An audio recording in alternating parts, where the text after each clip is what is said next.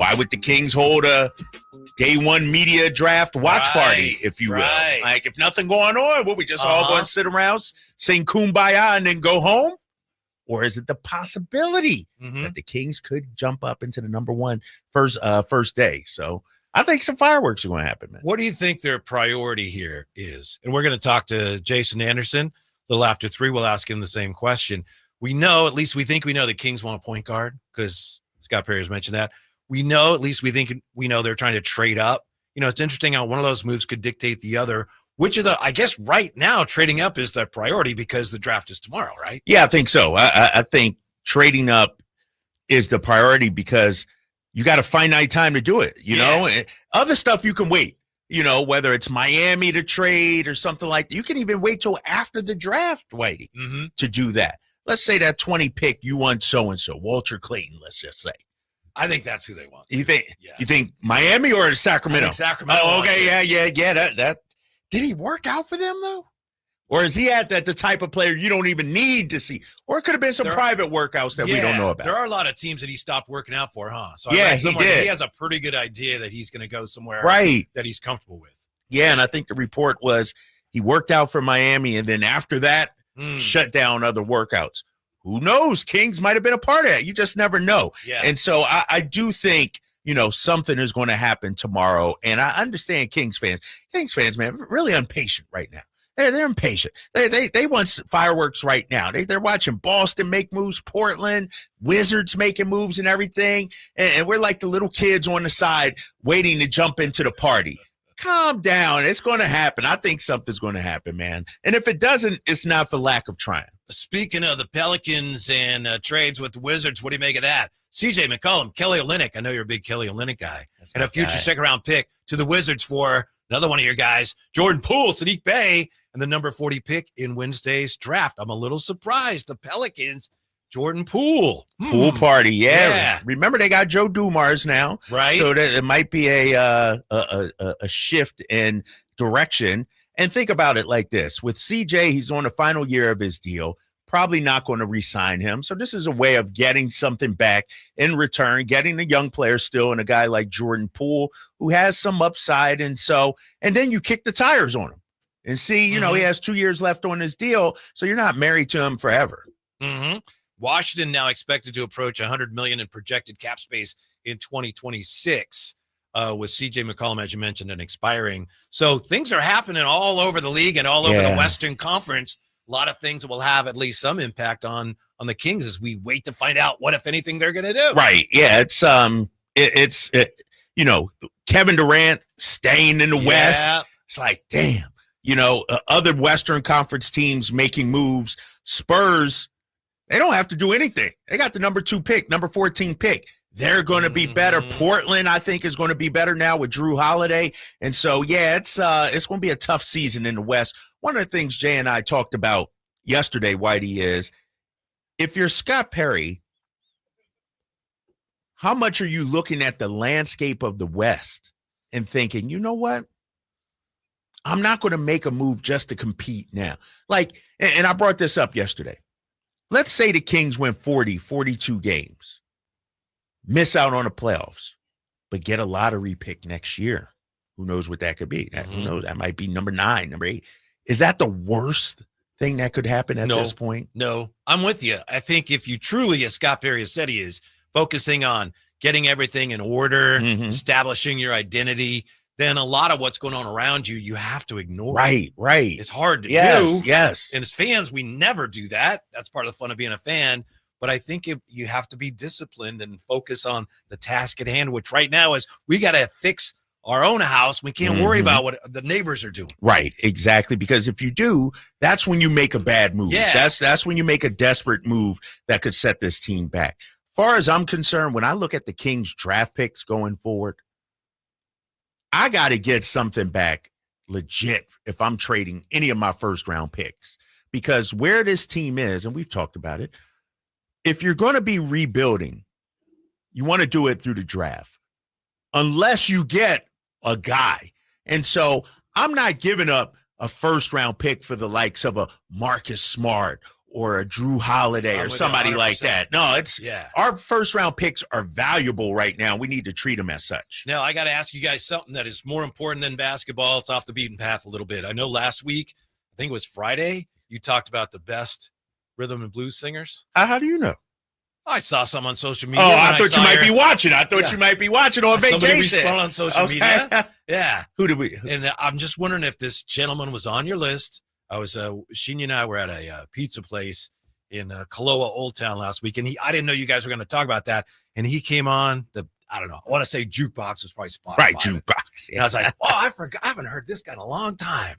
Harold Melvin in the Blue Note. Oh, he was not mentioned. He was not mentioned. What a great singer. I totally forgot about Harold Melvin. Was he even ranked, Jay, on Billboard's list? He wasn't even on Billboard's list. That's what we had. Billboard's top 70. That's how we got into it. It wasn't just you guys. Yeah, it was list. Billboard top 75 R&B singers of all time. No Harold Melvin on there. Interesting. But they had some really bad ones, though. They like Tevin Campbell. How is Tevin Campbell on this list? Frank Ocean. And Harold Melvin ain't on there. Yeah. So he would at least garnered some consideration. In my top 75. Not top 5. No, not top 5. We only went top 5, but top 75 for sure. Okay. Yeah, gotcha. I hadn't heard that song in a long time. Harold Melvin in the Blue Notes. Kings fans, as you said, are impatient. And they're kind of blue right now, aren't they? They're still, I think, feeling sorry for themselves a little bit. You think so? Yeah, I think so. Woe is us, and this is too bad. And, the whole thing with the Pacers going to the finals, which obviously took a sad turn for Tyrese Halliburton. But they do need somebody to do something. They need Scott Perry to do something. I do think, however, the notion that they've got to do something big. I've heard people say that. Oh, you got to do something big this offseason. I don't think that's necessarily true. If it's a bad move, it doesn't help you. It makes you feel a little bit better for what? A couple days or the summer. But it's more important to take a methodical, no shortcuts approach. Oh, I like your energy you come in with today. Yes. So if we don't jump up into the first round tomorrow, are you disappointed? Yeah. Okay. Aren't you? Hell yeah.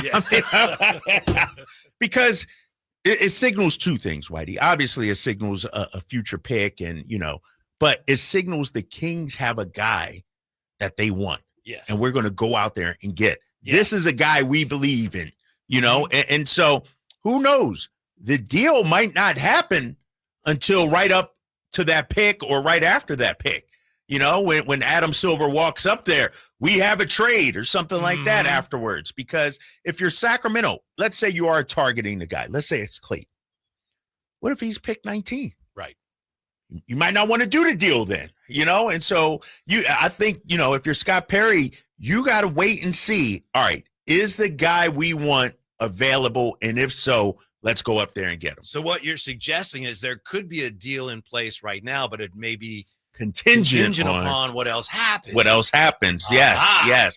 You don't want to jump up the number 25 pick, and then every guy that you are interested in, they got picked already, and then you're stuck with a guy that you're kind of lukewarm with or so. Do you think it's realistic to expect you could get somebody at around 20? And I know they could move up higher, but anybody around 20 that is going to be kind of a face of the franchise type guy? Is it possible? Yes. Is it likely? No. I had Bobby Gerald on, I think it was last week on the morning show, I think, and he didn't see any immediate impact guys late first round, second round. And so is it just a rotation player? I don't know, man. But it happens every year. There's somebody that, is drafted late first round, early second round where it's like, damn, how did this guy slip that far down? You know? That's why I think if it is Clayton, Walter Clayton Jr., I think that goes a long ways towards showing people where you're headed. He's a winner. He's an outstanding shooter, and he addresses your positional needs and your need to get younger at the same time. So I could see how he would be a big, maybe, like you say, and I agree with you. Getting a guy at 20 and then thinking he's the face of our franchise for decades to come. Probably not, but a guy like that puts you on a path that fans can start to feel good about. Yes. And that's, I think too, fans, even if it's a pick 20, 25, just the fact that we got a first round pick this year, I think, because think about it. Going into the playoffs, going into the play-in, the whole narrative was, whatever we do, we got to have our we got to have a first-round pick. And obviously that didn't happen. We completed the trade with Atlanta, but we've been talking, we need to get younger. There you go. A first-round pick, who knows? But think about it like this, Whitey. When you look at other first-round picks, I'm talking late, the Jovic's and, there's some quality, there's some talent that can be had in the 20s range. It's not like, I look at, Utah. Kyle Filipowski was a second rounder. He's actually a pretty good player. There's some value to be had, I think, in the late rounds, late first round, second round. Maybe I'm talking myself into this, but I think there's some decent players, even if you stay at 42. And I'm not saying, man, starters, but, Jokic, huh? So my find our no, I'm with you. Because here's the thing. But no one's going to get excited about that. Nobody. But we're in need of a whatever pick it is to come in and actually be a contributor and be a solid NBA. Yeah. It can't be a wasted pick. Right. 42, 20, 25, no matter what. Not right now for Sacramento. This franchise has a history of wasting much higher picks than 42, which is one of the reasons they're in the current predicament. But don't you think if they ended up, say, with Tyrese Proctor, very good chance he's gone by 42. But I think fans would feel better about that. Halfway decent. Yeah, I think so. And the thing is, you bring up Proctor. Does it have to be somebody that we've actually heard of? It does for people to feel good about to get it excited in the and short feel term. Good. Right. Maybe that doesn't matter in the big picture, but as we mentioned, fans right now are looking for something with this team to hang on to. Check this out here. I'm on USA Today. They updated this. Jeff Zilgett, Lorenzo Reyes, and James Williams. Remember the USA Today, the paper, when it came out? Dude, I used to love it. Dude, all the colors and everything, the colors and the different sections. Give me the red section. I even like the green section, the money section. Yes, I used to like that. Purple was lifestyle. But that's true. Lifestyle, I miss that. So I'm looking at USA Today. They got a mock draft. And final projection for every team's pick in the first round. This just came out today. They have Walter Clayton Jr. at 27 to the Brooklyn Nets. And let's say he's the Kings guy.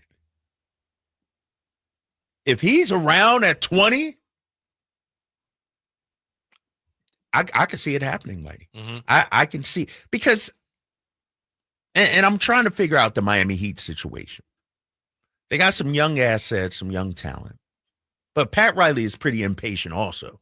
And so do they really need another young player, especially at number 20?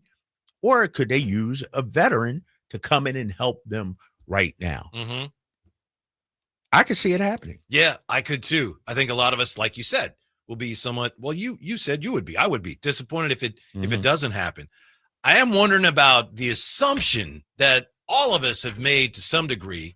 Maybe some people are still making that, the Heat want DeMar DeRozan. I mean, I could see how he could help them, but I'm just not so sure they really – I know that last year before he came here, they were one of the teams believed to be interested, but my sense is that most Kings fans are overestimating how much Miami wants DeMar DeRozan. We'll find out. Maybe they do want him. Maybe they're close to a deal, but I think it's an assumption that people are making, and I'm just not sure it's true, Drapes. I'm with you. I was driving in thinking the same thing, because I'm looking at what Miami has to offer.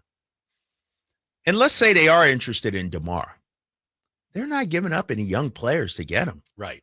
They're not giving up Jaquez. Yeah. If they don't include Jaquez in the Kevin Durant deal or Khalil Ware in the Kevin Durant deal. And so is it going to be Terry Rozier in like 2 seconds or something like that? And is that what we want? And so even if they are interested, I don't think the return is going to be anything worth waving, pom-poms for out there. I know a lot of people are comparing, say, Jrue Holiday. Look how much he went for. Why can't you get something similar for DeRozan? And it's just not the same circumstances. Let's call it what it is. Jrue Holiday is a 2-time champion. He's earned both those rings. Yes, he plays winning basketball. That's how he's viewed league-wide. DeMar is a phenomenal talent, an elite scorer. But when you look at him, how many teams value him as a championship-level player? And if he goes, here's the thing, too. If you're Miami, I mentioned no Jaquez, no Khalil Ware.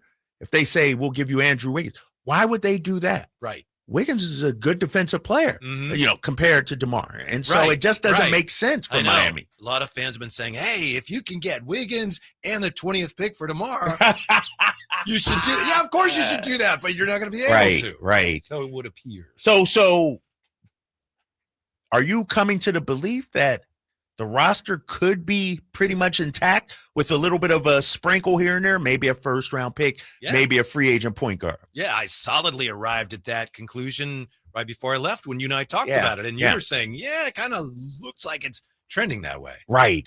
Just because even if you want to move off of a player, the Kings are in no position to just be giving away guys. I said it, before you went, and maybe this was last week, I said it too. The way this season ended, this last season, the narrative around our team, we got to build up our guys' value. Even Domas' value took a hit out there. Malik's value took a hit. I'm looking at DeMar's value. And so if you get some success, DeMar and the Kings, let's say, get a 7 seed or something like that, then teams are starting to take notice like, oh, this guy's a winning basketball player. Right now, I don't think they're looking at our guys as winning basketball players. Do you think Domas's value went down because of the first pitch he threw at the A's game? Don't do that to my guy. That's a question. I was going to ask son right there. I'm sure Jay had an opinion. No, you know what it was? Yeah, I didn't even see it. Jay, look it up, big fella. Look it terrible. Up. Yeah, because you ever seen anybody throw out a first pitch and do like a hop and a skip before they a crow hop? Yeah, on a pitch. Yeah, a little bit of a crow hop.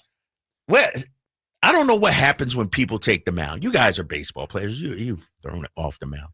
Do people just forget all athletic ability? Like, what happens up there? It just doesn't make sense to me. Yeah. Domas is an athlete. I know. He looked unathletic throwing that first pitch. Yeah. I don't get it. He was just trying not to make a mistake. Right. He's just trying to just get it there. Trying to shoot a free throw without, extending.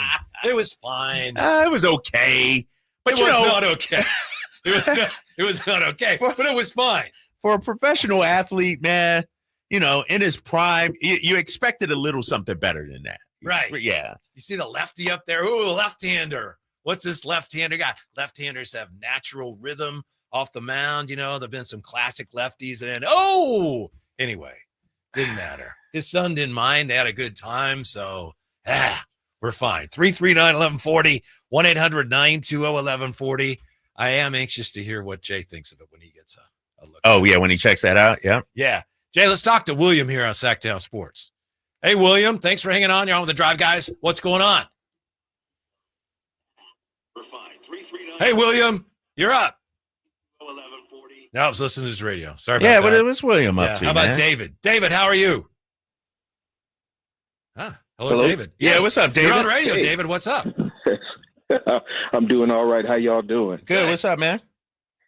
Well, I gotta revoke Drape's player card. He's killing me. What?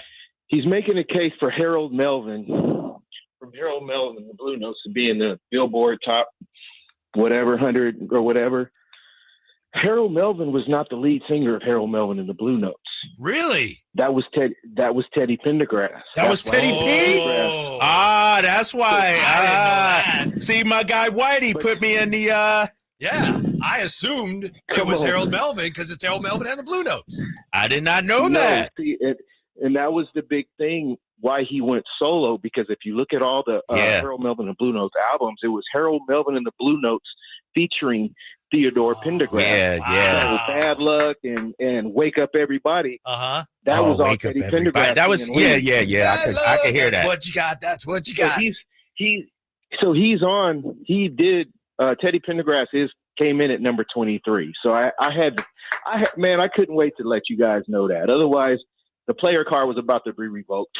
Appreciate Thank you. David. That's what I didn't know that. I remember listening to those songs when they came out. I was like, Harold Melvin's really good. The Blue Notes aren't bad either. Right. Blue Notes with Teddy Pendergrass? Come on, man. Now we know. Shout out to David there for the call. Yes. Right.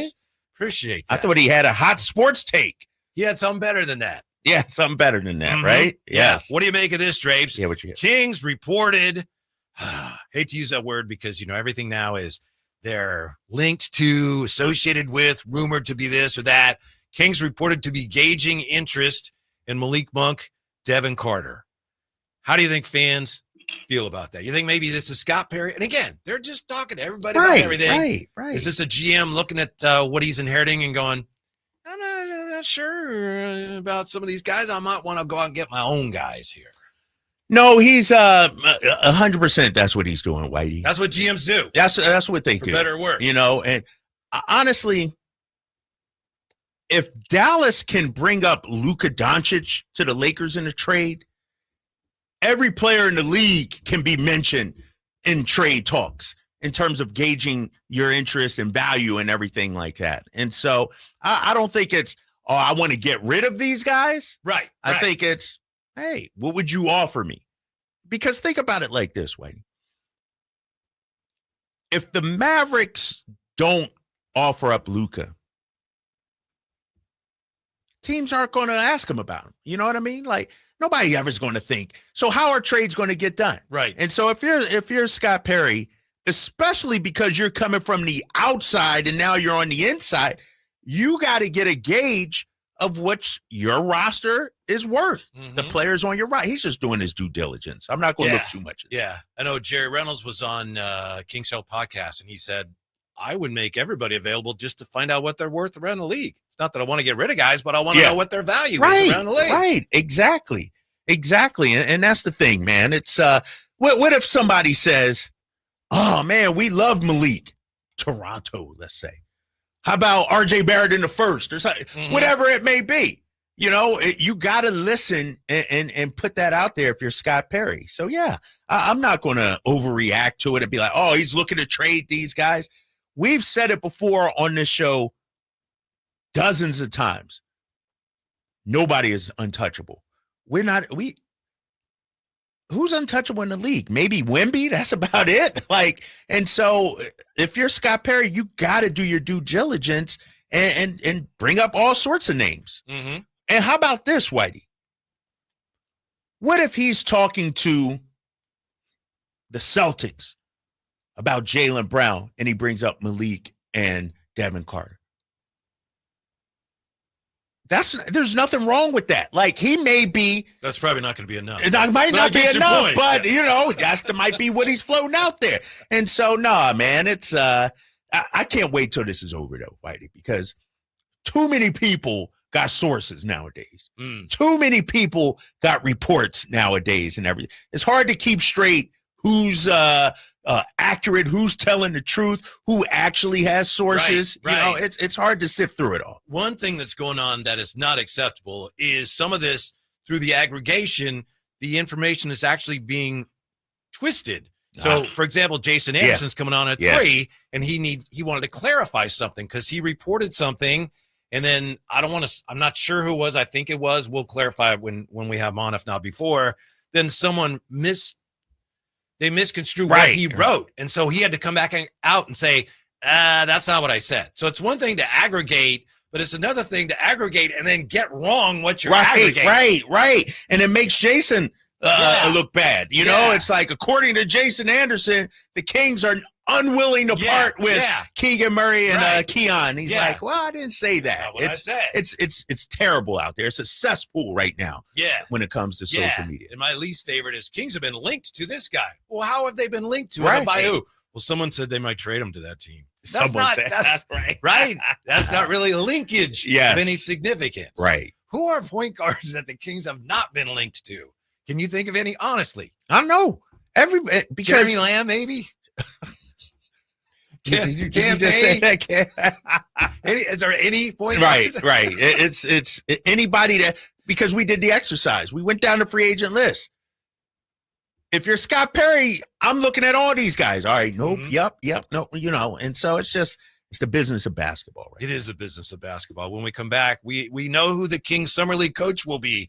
We'll look at that. Also, Tyrese says, of course he says, he would do it again if he had a chance. Next, Drive Guys, Back together again on Sacktown Sports. Sacramento weather is brought to you by Fidium Fiber. I'm Tamara Berg in the KCRA3 Weather Center for your Tuesday, looking at sunshine, and we'll feel a light delta breeze this afternoon. Temperatures will be trending down today with upper 80s to about 90 degrees expected, and overnight lows dropping off to the 50s. Get the latest forecast on the KCRA3 News and the KCRA3 app. It's about time they fix that pothole. Invented better windshield wipers. Made an internet that just works. Fidium Fiber Internet, starting at only $30 a month. It feels like Fidium.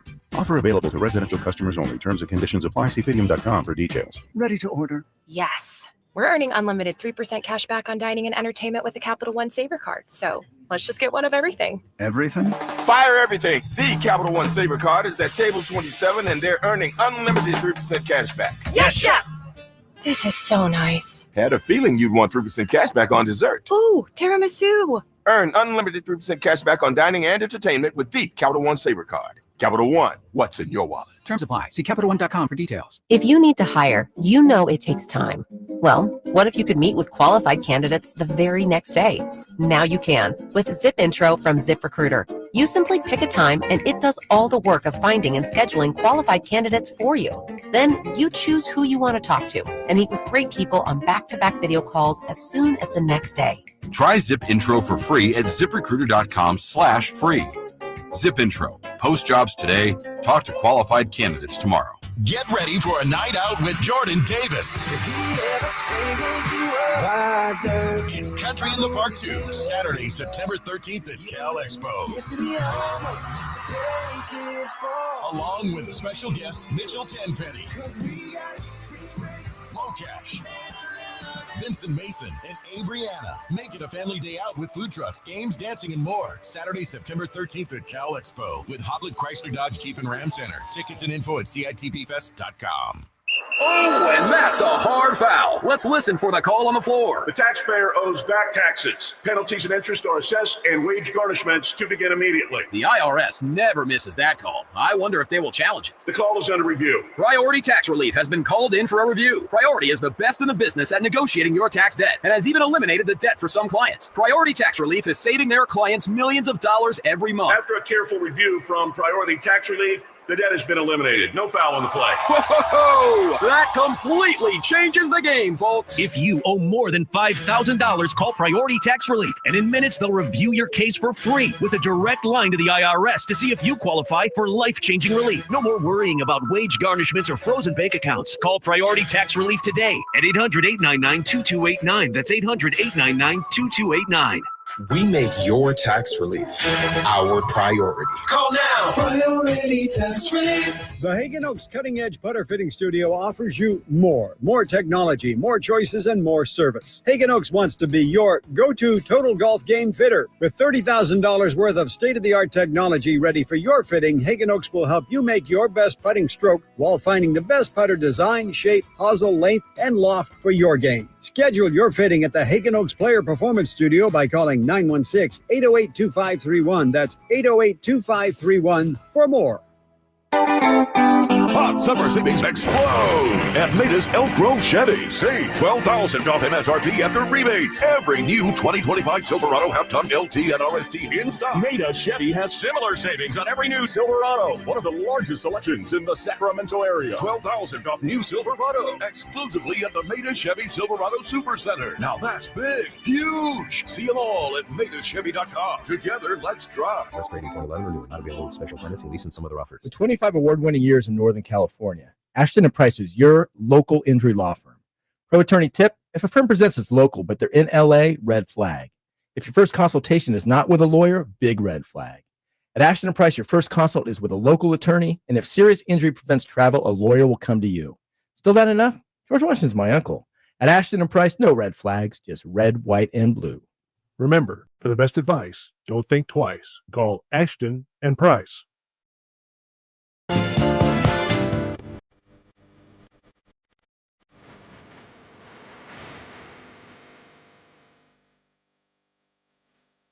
Live and local, it's the Drive Guys.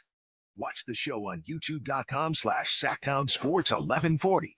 Or listen on the Sacktown Sports app. Teddy Pendergrass coming here in just a second here. He comes. Charles Melvin in the Blue Notes with Teddy.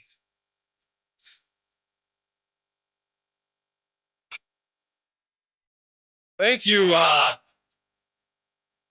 Campy also pointing out to us that Phil Melvin in the Blue Notes is Oh, Campy said that too? Yeah. Thank you. Learning some today. Oh, missed that. Okay. All right. Yeah, this Teddy P right here. Yeah. Yeah, this That's Teddy P. tremendous. Yeah. Yep. Dang. Couldn't keep that man down. He had to go out on his own. Yeah. Like, I'm the star here. Okay. You know what I love about this song? That Jay had to play the radio edit. So they have a nice intro, but the real record has one of those intros that's like, Oh, really? Minutes long. yeah, it's nice. Yeah. That's a great record. So, yeah. So Teddy did make that list that you guys were talking about. Yes, Teddy P. Maybe even should be a little higher. Hmm. You know, what was he? 23, Jay? Did you say? Somewhere in the 20s, I Something think, like yeah. that? Yeah. Should be a little higher, maybe. Is that when the High Flyer was in? Yeah. Who did he have high on his list? You remember? Who is High Flyers guy?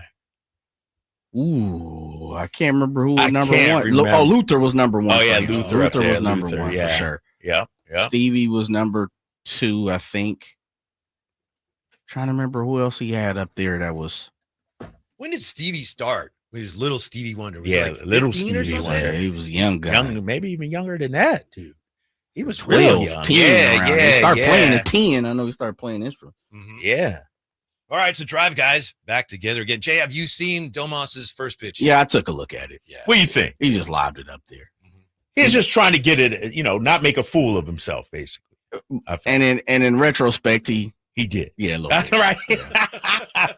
I mean, he really just lobbed it up there, and it bounced on the right-hander's batter's box. Don't you think One he hop. was just trying to simplify to the point where he almost just went, bloop, I'm not Right. going to move any part Yeah, of my body I'm just except gonna- my arm. Right. And yeah. I always say this, fellas, and you tell me what you think about this. Baseball, out of the big 3, and you can say soccer, you want to throw in golf or whatever. Baseball will make a top-flight athlete look uncoordinated. Because of the skills required. It is. It's different. Yeah. You move a lot of different parts compared to basketball and football. And it sounds stupid, but we've seen it. People tear their arms because technically over the top throwing motion is not a regular It's not a natural motion. natural Right, motion. yeah, That's why we yeah. tear muscles, Mhm. Yeah. and then I'm guaranteed you guys have seen it. Have you ever seen people try to like swing a bat? Half the time you see people put their hands wrong on the bat, Right. front hand, behind, and all those type of things. It's But every so interesting. often you see a little like 3-year-old, and they've Just got that teeing off. natural Oh, yeah, swing for from sure. the heels. Just Yeah. whoosh. It's interesting to see LeBron or somebody try to swing a bat. And you're like, dude, you ain't never swung a bat a day in your life? Yeah. Nothing? A stick? Yeah. A broomstick? Nothing? Years ago, I'm sure you participated in these conversations, Jay. People used to spend more time talking about what's the hardest thing in sports. And I think that's kind of played out now, which is why we don't talk about it as much. But hitting a baseball generally was considered number one. But to me, one thing that should be up there as well is closing out on a shooter in basketball. A really good player when he hasn't dribbled yet, and you got to close out, Yeah. and he can still put it on the deck. And then And you having the ability Yeah. to recover too and cut him off. Yeah. Right. Yeah. I mentioned that to Jim A Barnett live once, and dribble, He was like, right. yeah, a really good offensive player. You got to close out when he can run right by you if you want. You're at a That's tough. deficit there. Yeah. Yeah. You're at a deficit. No, you're right. I wouldn't know because I didn't play much defense growing No. up. Yeah, I was a bucket, but yeah, I can see how that would be tough. I can see how that. Yeah. Here are the details on the Kings Summer League team. Thank you, Jay, for sending this along. And this is courtesy of Sean Cunningham. So I don't really know these guys, Drapes. Depeche Mistry will be head coach of the Kings Summer League team. Yeah, that's Doug's right hand man. Mhm, That's Doug's mhm. guy right there. Yeah, been on the staff a couple of years. Video coordinator. He's the guy, in the back there. He had a lot of influence. Let me just say that, a lot of influence. Yeah. And the Kings also announced Doug Christie's coaching staff. No surprises there, though, right? We pretty much knew. No, we knew most of that. Yeah, and no surprises there. And not sure why it took him so long to The get timing's this a little thing odd, going. huh? Yeah, It's almost like they're it's trying to like- distract people from something, or I don't know. Yeah. Maybe they had to get some I's dotted and T's crossed or something like that. But one thing when I saw the press release about the staff, You got some veterans. You got guys that have been around the league for a while. And so I think that's so critical for Doug Christie. And so I like some of the moves, like bringing Bobby Jackson back. People were like, oh, Kings just trying to bring back old Kings. Bobby's a hell of a coach, man. Yeah. We saw what he did in Stockton. He was Nick Nurse's right-hand guy in Philly. And so he's a respected guy. And then Mike Miller has been around forever as well. And obviously, when you look at Mike Woodson, can't get much better in terms of, accomplishments and connections throughout the league. So I like all the hires. Mm-hmm. Yeah. And Mike Woodson certainly was an original King, but that's not why he was hired, because there's a lot of people around here, a lot of people. Right. I remember him, but a lot of people wouldn't even know that. They don't know. Yeah, exactly. They know him maybe from Atlanta being the head coach, or New York or something like that. But basketball people around the league, everybody knows who Mike Woodson is. Have we got him on yet?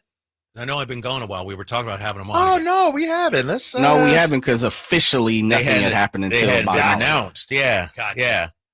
Let me see. That's right. I had texted Mike. I forget what he said. You say like a couple of weeks. Remember? A couple weeks. Yeah, exactly. We got to do that. All right. I don't know how much. I'm sure you guys talked a lot about the finals. I couldn't believe that it was a conversation on social media after Tyrese Halliburton went down, and there was some going back and forth on, oh, he shouldn't have played, and these guys shouldn't play. And obviously, it's unfortunate when a guy gets hurt. But Tyrese yesterday, after his surgery, I think, he said, oh, I would do it again. And of course he would, right? I mean, of course, a player is always Game 7. Right. That's the one game you're risking it all. Unless he gets up and, oops, my leg fell off. Right. Other than that, he's going to play. And then, this is the problem with where we are as a society right now. Because if he didn't play, can you imagine the Stephen A. Smiths, the Kendrick Perkins and everything? And it's like, it's a lose-lose if you're Tyrese Halliburton. You go out there. You know what, though? If I'm Tyrese, or if I'm an athlete, what people are saying doesn't matter. What Tyrese did was earn even more respect inside that locker room with his own fan base, the Indiana Pacers. Think about it like this, Whitey. I was in Boston. Kyrie Irving. He was hurt. And it was Game 7, I think, against Milwaukee. He didn't even show up for Game 7 and got ripped for it. Conversely, if you look at Tyrese, he laid it on the line. Who cares what Stephen A., Perk, social media trolls are saying? In that locker room, in that franchise, with that fan base, he's a god now. They respect him, and that's all that matters, really. He laid it on the line for that organization. Do you think there's anything the NBA should do, look at, be more aware of to try to prevent these things? Is it just unavoidable? Shorten the seasons talked about, shorten the games is talked about. I don't know, because I'm not a medical professional. I don't know if you do that. Does this, cure things? Some people have said these guys got to get back to wearing high tops. I will say, don't nobody wear real high tops anymore. I don't know if that would have factored into this or not, but maybe it helps with sprained ankles. Who knows?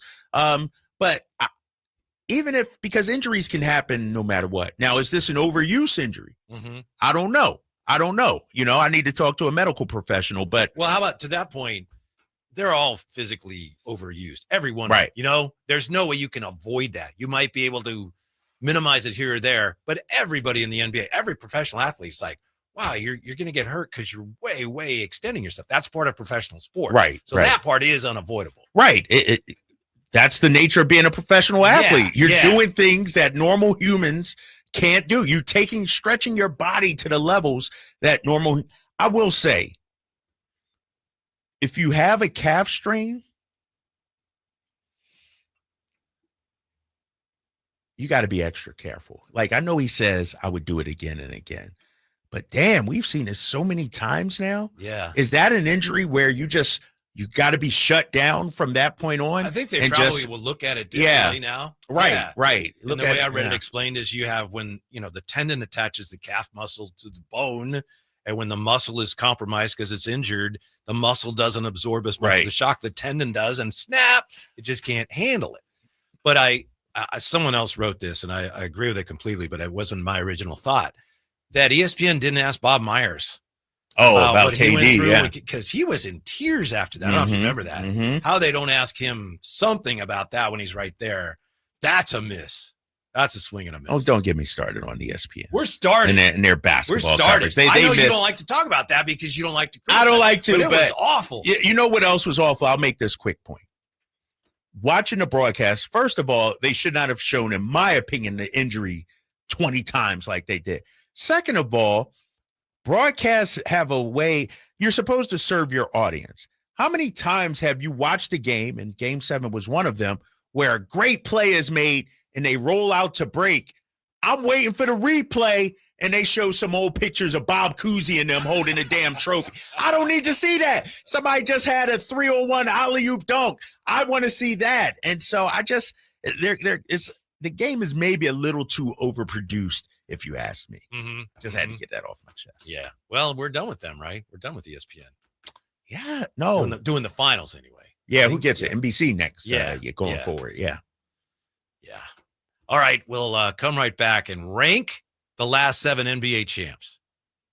We've had 7 different champs in 7 years. Let's rank them, Drapes. I can do that. Yeah, we'll do that next. Drive Guys, Sacktown Sports. If you have unfiled taxes or are in debt to the IRS, this is important news. Did you know the IRS has programs specifically designed to help people struggling with tax debt? Powerful tax assistance programs that can save you thousands if you qualify. No one knows these programs better than the experts at Optima Tax Relief, America's most trusted tax resolution firm. A+ rated by the Better Business Bureau, their award-winning tax attorneys and licensed professionals have resolved over $1 billion of tax debt for their clients. One call to Optima can start the process, helping to put an end to your worries about wage garnishment, asset seizure, and other aggressive IRS actions. Find the best options to solve your tax problems. Call the experts at Optima Tax Relief today for a free consultation. Call 800-343-6460. 800-343-6460. 800-343-6460. Optima Tax Relief.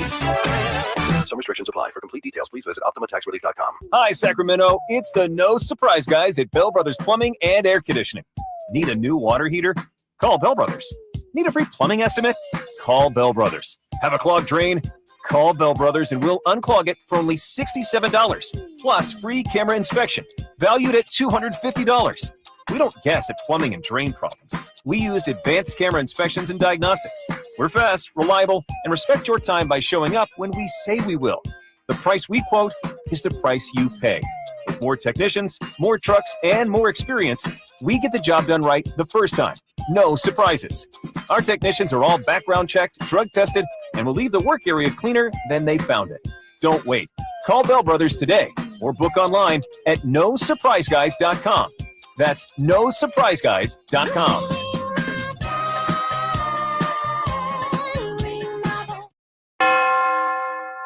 Bonneville International Radio Station contests are open to participants at least 18 years of age and older that are residents of California and who reside in one of the 6 counties that make up the Sacramento metro area, unless otherwise specified. Employees or agents of the station, Bonneville International Corporation, other area radio stations, or any entity associated with the contest are not eligible to win, unless the station otherwise specifies in its own discretion. Persons who have won in the last 30 days from a station contest or event may not be eligible. For a copy of the general contest rules, visit khtk.com. Hello, Sacramento. I'm Emran Pilati, owner of True Sports Cards and Collectible Store here in Rockland, California, and the host of the True Sports Cards Show that airs right here on Sacktown Sports 1140 every Saturday from 10 to 11 a.m., where we discuss the latest trends, hottest products, and deliver exclusive interviews with other industry leaders. And don't forget to visit our shop, True Sports Cards, at 6661 Stanford Ranch Road in Rockland and see what we have for all your sports card and memorabilia needs.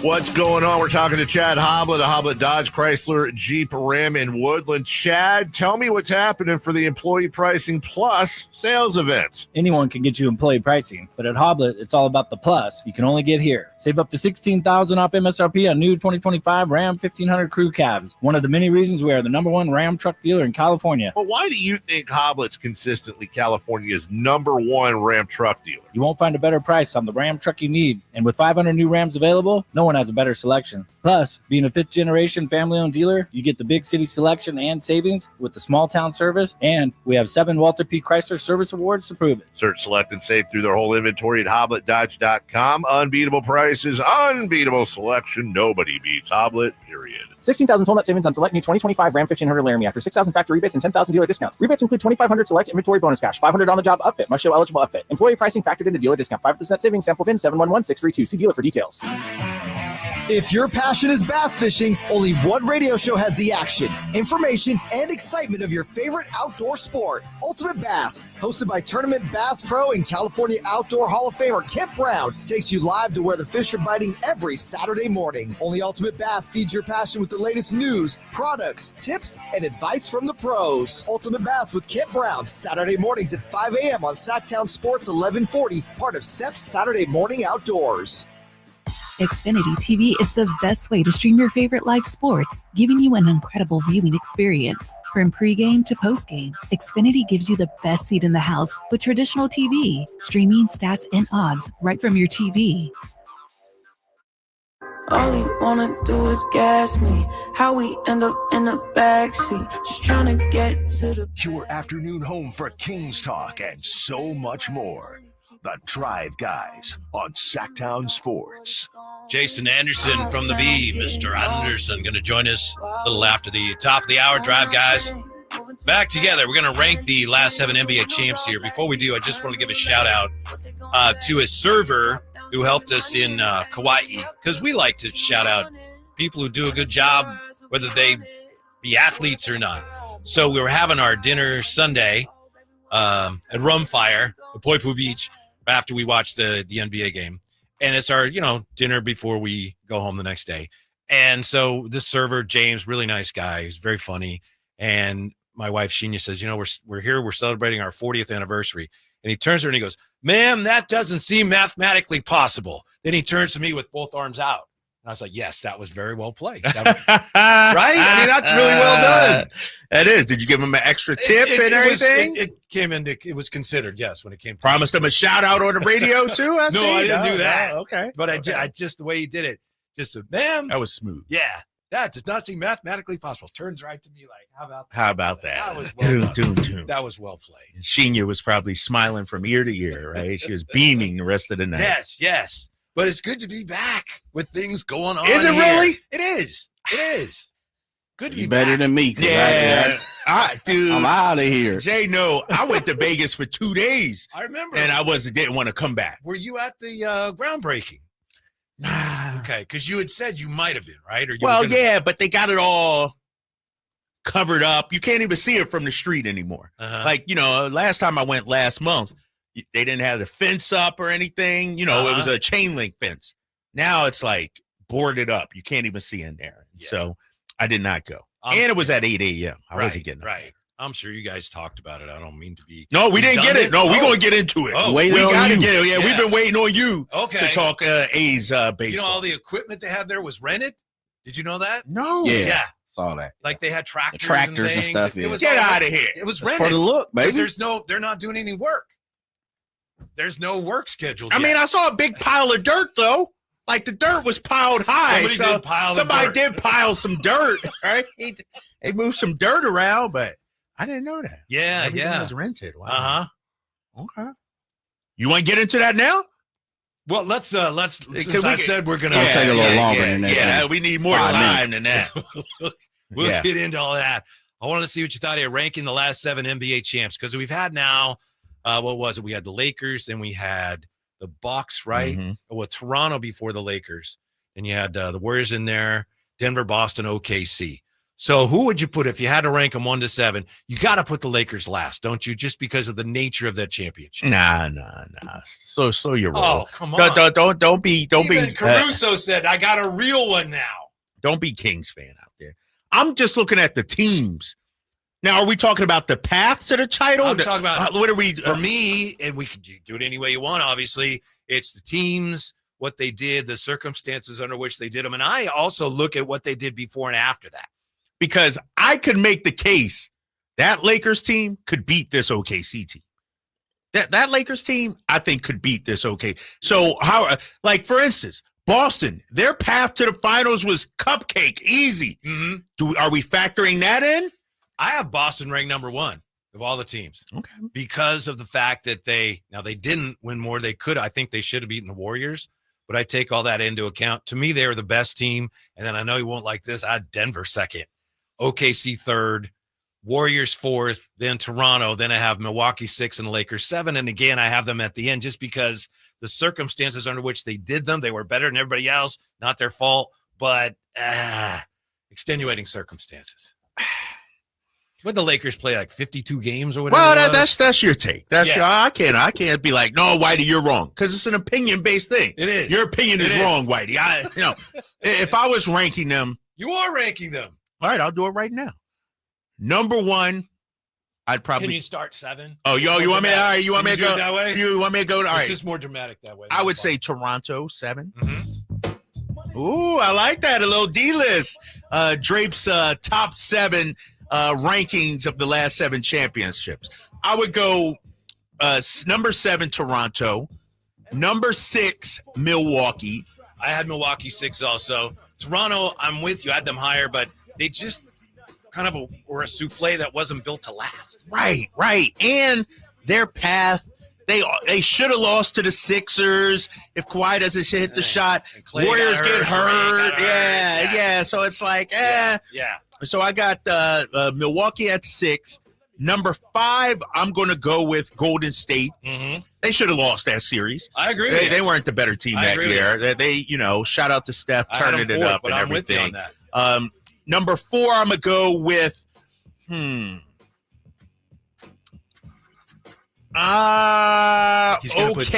OKC. Yeah, right. okay. Because I think their youth, I think against some of those other teams, the top 3 teams that I'm about to mention, I don't think they would be able to get through them.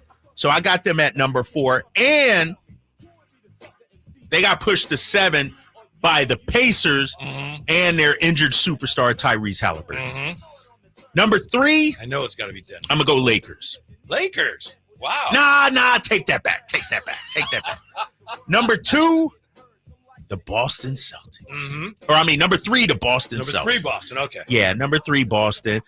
Tremendous run, but their path to the finals was kind of cupcake. Everybody they played was hurt. Luka, as we saw, was out of shape.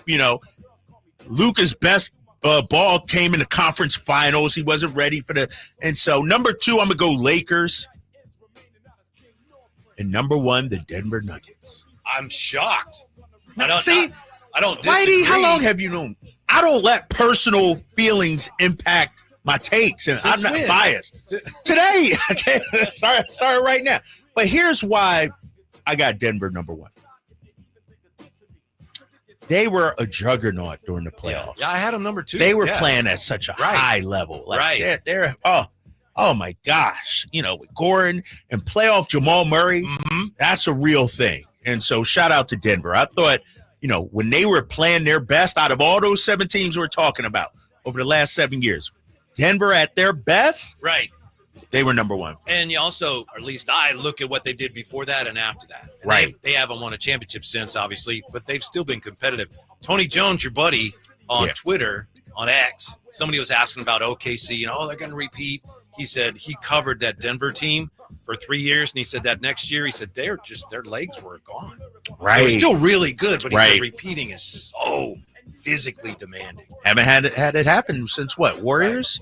In back-to-back years. Yeah. And so the reason why I give the Lakers some love in this poll is because they went through a gauntlet too now, Whitey, to get there. And then I know they beat who? Miami, I think it was, in the finals. And Miami was a not that great of a team at that point. But they knocked off Jamal Murray and Jokic. Anthony Davis, during that playoff run, was a monster, was a beast. So I got to give him some credit for that. Well, and they had Dwight Howard and they had JaVale McGee. Think about that. Think about Danny that. Green. Danny Green. But here's the thing. And do you believe it when some players say that championship run was more difficult than a normal championship? No. I mean, in some ways, sure. But you never had to play a road game. in the playoffs. And you have so much time in between, rest, break. Yeah. But as we see, home road doesn't matter anymore. Home road doesn't matter anymore. We just had that conversation 3 weeks ago. It doesn't matter as much. And being sequestered away from your family. All you got to worry about is isolation, right. COVID. Listen to these guys, man. The happiest place on earth. Dude, Whitey couldn't last a week without Shinga in his life. This dude would crumble. He would crumble. And Jay, don't get me started on your young daughter, bro. Can you imagine not seeing her? Championship of all. Unbelievable, man. I don't even think they should put it in the record book. They shouldn't even count it. It should be a separate category. COVID bubble championships. Lakers. Yeah. You know what I'll say about that, though? Because people are criticizing OKC's run or Tyrese got hurt. At the end of the day, if you're a player or a fan of that team, who cares what other people think? Like, for instance, OKC won the title. They had their championship parade today. Nobody's talking about it. So what? They are champions, and you can't take that away from them. Bobby Stevens has a question. We'll answer it when we come back. Do you think the Kings will trade Malik Monk and Devin Carter? Also, Jason Anderson from the B joins us when we come back to Sacktown Sports. This is the story of the one. As a safety manager at a manufacturing plant, he does everything he can to keep his coworkers safe. From finding ways to reduce risks to keeping safety supplies in stock. And for that, he relies on Grainger. Grainger offers a broad range of quality products and next-day delivery, so he can always play it safe. Call 1-800-GRAINGER, click Grainger.com, or just stop by. Grainger, for the ones who get it done. It's what you wait for all week. The three-pointers, the rebounds, the thrill of every shot. Win or lose, it's the hope that keeps you coming back. The dream that this time, it might be your year, and so you represent. With anticipation and with pride, because when the pressure's on, your support is everything. That's why the NBA store is here to support you. Check out the largest selection of official NBA gear at NBAstore.com. A Fanatics experience. Oh, and that's a hard foul. Let's listen for the call on the floor. The taxpayer owes back taxes.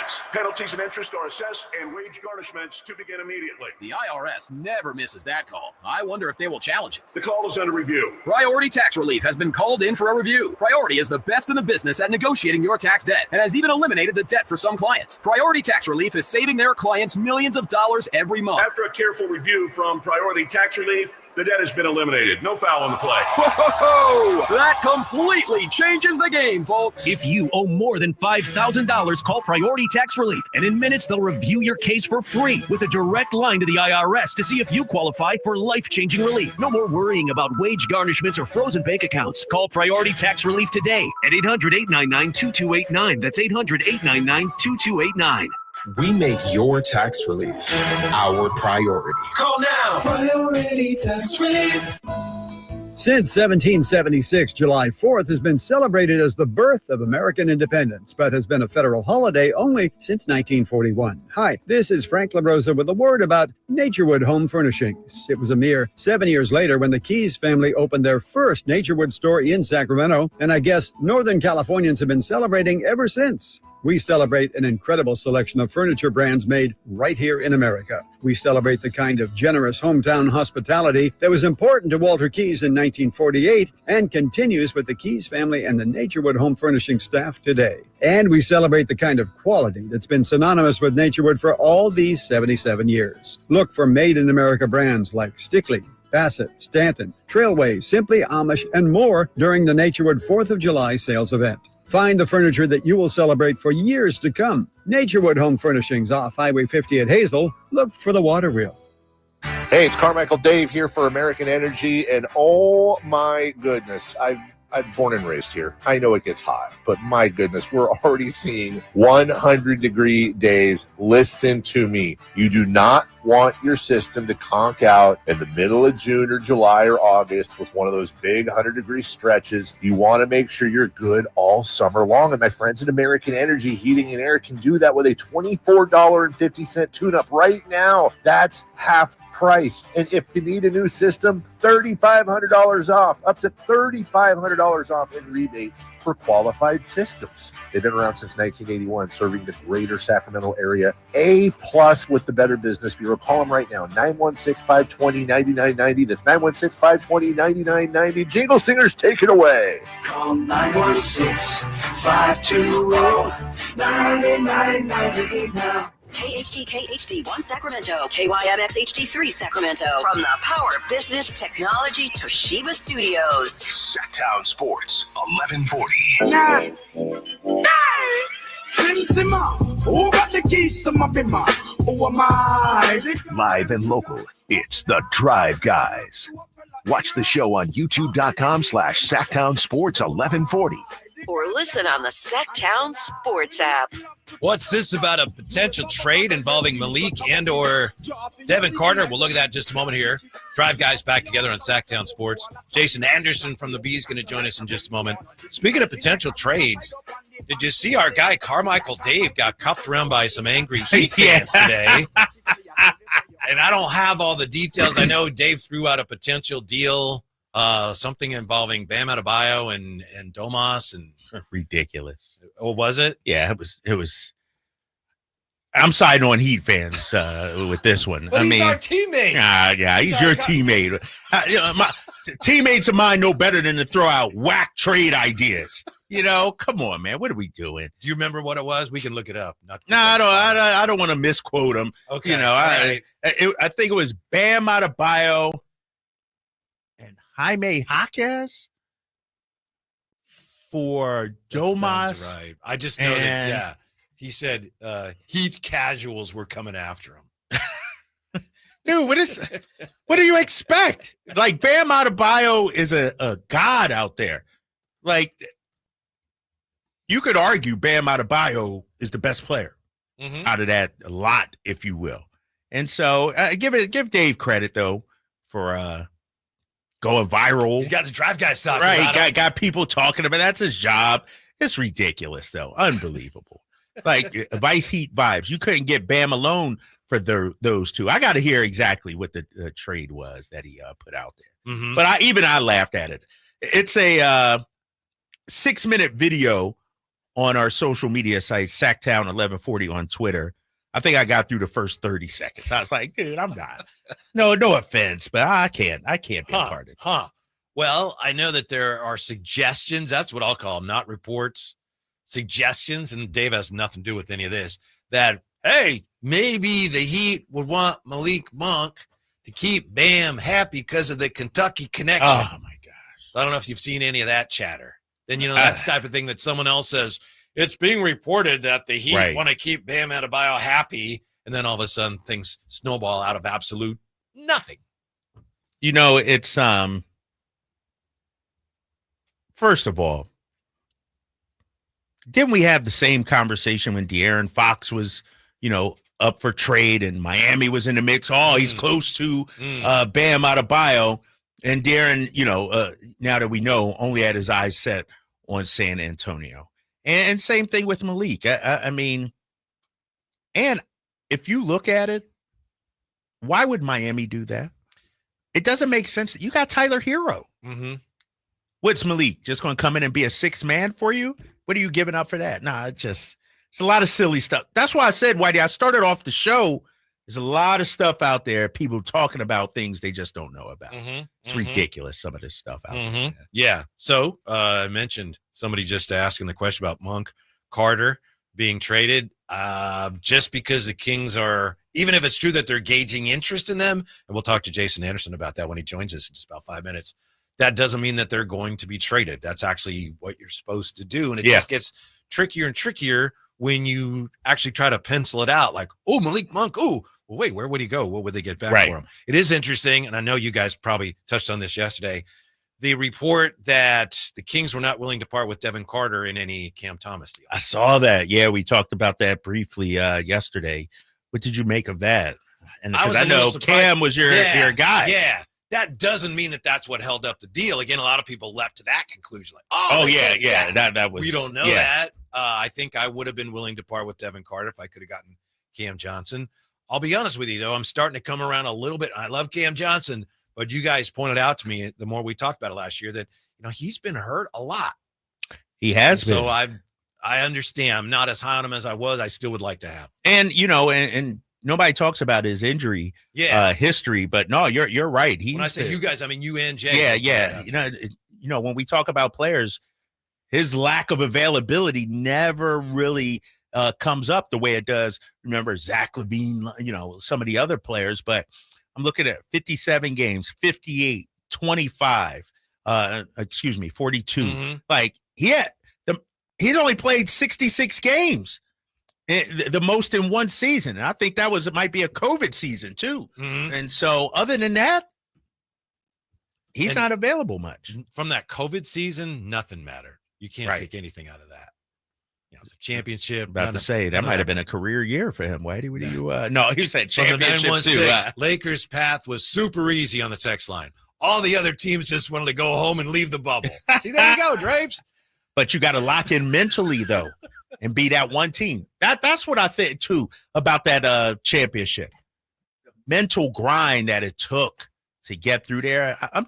I'm telling you, fellas, as somebody that was isolated in the room for 40-something days, dealing with COVID, the mental grind it takes, man, and especially for you. I mean, you have a hard time, as you've told us, to sit still sometimes. I was telling somebody the other day, 2 hours is about my max. For anything. You were probably out there with Rashawn Holmes. Rashawn, right? Give me some chicken. Give me something. Right? Exactly. We were hopping the fence, man. I was doing something seriously.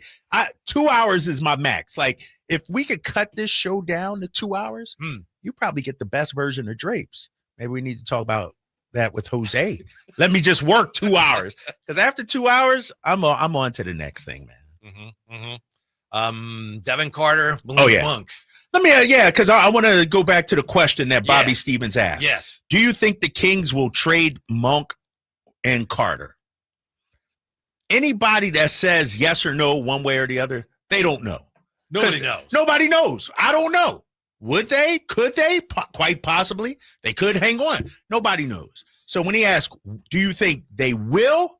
Nobody knows. I would look at it this way. I do look at it this way. Given that we know they're trying to move up into the first round again, those are two guys that would have value. I could see how it would make sense if that's what they need to give up.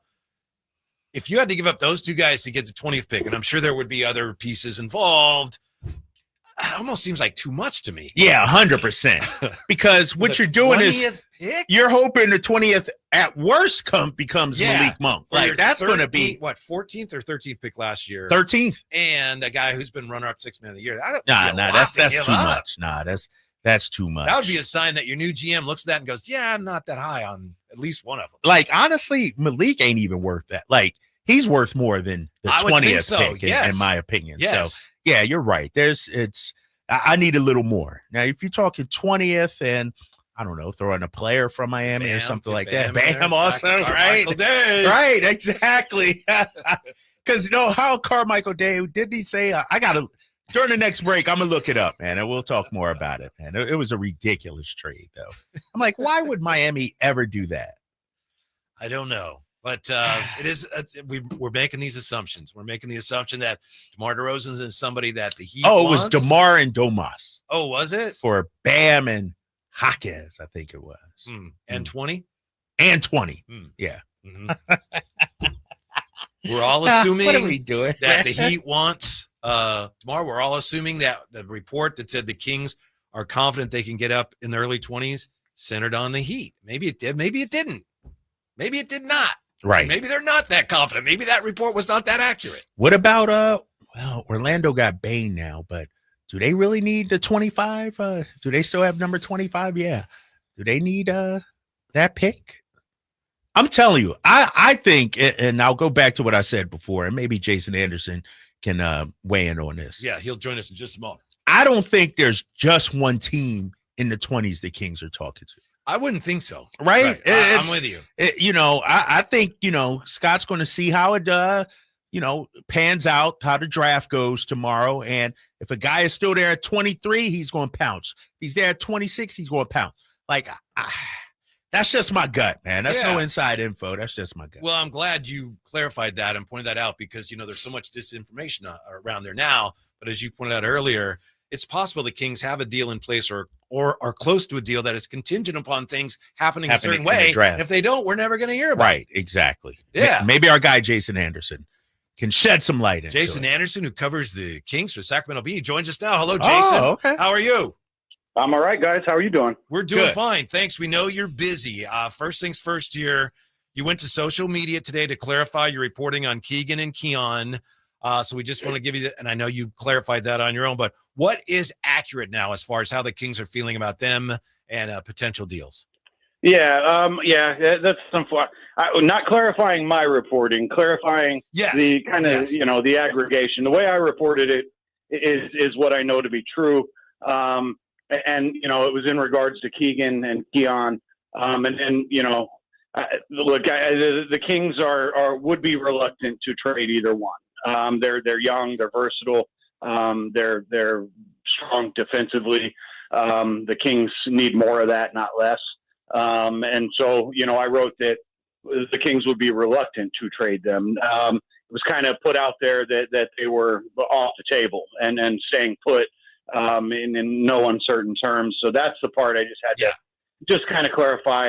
No shade in anybody. I just wanted to make it clear what I was actually reporting, which is important to put out there. So, I think again, they would be reluctant to trade those guys. I think a lot of the interest they've received up to this point, and this may be changing in the last day or two because of the Kevin Durant deal. I think most of the interest has been in the younger players. I would throw Devin Carter into that mix as well. And then, now that the domino has fallen with Kevin Durant, I think that begins to set the market for some other guys that have been discussed, like DeMar, like Malik, Sabonis, Levine to whatever extent. But, to my knowledge, as of recently, there was just nothing very actionable coming their way in terms of trade proposals and talks for those veteran guys.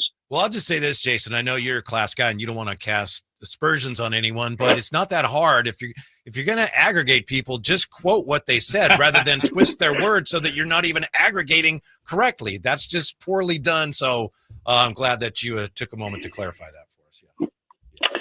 Yeah, and then again, you almost hate to do it, but I think you probably must have read the story because I don't know that I don't even know that I included that little nugget in the Twitter kind of teaser. Yeah. I don't think I said anything to that effect on Twitter.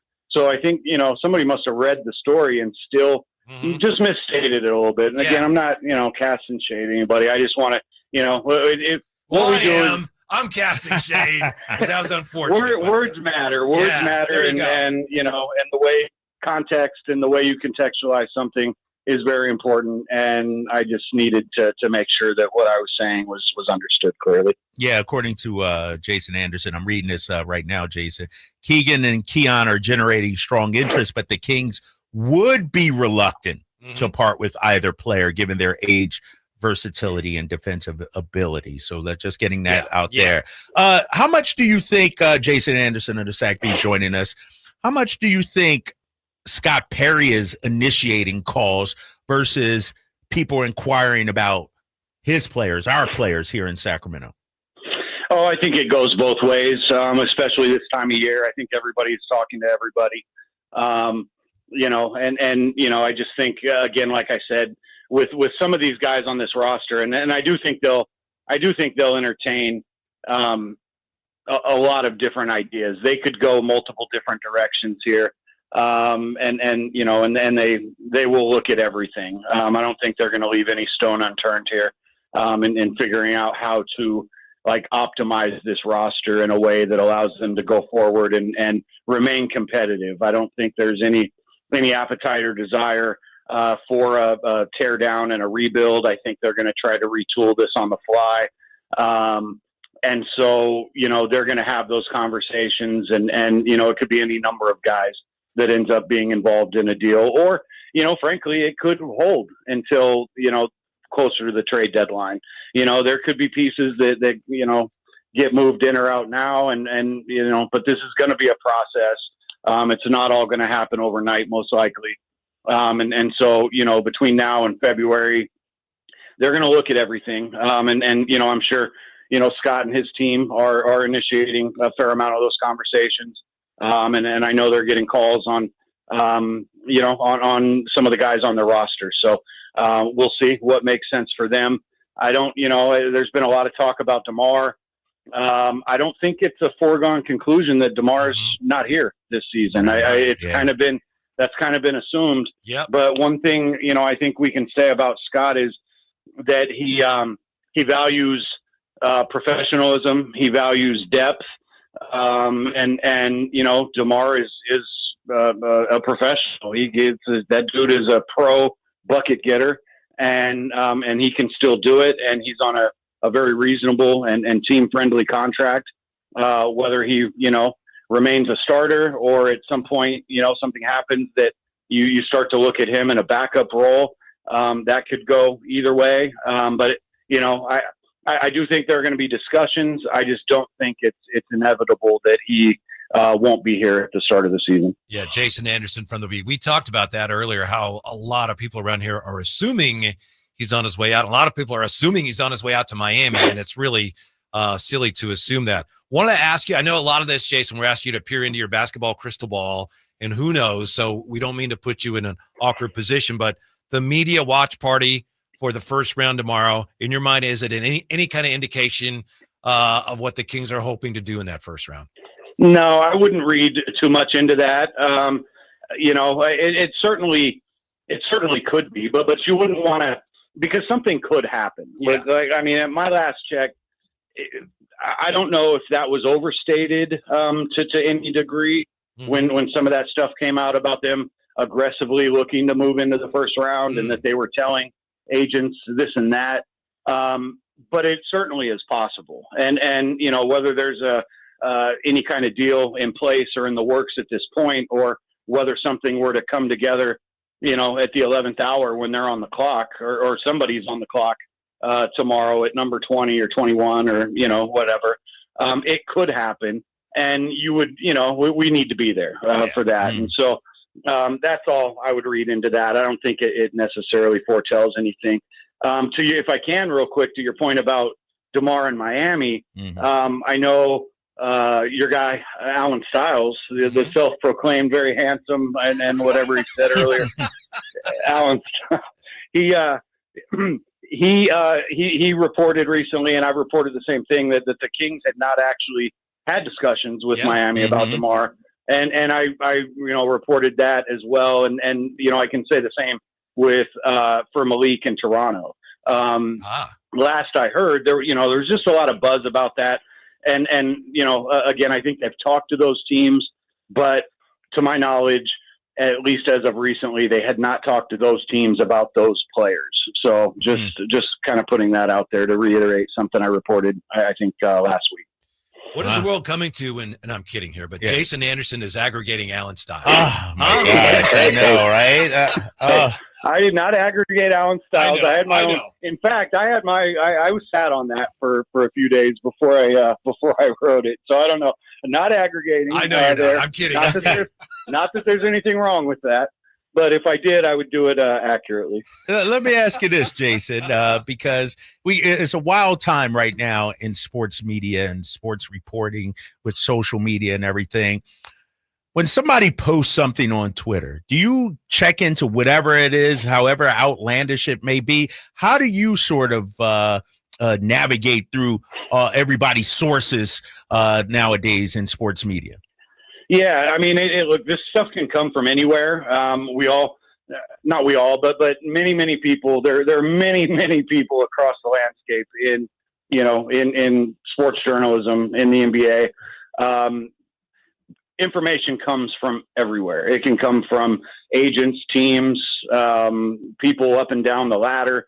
It can come from anywhere. No one like somebody I don't know could have information that is relevant and important to what's happening here. But I have to look into that. When I see something, I'm going to check with people I know. I'm going to do my best to try to, to confirm that, or maybe get some other context if needed. And sometimes you can get that, sometimes you can't. But in the event that you can't, there are a lot of things I don't want to say ignore, but don't repeat. Like a lot of this stuff, even in the last couple of weeks, I haven't touched any of it. Not any of it, but much of it. I didn't go and repeat or write about or even tweet about or do anything like that, just because I either had different information or I didn't have enough to back it up or feel like I was, repeating something that was credible. And so, like, I do look closely at that stuff. Sometimes sometimes you are going to go ahead and say, according to so-and-so, the Kings are looking at this, or this team is looking at that.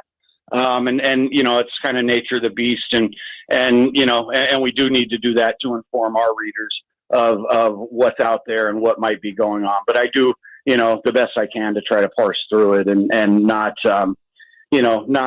spread misinformation.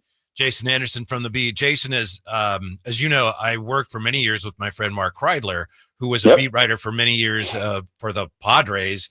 And one of the smartest things he ever told me was always go to the beat writers first. That's why we always appreciate you being on. I know you guys don't always have all the information, but the beat writers are the ones who typically know first. So we appreciate your time with us here.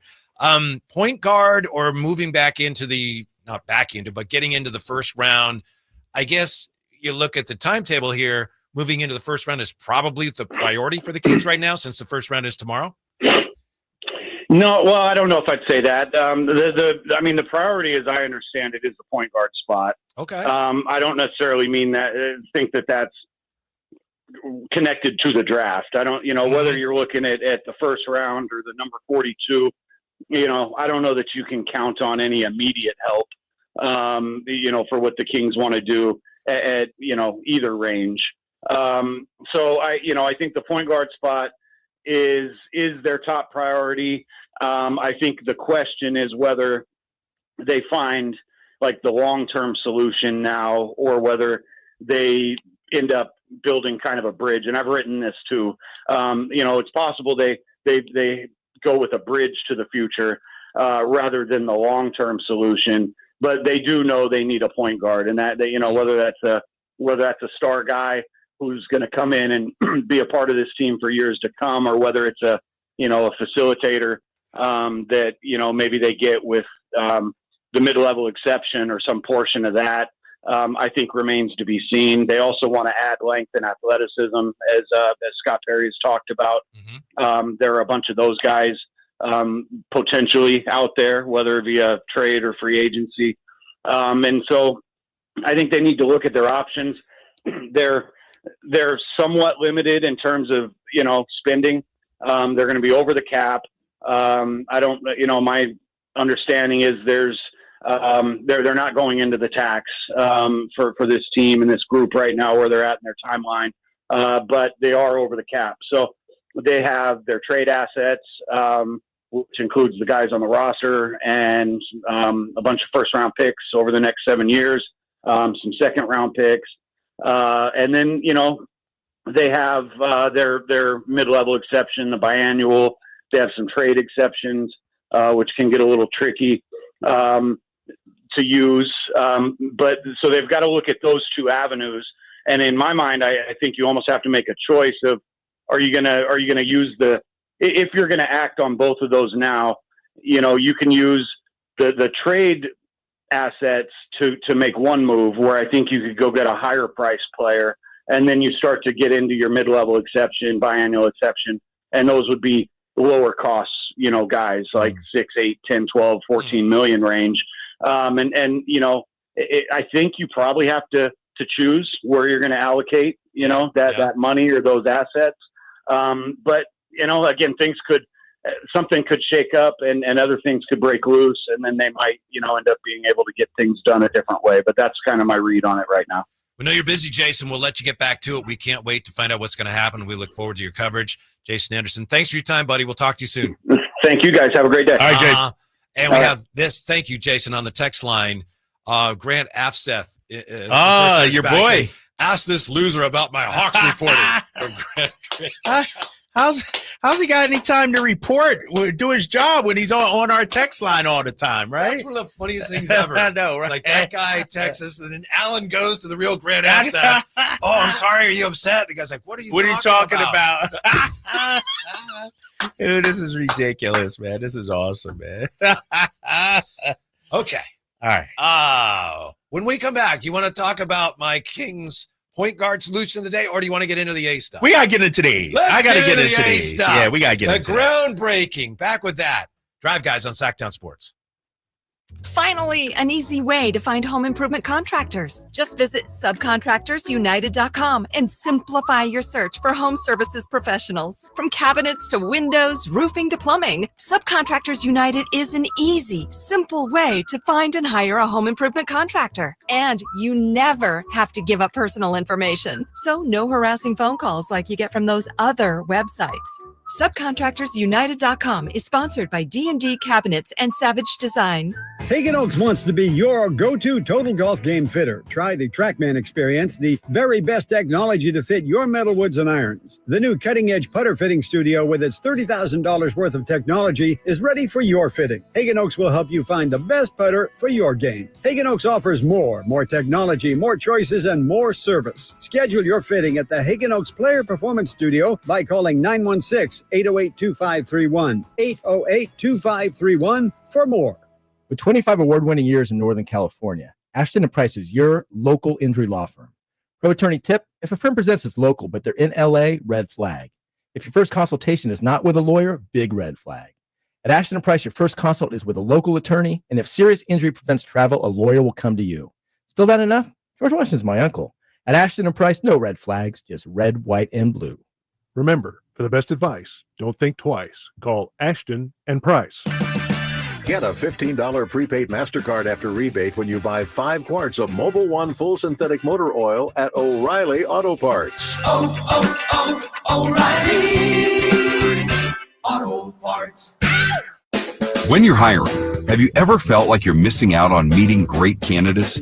Well, they're not hard to find when you go to ZipRecruiter. ZipRecruiter helps 10 million people with their job search every day. People who are actively looking for jobs like yours. So it's easy to find the right person fast. 4 out of 5 employers who post on ZipRecruiter get a quality candidate within the first day. Try ZipRecruiter for free at ZipRecruiter.com/free. That's ZipRecruiter.com/free. Go from daydreamer to industry leader with Amazon Business. From office supplies to IT essentials, Amazon Business provides tools that help you save costs and make insight-based decisions. Learn how to bring your visions to life at AmazonBusiness.com. Get ready for a night out with Jordan Davis. It's Country in the Park 2, Saturday, September 13th at Cal Expo. Along with the special guests, Mitchell Tenpenny, Locash, Vincent Mason, and Avery-Anna. Make it a family day out with food trucks, games, dancing, and more. Saturday, September 13th at Cal Expo with Hoblet Chrysler Dodge Jeep and Ram Center. Tickets and info at CITPFest.com. People are coming from all over to Sacramento Chrysler Dodge Jeep Ram, from Folsom, Elk Grove, Woodland, Roseville, because they've seen for themselves the huge selection and the best prices at SacSuperstore.com. Good luck finding a lower price anywhere else. And if you do, they'll match it. It's as simple as that. Sacramento Chrysler Dodge Jeep Ram, where a handshake still means something. Open until 10 o'clock and centrally located right across from Hagen Oaks Golf Course. And online at SacSuperstore.com. The guaranteed lowest price and the best selection of Dodge, Chrysler, Jeeps, and Rams. SacSuperstore.com. Golf to Go is brought to you by the Hagen Oaks Golf Super Shop. Here's Frank LaRosa. According to Bogey Jones in the Daily Divot, golf is the best sport ever, and they provide a few reasons why. Some include no 2 courses are the same, so you'll never get bored. Some are wicked long, others have super thick rough, and others have fast greens. Enjoy the variety. You can make the game competitive with anyone. With other sports, bigger, stronger, younger opponents may have an edge. In golf, different tees and a formal handicap system makes it competitive, even if you're a 30 handicap. Golf can't be conquered. One day you can't miss a shot, the next day you want to throw all your clubs into the lake. The unpredictability is fascinating, and age is just a number. You can play when you're 70 years old. In fact, some don't take up the game until later in life, but don't wait that long. And you'll meet amazing people, celebrities, athletes, successful CEOs. You never know who you'll meet on a golf course. And oh yeah, it's a game. So have some fun. That's your Golf to Go. I'm Frank LaRosa.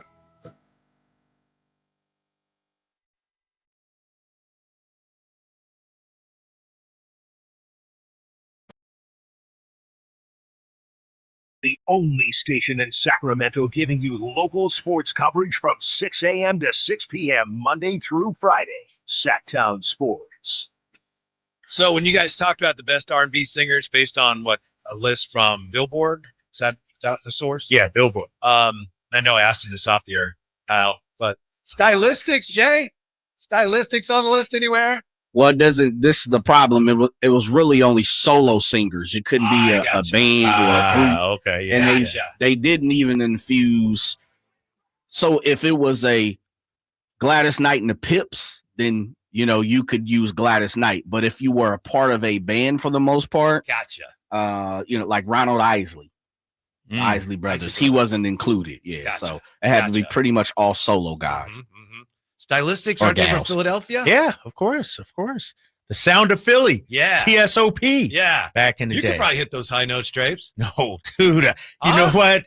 And I love the Stylistics growing up. Betcha by golly, wow, break up to make up. I'm about to add them to some of my playlist here. You make me feel brand new. Yes. Yeah, you almost did it. Almost did it, man.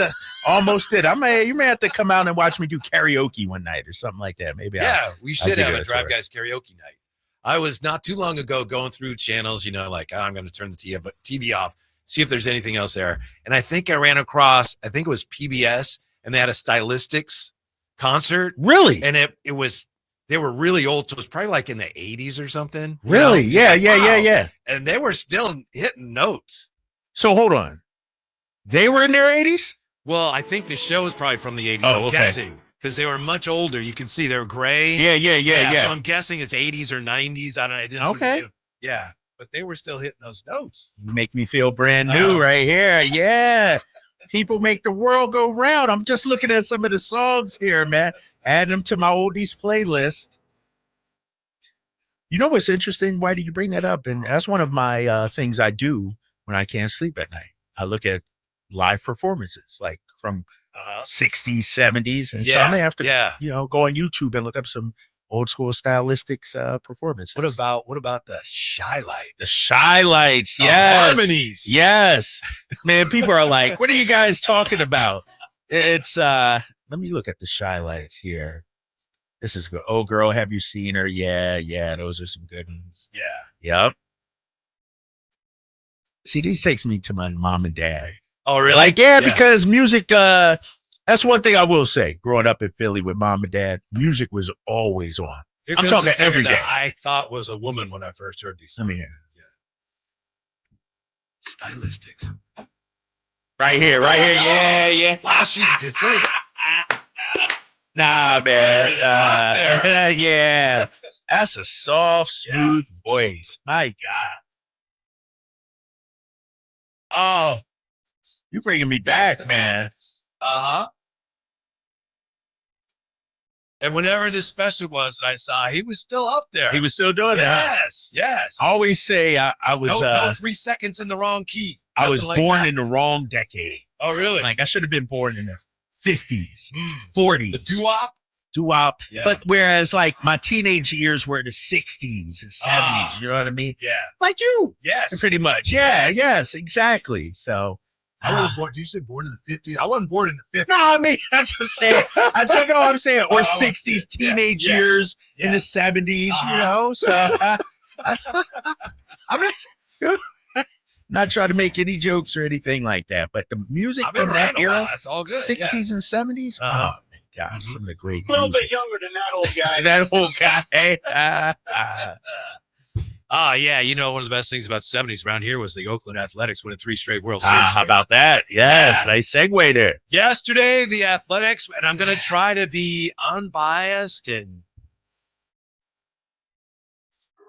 reasonable here. They had their groundbreaking ceremony for the Las Vegas ballpark. As Mick Akers points out, and Jay, thank you for sending this story along. Mick Akers in the Las Vegas Review-Journal pointing out there are many more construction milestones ahead as the $1.75 billion facility is built. I don't know if you guys saw this. I want to thank Chris Verlotti. He texted me this today. Yeah, what do you say? This is a quote from one of the stories yesterday. It might have been a Review-Journal story. It quotes a guy named Bill Hornbuckle, who was MGM Resorts International CEO, okay? And he was there yesterday. And he said, this is Bill Hornbuckle, MGM Resorts International CEO, quote, "We've talked about the corner and the bridges and how to connect all this activity. They need to zero in on a real plan and make it clear to all of us what's going to be built," end quote. And that's an interesting quote. Typical A's. Yes, sir. Thank you. How many quotes yesterday were, when you get this far along, these projects typically happen. Dog and pony show, man. It was a dog and pony show. Yes. It was literally all farce. It felt like, it literally felt like they were just putting on a show. And, as they say, putting lipstick on the pig to make it as if they had something in concrete. When in reality, you hear some of the things that were said. You just quoted something that was talked about. And I don't know if that was even, they paraded so many people up to the podium. Yeah. And this was the one thing me and Drapes talked about off air. And, you guys don't have to touch it. I'll touch it. When you want less rebuttal, when you want less vitriol thrown your way, what do? You utilize avenues, people, or things that pull on your heartstrings and that are off limits. They ran so many children up to that podium. Yes. It was unfathomable. Right. Yes. They were running, and shouts out to the kids getting and the children, being able to take part in it. But man, they ran kids out. So it's like, this was a joke. You can't say that about kids because then people look at you crazy. Yeah. Before you jump in here, I just want to point out what you said, Jay, is literally correct. You said they don't have anything in concrete. Nothing. Concrete work has not begun yet. No. It literally hasn't started. According to their president, what's Mark's last name? Badane. He says, quote, "We're on time." Yeah. Sure you are. I think you're going to start seeing things go vertical very quickly here. The cranes are coming soon. Yes, you're going to start seeing a lot of development in the next couple of months. And so cranes are scheduled to arrive sometime in July. I'm starting to wonder if this is a matter of baseball and John Fisher, mostly John Fisher, saying, we're going to do this, but we're $1 billion short, I think it is. And people are wondering where he's going to come up with that. And I wonder if he's looking at Vegas and going, who's going to blink first? You guys think I'm going to come up with the money? If you don't come up with the money, look how bad you look. I wonder if it's like a game of chicken over who's going to actually pay for this, Jay. See, I think he figured, or they, or his group, his family, I don't know the representation or what proper way to call it, but I think they've realized that they're behind the 8 ball in some form or fashion. Hence why we heard those earthquakes go up and, for sale. Now, if it goes through, who knows? But when you talk to soccer people, soccer guys and gals, people who's in the know, speaking to media, this is one of the worst times to get out of MLS because they get so much money. The $750 million for an organization to pop into the league. Expansion fee? Yes. Yeah, and there's lots of cities. Why are you turning that down? Yeah. That's just guaranteed money no matter what. And when you talk to soccer people, they tell you, the deals are done when it comes to television rights. You need to be a part of that right now. So why would you be giving that up if you're John Fisher and or family? And of course, the company line is, the official explanation is, there's a lot of work to be done here, and I want to focus on that with the stadium and the baseball team. I don't know, fellas. I came away, because I watched the press conference. or the groundbreaking. I watched as much as I could.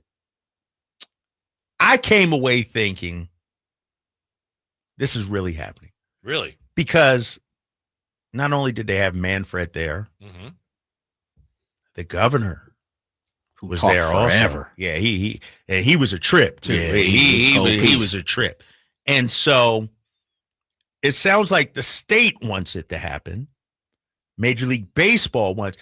I think we're at a point now, fellas, where the state, MLB, it's too far down the road to fail. Yeah, but it still comes down to where's the money going to come from?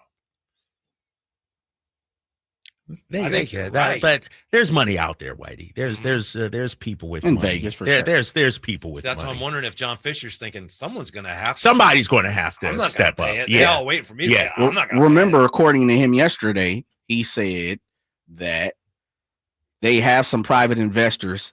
He's not going to relinquish who they are and what's all invested, and they're still looking for more. Right. That's why a lot of people said that's what he was asking all those kids. You want to invest? Need some of that lemonade money, that piggy bank money. But Drapes, let me jump on that. Yeah, I do feel, and I said this yesterday, and that's why I was part of it. Like, yeah, I think I'm out, because when you talk, are they moving or not?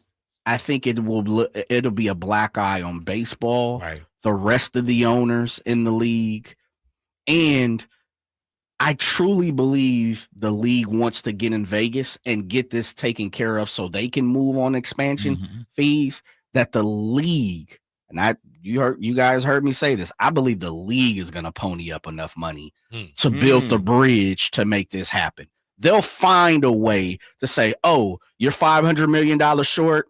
Guess what we'll do? We'll put this up. We'll take some out of your revenue sharing. They'll figure out a way, because baseball needs to get a move on the A's and Tampa. Yeah. I'm with you. He may know that. By the way, on the text line, did you guys see the equipment all day rentals? Yes, did see that. What a show. No, it was a show, and I feel bad for the Dallas Bradens of the world, the Jenny Kavners. I'm looking at all the. First of all, I'm watching it and I'm like, why the hell they got on hard hats like that? They look like joke. I know that's the thing to do but it ain't even a real groundbreaking. You know what I mean? You're digging into a sandbox and everything. It's it just looked Mickey Mouse, ish out there. Let me ask you something, Drapes.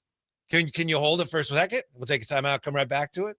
Sure. Sure. All right. We'll do that. Also, what this means for Sacramento, if anything, next. Drive Guys on Sacktown Sports. Progressive knows when you're in your RV, you're already on vacation. That's when you become Vacation You, who just camped where there's absolutely no shade. Even though regular you burns easily. In fact, Vacation You burns too, but is too stubborn to admit it, which is why regular you gets in trouble at the dermatologist, because Vacation You doesn't do doctors. So bundle your RV with your home or auto policy and earn an automatic discount from Progressive. And spend the savings on the both of you. Progressive Casualty Insurance Company affiliates and other insurers. Not available in all states or situations. Get in the zone, AutoZone. Jane has 150,000 miles on her truck, and she's proud of that. Jane's secret, AutoZone, where friendly AutoZoners help her find the right parts. Jane's brother Josh only cares that his car starts and goes, but when it doesn't, he also goes to AutoZone, where friendly AutoZoners help with free services. No hassles, just help. Everything you need, nothing you don't. Get in the zone, AutoZone. Restrictions apply. I'm still going for it, even with higher stroke risk from atrial fibrillation, and a regular heartbeat not caused by a heart valve problem. Over a 3-year study, Eliquis apixaban tablets reduce stroke risk better than warfarin, and over 97% of Eliquis patients did not experience a stroke. A first stroke occurred in 2.9% of warfarin patients versus 2.3% of Eliquis patients. Don't stop taking prescription Eliquis without asking your doctor. It may increase your stroke risk. Eliquis can cause serious and in rare cases fatal bleeding. Don't take Eliquis if you have an artificial heart valve, abnormal bleeding, or antiphospholipid syndrome. While taking, you may bruise more easily or take longer for bleeding to stop. A spinal injection while on Eliquis increases risk of blood clots, which may cause paralysis, the inability to move. Get medical help right away for unexpected bleeding, unusual bruising, or tingling, numbness, or muscle weakness. Medications such as aspirin products, NSAIDs, SSRIs, SNRIs, and blood thinners may increase bleeding risk. Tell your doctor about all planned medical or dental procedures. Learn more at Eliquis.com or call 1-855-ELIQUIS.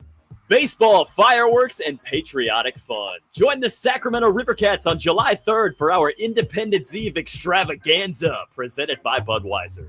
It's a summer tradition packed with fireworks, baseball, friends, family, and unforgettable memories. Bring the whole crew and enjoy America's pastime under the lights, followed by a post-game fireworks show lighting up the Sacramento skyline.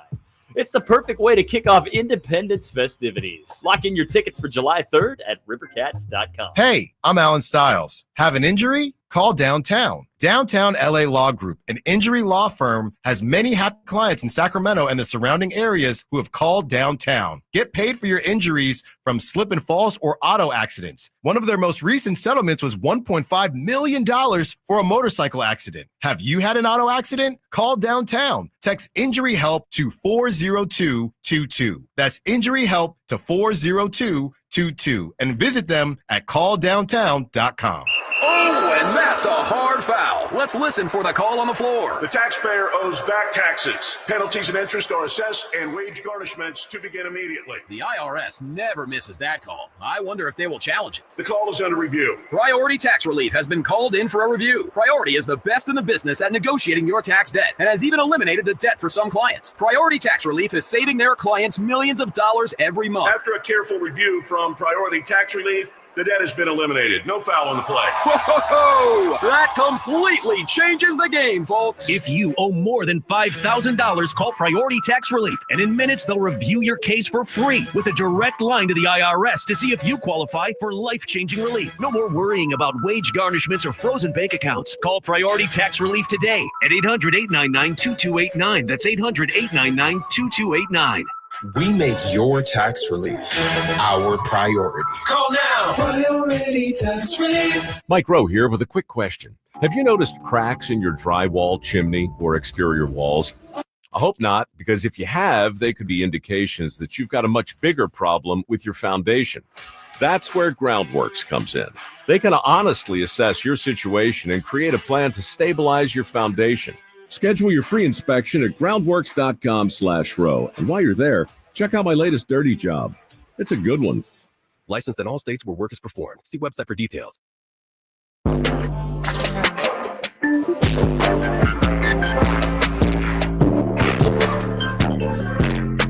The Tribe Guys powering your afternoons Monday through Friday on Sacktown Sports.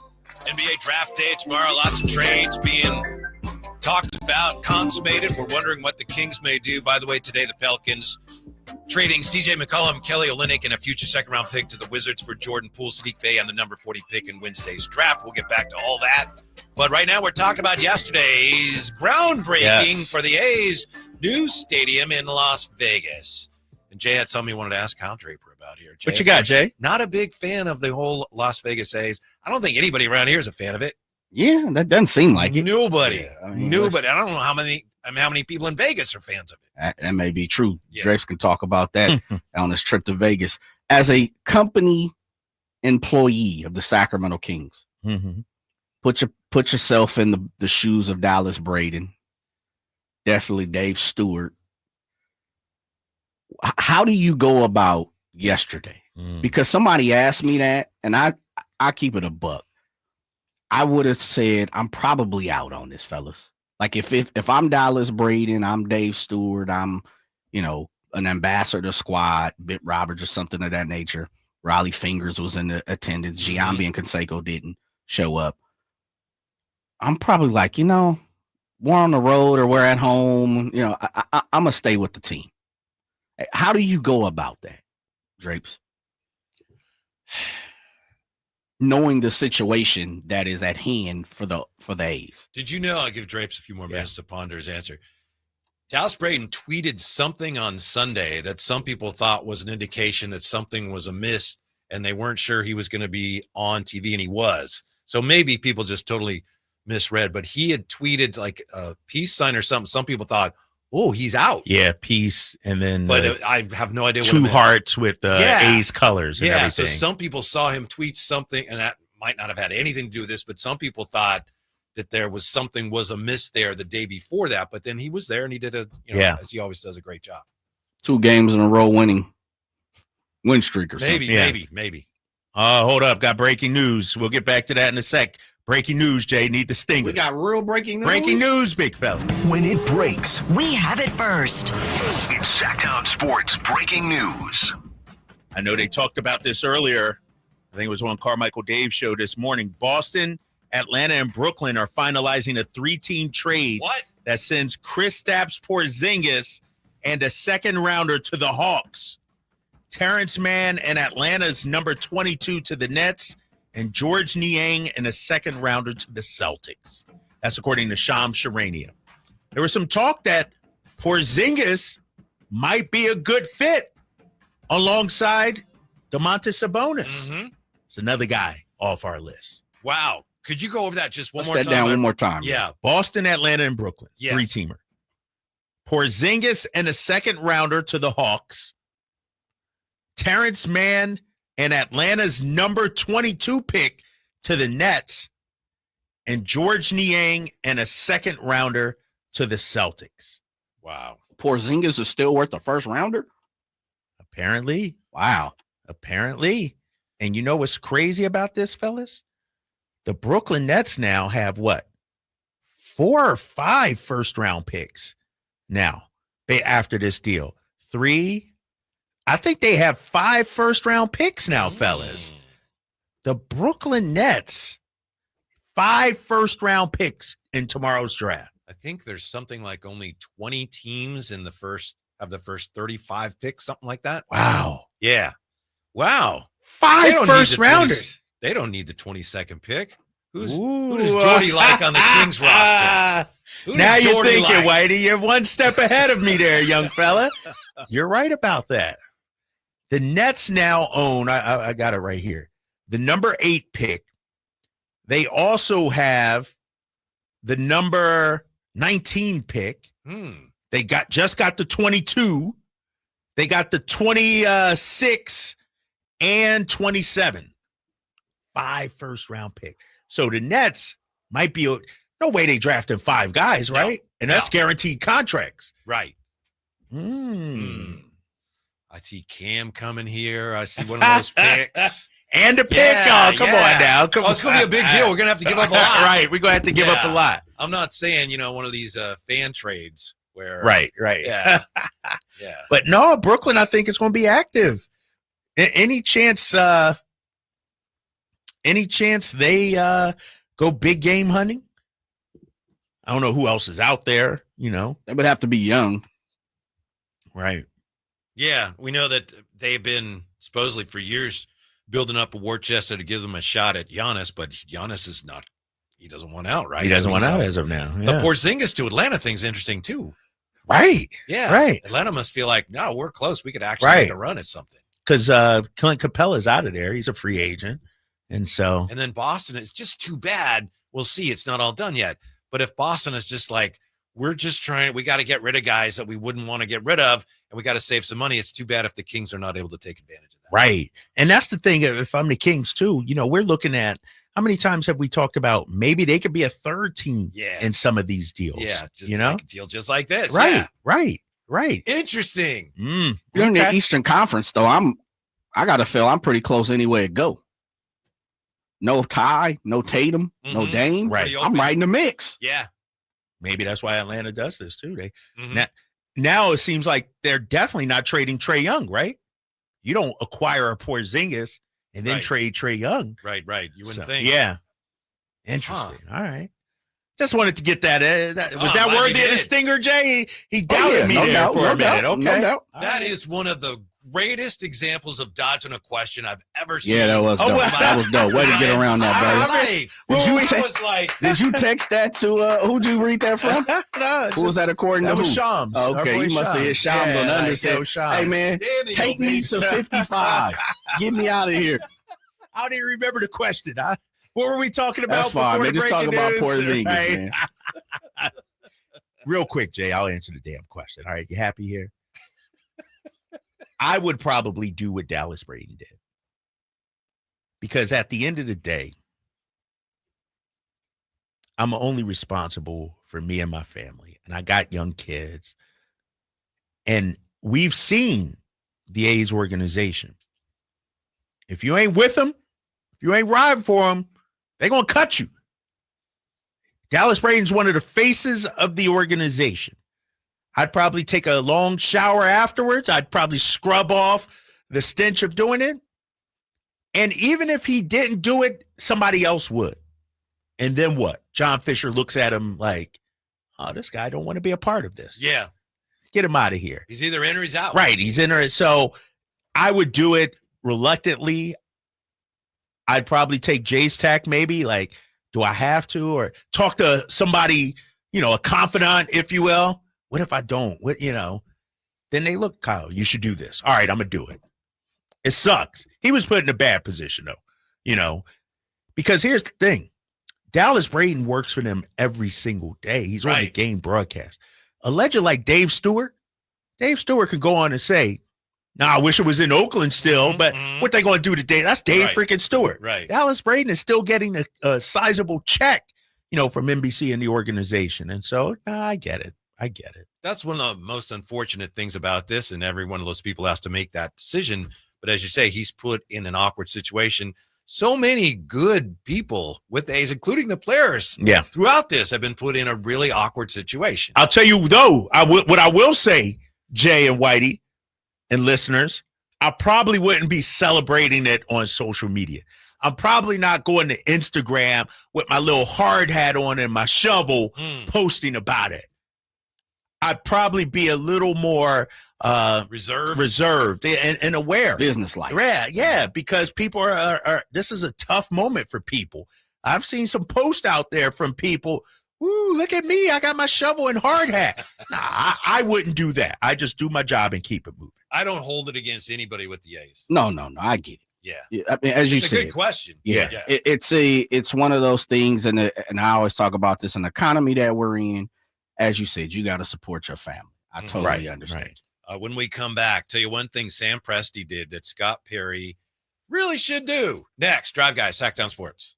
Stay up to date on Sacramento sports. Join the Sacktown Sports 1140 newsletter. Visit SacktownSports.com. This is the story of the one. As a safety manager at a manufacturing plant, he does everything he can to keep his coworkers safe. From finding ways to reduce risks to keeping safety supplies in stock. And for that, he relies on Grainger. Grainger offers a broad range of quality products and next-day delivery, so he can always play it safe. Call 1-800-GRAINGER, click Grainger.com, or just stop by. Grainger, for the ones who get it done.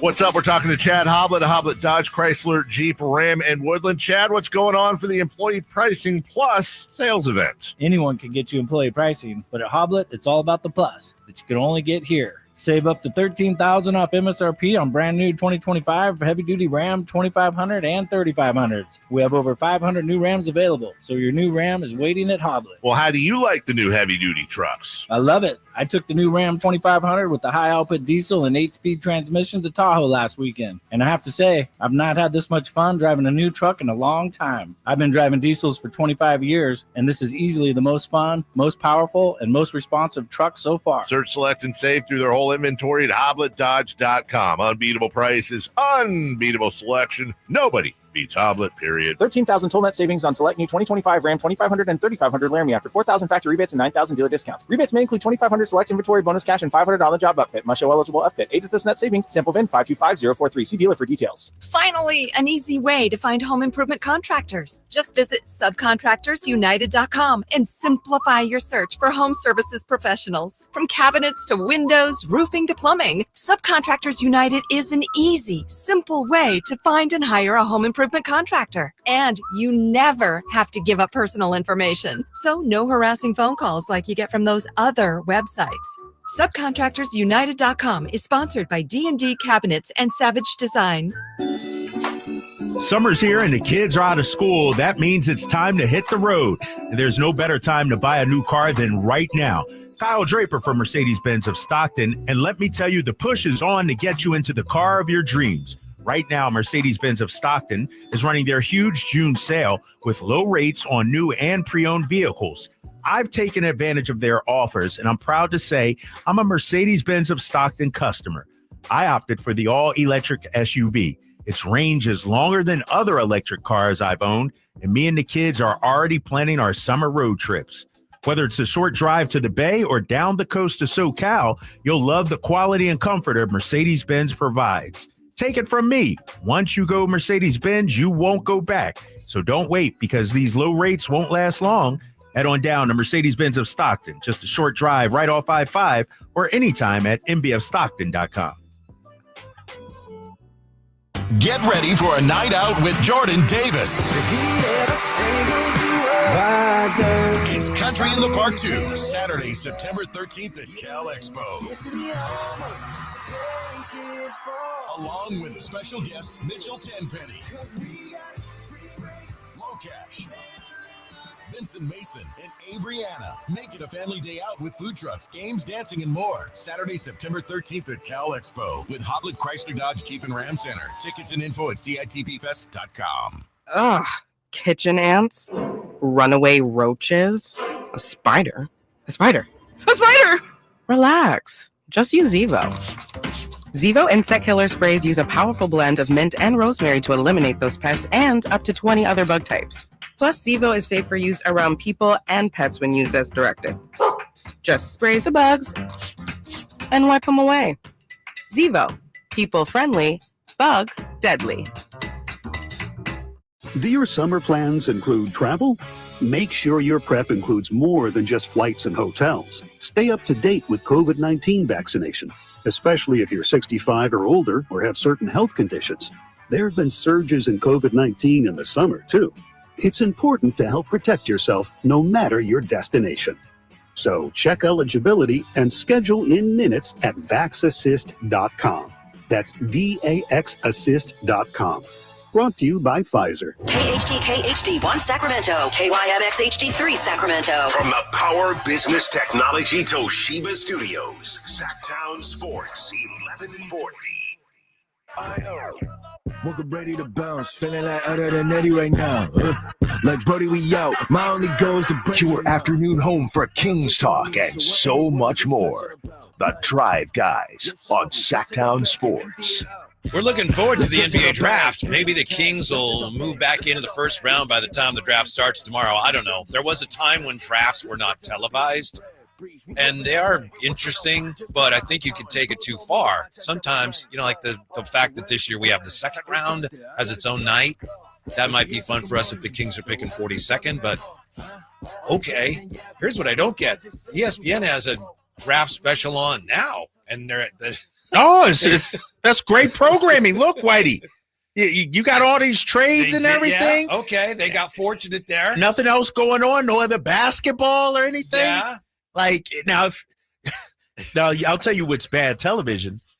When in Boston, me, Scal, and a couple other people did a 3-hour draft show. And the Celtics didn't even make a pick. Yeah, they ain't even have a first round. We did it might have been 6 to 11. It might have been 5 hours. We didn't do it. They didn't have a first round pick. Now that's bad. Slow down now, because it could be looking like that coming out. I know tomorrow here. Yeah. But no, they got tons of stuff. They got 5 people out there. Where is the draft this year? It's is it Chicago? No. They're there in the arena, and they're New York, right? Barclays Center. Okay. Yeah. All right. So New York. Good for them. And you're right. They do have the trade to talk and they got Shams up there breaking. Yes. Yeah. So I wonder how long it is. You got the remote over there? I wonder how long is it? Just an hour? Are they doing 2 hours or something like that? I know I've mentioned this before, but right before the Kings traded Peja for Ron Artest. Yeah. And I think he was Ron Artest. I think he was still Ron Artest. On this station, it was reported that was going to happen, and I think it was Jason Ross and Tom Abetamarco, and they were doing like a 1 or 2 hour special on the trade. Yeah. And they go on the air and they get word the trade is not official till tomorrow because of a physical or something. So they had to do 2 hours on a trade. That's not even that may fall apart too. So it happens. I get it. It is exciting. We just had what is exciting is all the trades that are happening. Porzingis going to Atlanta. And who? I know you wrote it down, or you actually read it for us, Drapes. I can't read my own notes here.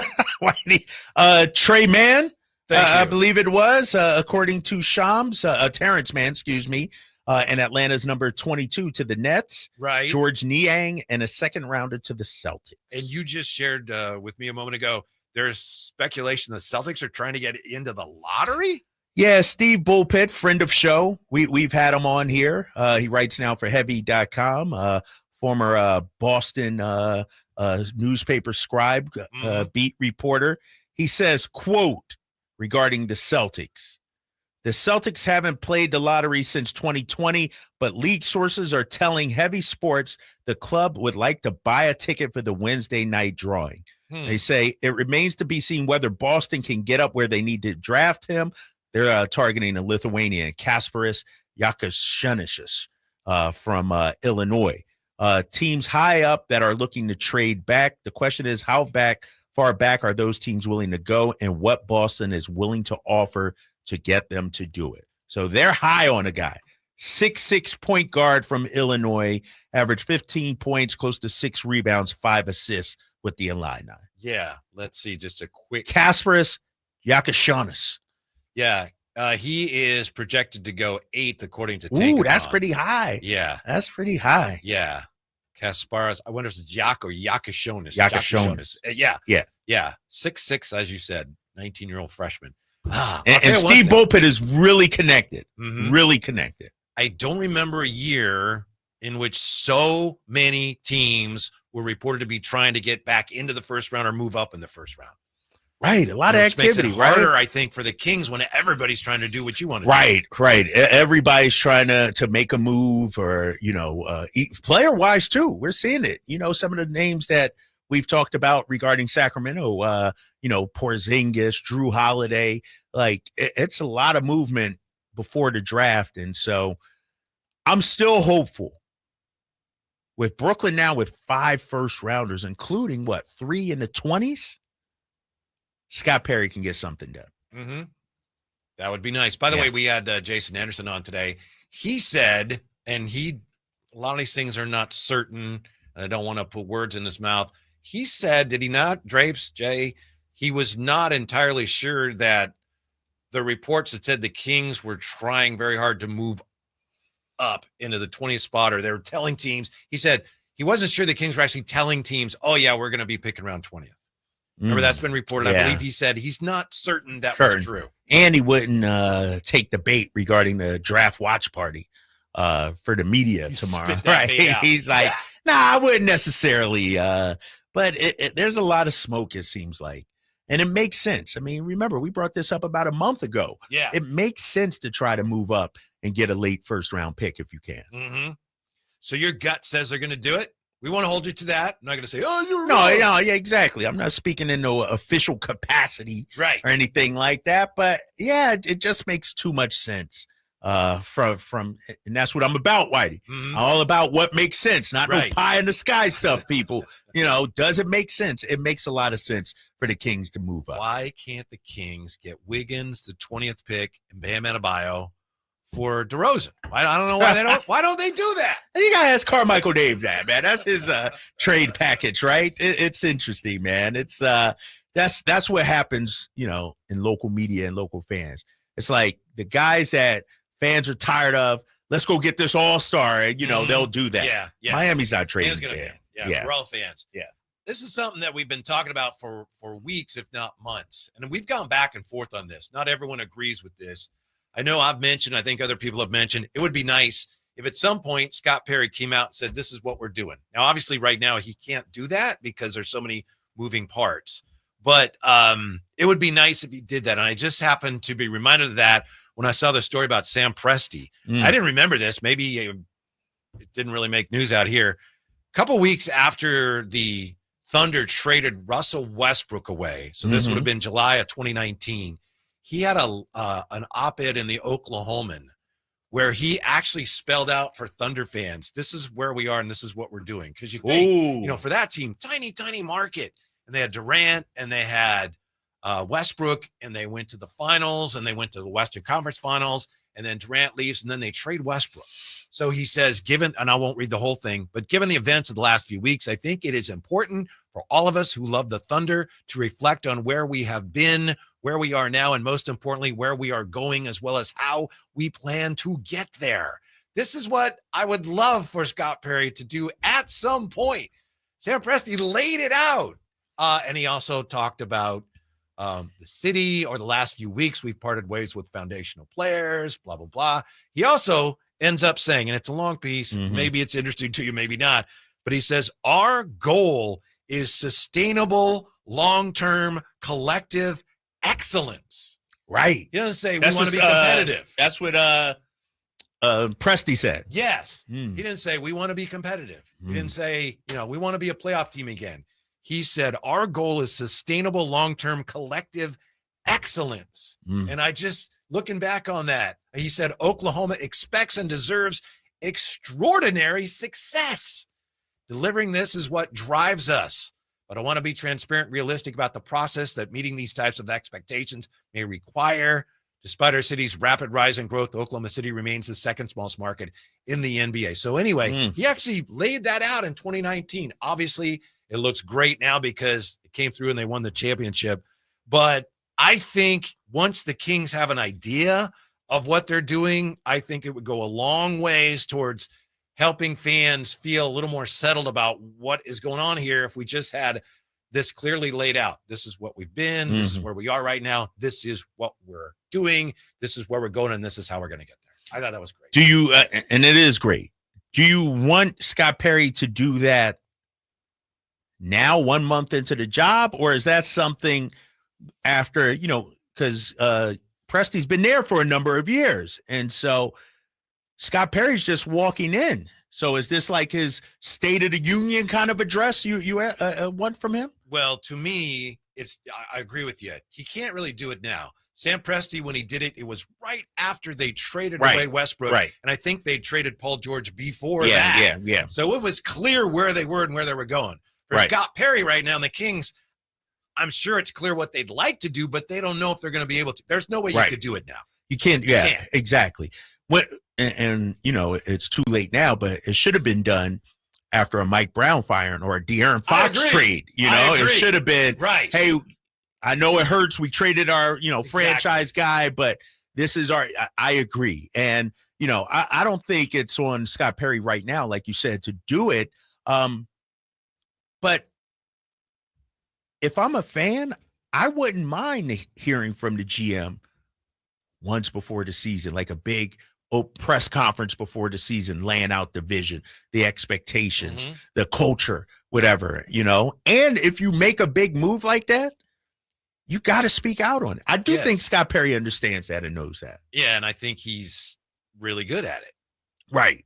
Which is another reason why you would do it. And also, as we've said a million times, and if you're a Kings fan, right now the Kings fan base is divided or as anxious or as uncertain as they've been in a long time. So once they make the moves that put them in position where, all right, we know our direction, I think it would be great if they did that. Maybe they don't do that. Maybe it's not necessary, but I look back on that, Sam Presti, I think, he's just a really brilliant guy. And I think that was very smart. And you know, fans got behind that tear down and that rebuild. Right. Do you think Kings fans could handle that like OKC did, got behind it? Like, do you think if they tore it down? No, not even tearing it. I know they're not gonna. Just a message. Let's say, this is our direction. This is where we're going. I feel like there's a segment of the Kings fan base that is so jaded right now that no matter what you say, we don't believe. Oh, you're going to mess it up anyway. Right. You know what I mean? Scott Perry could say, we want to get this guy. We want to do this and this. But the King's going King at the end of the day. And so I don't know if our fan base, I think our fan base is at a point, Whitey, where our actions are speaking louder than words. Like, I think our fan base needs to see results. I don't care what you say, Scott Perry. I don't care what moves you make. This team got to start winning. I think that's the most important thing for this fan base. And if you do make a big move, a la Fox, come out and talk about it. Don't duck the smoke. That's one thing I don't think Scott Perry will do. He's not going to duck the smoke on any, because I'm hopeful, unlike Monty McNair, who made moves, we weren't sure who was actually the puppet master pulling it. I'm hopeful that Scott Perry is in charge. He's allowed to make the moves, and then he's allowed to go out there and talk about why he made those moves. I think you're right. We know it because we talk to these people every day. We're fortunate enough to talk to them every day. There are a lot of, maybe more than there's been a long time, I don't know, but a lot of jaded Kings fans who, no matter what you say, are going to go, yeah. So you have to buy back or earn, not buy back, but earn back their trust. But I think there are a lot of people besides them. Right now, that group, however large it is, it doesn't matter what you say or do right now. They're going to go, nah, you don't know what you're doing. And it's just going to take time. But for other people that are just looking for something, some sense of direction, I think it would be beneficial. Once you are able to establish a sense of direction. You know, that's the other thing. When Scott Perry met with the media for the first time, he couldn't say much because, you know, he's talking about trades and things, and you can't show your hand to other teams. He just couldn't really be as transparent as we'd like him to be. It would have been bad business. He would have been doing his job poorly if he said, we can't stand this guy. We're getting rid of him.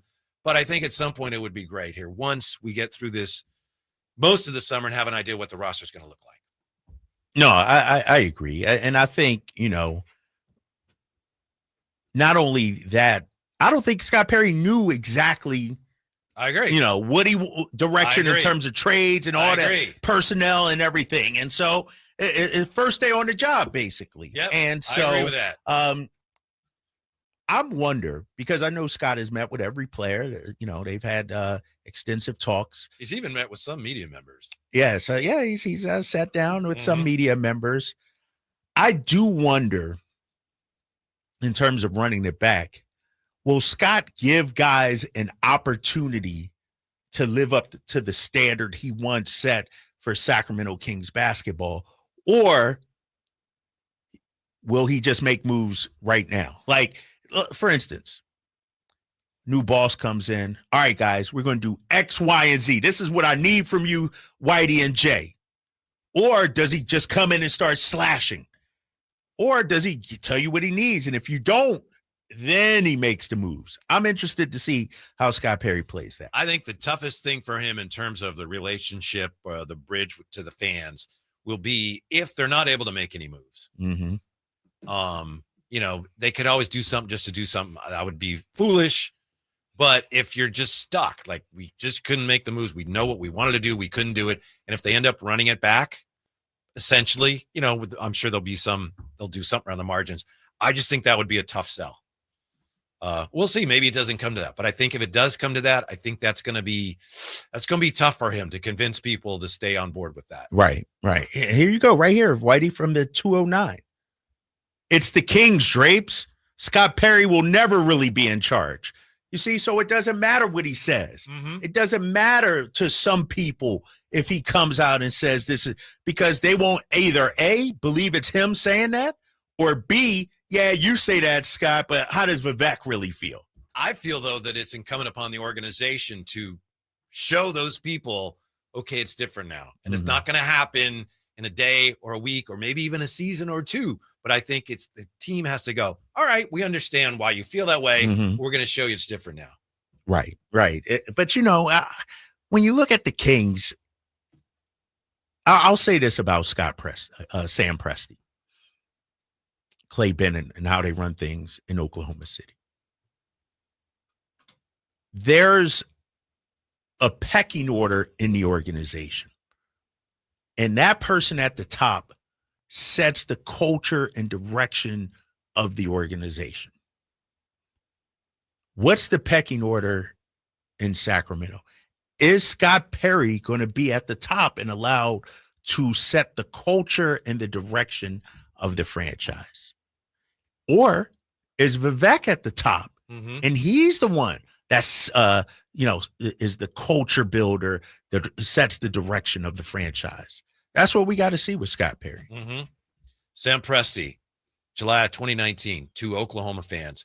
To build true excellence in any industry and then sustain it requires trading on time, playing the odds. This will require strategic discipline, thoughtful patience, but these are values our organization has always held.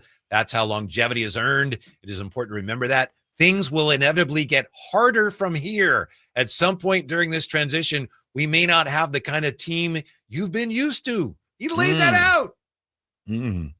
But you know that there's a difference, Whitey. Sam Presti knew he had the backing of ownership. He was on safe ground, stable footing, if you will. You're right. You know? Yep. I don't know if Monty ever felt that way. We'll see what Scott Perry feels. Like, Sam Presti runs that organization. He's the top dog. Clay Bennett signs the checks, but Sam Presti is the guy.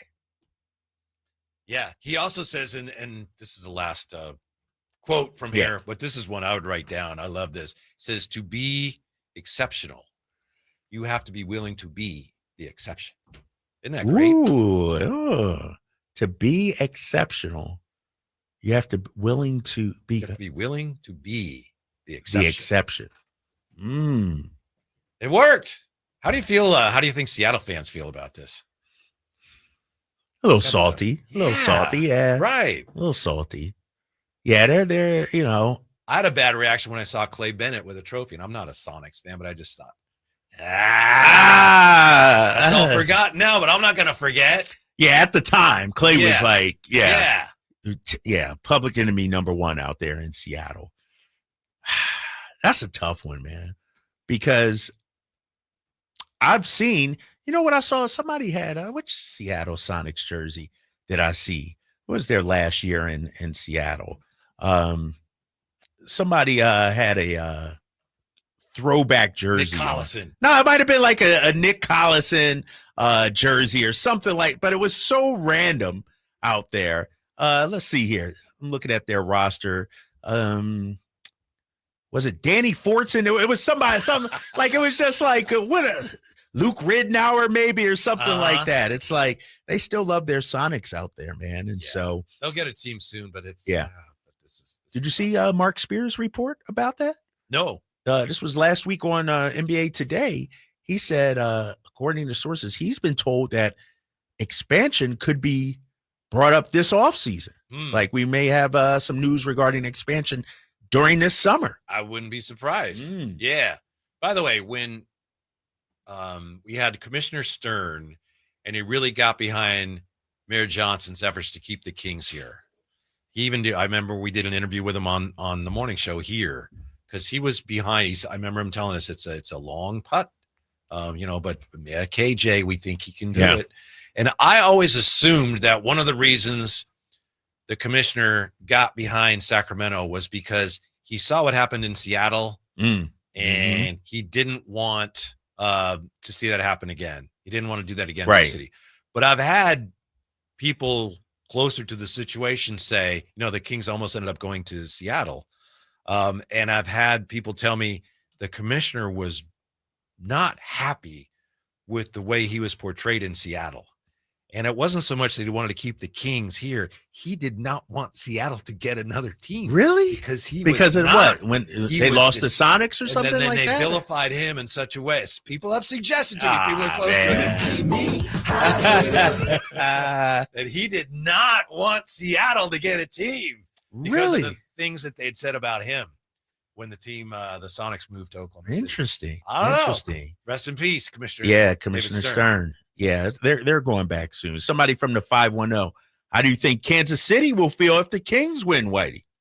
I think they're right. Okay, they are. It's a great point, but I think at this point, oh my gosh, yeah. It's like Dave Stewart said yesterday. He said, it's too bad that he's leaving Oakland, but he said, they used to be in Kansas City. Right, like, right. Yeah, that's true, but that's so long ago. How about this from the 916? I've always felt that Scott Perry was really the one behind Vlade drafting Fox during those 3 short months he was in charge. That's from Chris the Mom. When Scott Perry was here, De'Aaron Fox was the guy. I'm told Vivek also was very high on De'Aaron Fox too. So that's one a lot of times teams draft somebody and they say, we were all on board. I can believe that everybody here was on board with Fox. Yeah. No, I agree. But Scott Perry, you talk to people behind the scenes, we've seen Pete Youngman tweet about it as well. Yeah. For those 3 months, he had an impact. Like, things were sort of normal, if you will, how they should be run in an NBA franchise for those 3 months that he was here. So hopefully something will happen. Something good, something fun will happen for the Kings tomorrow. Is that why they have the media watch party tomorrow for the first round? Because they're going to get back into the first round? Jason Anderson says, not so fast. Necessarily. Right. But we can hope. I believe so. I believe there's some smoke there enough to warrant a media watch party. How about that? Yeah. Like, if there was no way it ain't going to happen, you're not going to do that. Don't you think they probably right now are feverishly working on stuff? It might be a thing where so-and-so's calling us back, but they're diligently working on this. Now that our guys out in Brooklyn have 5 first-round picks. Right. Jordy, just give us number 26. Give us number 22 you just got. How high of a pick do I have to get to have a shot at Walter Clayton Jr.? I don't know why I said it like that. I know. All right, Howard Cosell over here. Yeah. This guy, Howard Cosell. Everybody got, I'm looking at ESPN's mock draft. They got him going 20 to Miami. So there you go. All right. Got to get up to Gotta 20. Get that pick or higher. When we come back, who's the potential point guard of the day? And was KD to Houston? Good news or bad news for the Kings? Next, Drive Guys, Sacktown Sports. Come check out Capital Casino, Sacramento's #1 poker room with the most variety of table games in the region in a safe and friendly environment. Plenty of well-lit parking available, conveniently located in downtown Sacramento. And remember, Capital Casino has the best food, the best service, and the best action. 411 North 16th Street in downtown Sacramento. For more information, log on to capital-casino.com and please gamble responsibly. 1-800-GAMBLER. Got back into Sacramento last night. I guess it was pretty warm around here, huh? So it's nice to come into the house. Woo! Turn on the AC, thanks to Lee's Air Plumbing and Heating, and get that sucker cooled down. You know, summer heat can smack you silly around here. We all know that. Had the opposite problem over the winter. System went down. It was panic time, but Lee's Air Plumbing and Heating saved the day. Let them save you from unnecessary summer misery. Lee's Air Plumbing and Heating, reliable, trustworthy. They do great work. They've won awards for their service. Check the reviews at leesair.com. Find out about their $99 HVAC tune-up service. Save your summer now. Lee's Air Plumbing and Heating on the web at leesair.com. You can trust Lee's with installation, repair of your AC, furnace, and water heater, plus residential and commercial plumbing repair and commercial HVAC services too. Let Lee's take care of you the way they took care of me, treating us like family while setting us up with an HVAC system that has improved our quality of life and cooled us down already this summer. Lee's Air Plumbing and Heating, license number 635355. Get in the zone, AutoZone. Jane has 150,000 miles on her truck, and she's proud of that. Jane's secret, AutoZone, where friendly AutoZoners help her find the right parts. Jane's brother Josh only cares that his car starts and goes, but when it doesn't, he also goes to AutoZone, where friendly AutoZoners help with free services. No hassles, just help. Everything you need, nothing you don't. Get in the zone, AutoZone. Restrictions apply. Whoa, it's you, the Capital One Bank guy. That's what they call me. Mind if I get a selfie? Yeah, sure thing. Say no fees or minimums on your Capital One checking account. Wow, that's a keeper.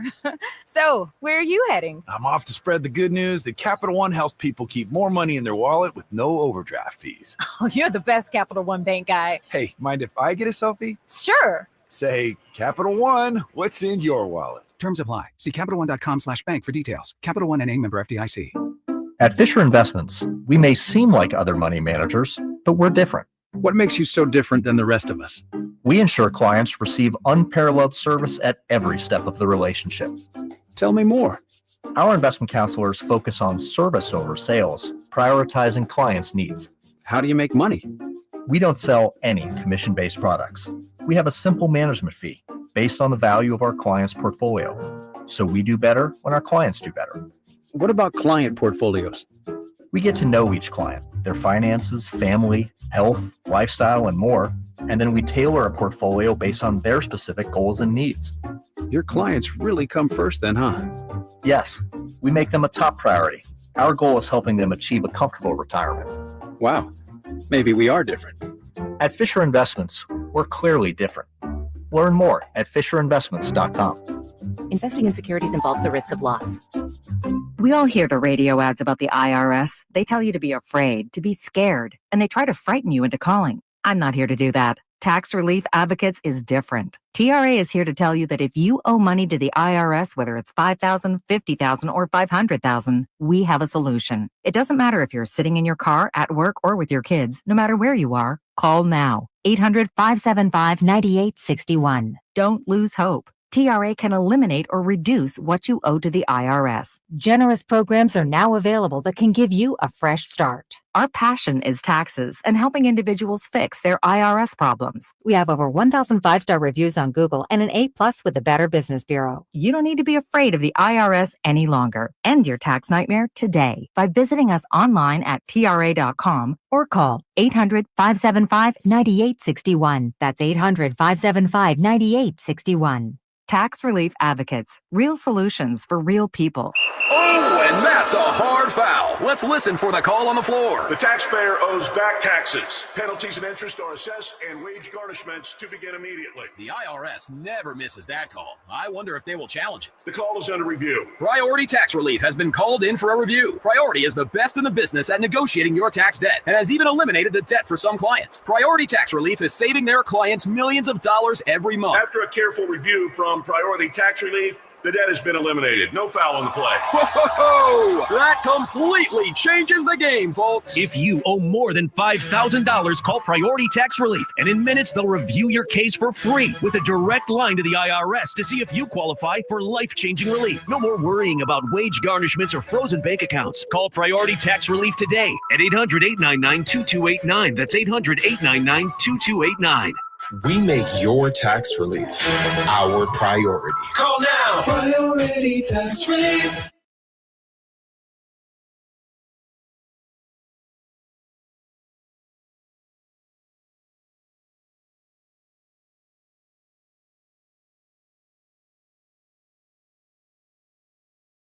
Monday through Friday, Sacktown Sports. Here are today's two big NBA trades. Pelicans trading CJ McCollum, Kelly Olynyk, and a future second-round pick to the Wizards for Jordan Poole, Sadiq Bey, and the number 40 pick in Wednesday's draft.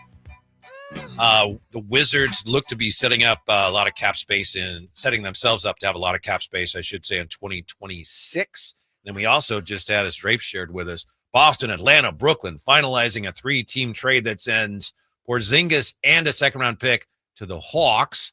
Terrence Mann in Atlanta's number 22 pick to the Nets, and George Niang and a second-rounder to the Celtics. This all according to Shams, quoting sources. So it's interesting. Boston has been active as they now are under the second apron. And I know for a lot of fans, they're like, what? Are they barbecuing? You know how it is. It's right. It's a little complicated, but it's obviously something that was important to them. It's just funny. A year ago, now we're talking about OKC. Looks like they're in position. They could win it again. A year ago, we were all saying, or at least I was saying, Boston, they could win it again. But they're already tearing their team, at least parts of their team, down for financial reasons. Yeah, exactly. And, you got to think OKC, not this upcoming season, but next off season, they got some decisions to make. You got to extend Chet Holmgren. SGA will be due for a big time extension. So yeah, it's that's the thing. I think maybe the age of dynasties, Whitey, may be over. Mm-hmm. Like 3-5 or 5-10 or something like that. You just can't keep these teams together long enough. Yeah, if OKC can't do it when they have the payroll they have and the young players they have, then it's not doable. Right. Yeah. But that's why they got all those draft picks, right? They still have a ton of draft picks. What they got, 4 next year or something like that? I mean, it's ridiculous, man. And, give kudos to Scott. I keep calling him Scott. That's all right. Sam Presti. Mm-hmm. Kudos to Sam Presti, man, because he had the vision and understood, all right, this CBA and everything, like the days of keeping your core together for 10 years, you can't do that. I was watching something earlier today, though. It's like a bad idea because of the finances. It's like you shouldn't do that even if you could. But somebody was making the point that while we do have 7 different champions in 7 years and parity is there and everything, if you're a team and you draft really well, you can't keep all your draft picks. Like OKC, you know what I mean? So they got some young guys they've drafted, J-Dub, Chet. Think about it. If you're a Sacramento right now, and we get 3 lottery picks over the next 3 years, and they all turn into studs, at some point, whether it's 5 years, 6 years, that 3 is going to have to be broken up. Yeah, I think that's a flaw in the system. Yeah. The Warrior, no one's feeling sorry for the Warriors, what they accomplished, but they used to point that out. They say, look, we got Draymond, Clay, Steph, we drafted those guys. And now the rules make it hard for us to keep that team together when we drafted them. And do you believe because of Steph's ankle issues that he didn't get the kind of you're right, and how much that allowed them to get KD and everything like that? And so they got fortunate with that. But nowadays, I mean, a team like Boston, I understand they gave up so much, and Jaylen Brown 300, Tatum 300, but they were set up for 3 to 5 years of excellence. And now 2 key members, 2 of their top 6 off the team. Mm-hmm. By the way, as we talk with Jason Anderson, and we kick around all these Kings possibilities, something came up I wanted to see what you thought of. There have been reports that the Kings may be gauging interest in Malik and Devin Carter. And then when we talked to Jason Anderson about DeMar DeRozan, he said, there may not be the market for him. And Jason Anderson mentioned the possibility of DeMar DeRozan coming off the bench. If that's something they're thinking, I don't know whether it is or not. If you're the Kings and you're looking at that potentially, if you're going to do that, then Malik would be more expendable, would he not? I mean, Malik his value is like your 6th man. He's really good at it. If you were going to move DeMar into that role, I'm wondering if that would contribute to your willingness to move Malik. And I'm adding 2 and 2 and maybe getting 7, but just as we're trying to look at the way this goes, I think if that's a thought, if DeMar coming off the bench is a thought, and I don't know whether it is or not, then I would think, you might be more inclined to see what Malik is worth. Who's starting then? I'm assuming they're going to get somebody, guard who's going to start. Yeah. Or do you get a forward and move Keegan to the 3? We need a little bit of everything. Right. Like let's say we do. We just need talent right now. Yeah. Whatever you can get. But is DeMar a 2 in today's NBA? He should be, but I don't know. Struggles to, you can. Move guys around and everything like that. But he struggles to defend at the 2. How about this, though, Whitey? 2, right? But he's a wing. He's a wing. Yeah. How about this? I'm not going to let you get away with that. Your statement you just said about Malik. What's wrong with it? Why can't we have multiple guys off the bench? How come we can't have depth? You could. I'm just guessing here. Malik is a 6th man. If Malik's not your 6th man, I think you're not getting maximum value out of him. That's what he should be. He's good at it. If DeMar DeRozan is coming off the bench, he ain't gonna be your 7th or 8th man. But can you have 2 6 men? Different positions. I don't know. Different positions, maybe. DeMar spelling the 3, Malik spelling the backup point, maybe, or something like that. Maybe you're right. Do you know of it? And I'm not trying to put you on the spot. Do I know of any team that does it like that? Yeah. Can we think of anyone that's done that? Yeah, I'd have to go through the list. I'd have to go through. I think the issue is, and to your point, not the position. Are there enough minutes? Because usually your 6th man is getting, upwards of 20 minutes. Your 7th guy isn't getting upwards of 20 minutes also. Right. Honestly, Whitey, and you do a great job preparing the show. That ain't happening. DeMar ain't coming off the bench, big fella. You've been against that for that's from day one to right now. That's not happening. Mm-hmm. This is just me talking. If I'm DeMar and you ask me to come off the bench, we better be a championship team. Yeah. I'm not coming off the bench for 35 wins, something like that. I'm a future Hall of Famer. I'm a first bat. I'm a top 30 scorer all time. And that's what we've seen it in the past. I'm not saying DeMar would, make waves or anything, but we've seen Carmelo. We've seen Allen Iverson. Not saying DeMar is going to make waves, but in my mind, I'm thinking, I could go to Houston and come off the bench, or OKC and come off the bench. We could debate the pros and cons of it, but again, to be clear, I brought it up because the Kings beat writer mentioned it as a possibility. I didn't come in here saying, this is what they have to do. So regardless of how I feel about it, the Kings beat writer mentioned to us that could be a possibility. That's why I theorize. Hey, Jason Anderson, respect him, but I just don't see it. Yeah. I just don't see it. I got something you're going to like less than that. Oh. And I know we've talked about this guy. We've gone around on him and around on him. And depending on where the Kings end up at the point guard position when the draft is over, maybe they get someone like Walter Clayton Jr. and you've got a guy. I don't know. I am in on the idea, which somebody said, Eric Pincus predicted it. Oh, yeah. Which just, that's what that don't just matter. means. Like, I think this could happen. Yeah. Great. I would be happy if the Kings got Ty Jerome with the mid-level. I like Ty Jerome a lot. Really? I know we've talked about him, and I think we kind of said, he's not a great defender. He's smart, and he can shoot. He had a bust-out year. He's a really good shooter. I think as a stopgap point, I think you could do a lot worse. I think he would make your team better. If it comes to that, now I know, again, Jason Anderson said he thinks they're more likely to split the MLE like 8 and 6 or whatever, and you're not going to get Ty Jerome for that. But I think the Kings have been linked to him in the sense that some people say, I think maybe he'll go there. I don't know, but I think he'd be a good pickup for them. And I know you don't agree. Nah, what kind of deal are you offering? It would take the full MLE, the 4 years? I don't know about 4 years. That's what I'm saying. It's like, do we really want to tie ourselves to Ty for 4 years? 4 years? He's 27. He's a good player. He would make you better. He was abysmal. He was in that Pacers series. Pacers had a habit of doing that to people. Pacers made him look awful. Mm-hmm. I'm 1 of 14 in game 2, 1 of 8 in game 3. He had a really good year. Ty Jerome. I think he's probably going to end up. I think Cleveland's going to end up keeping him. Right. And I think Kenny Atkinson brought him there because Kenny Atkinson was with the Warriors in 2021 when they had Ty Jerome. And that's when I really saw him a lot. And I was really impressed by him. He's a good player, not a good defender. Does he fit your he's not young. He's not old. Yeah, he's what was it? The Christmas cake or whatever it was? Yes. He's getting a little stale around the edges there. And also, like I say, I keep mentioning this because it's true. He's not a great defender. But I look at all the options out there.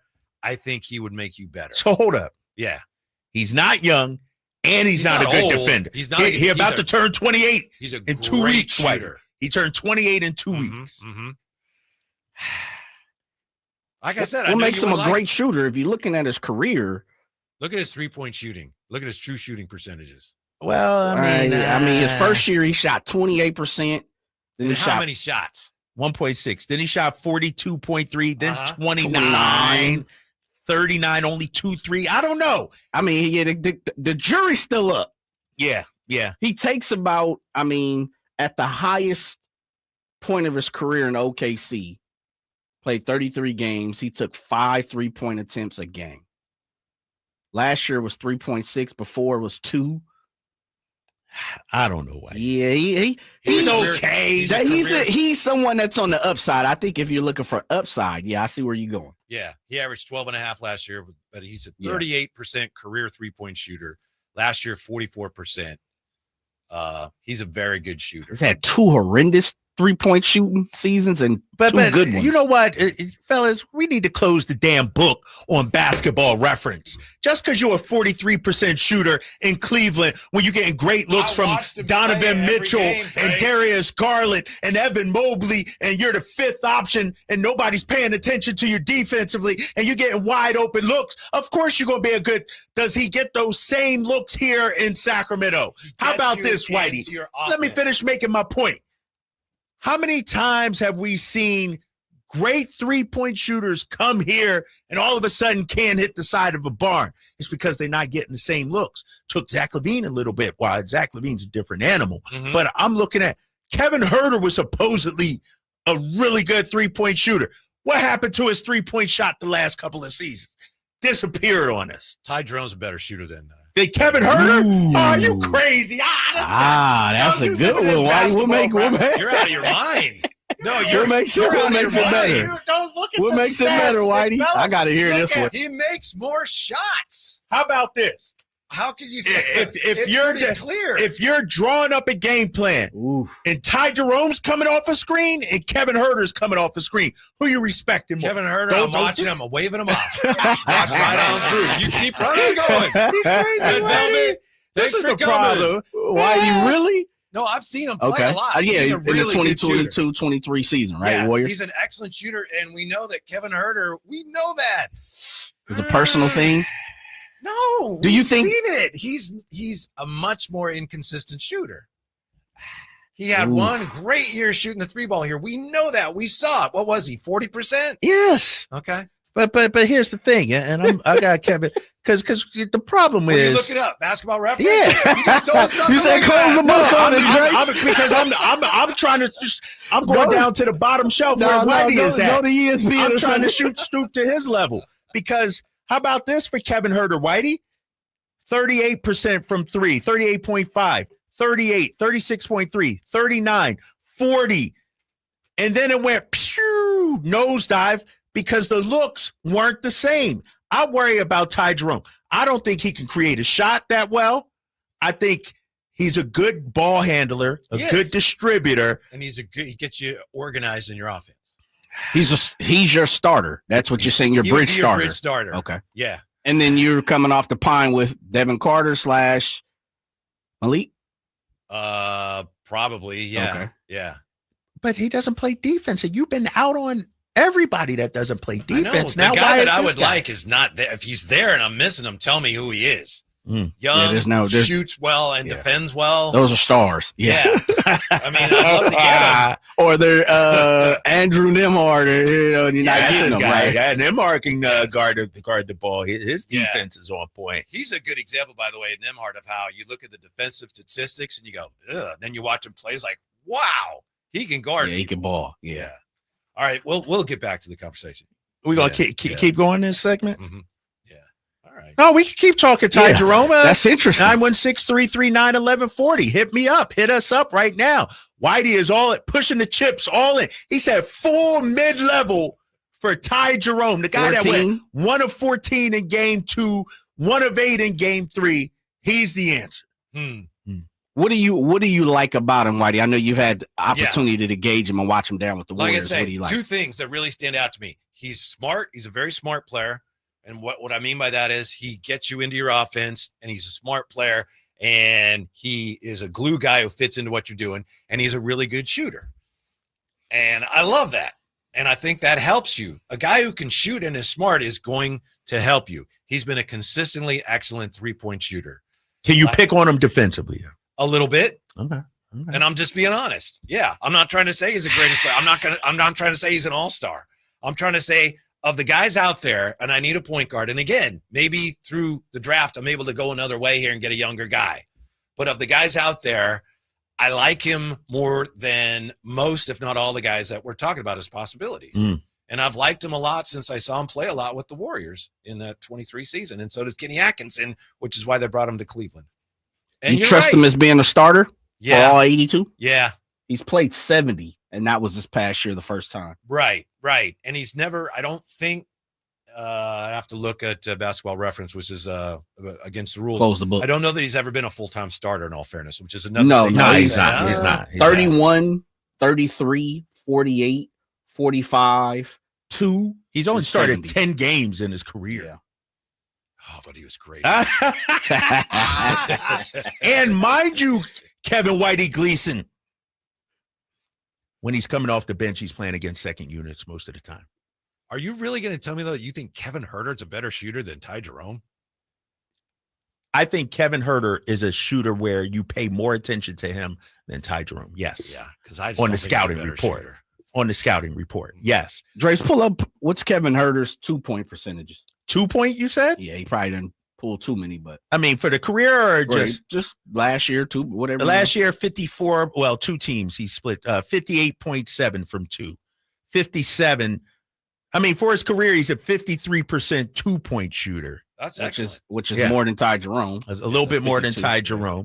Ty Jerome, 38% 3-point shooter. Kevin Huerter, 37.5. Basically, they're the same. Yeah.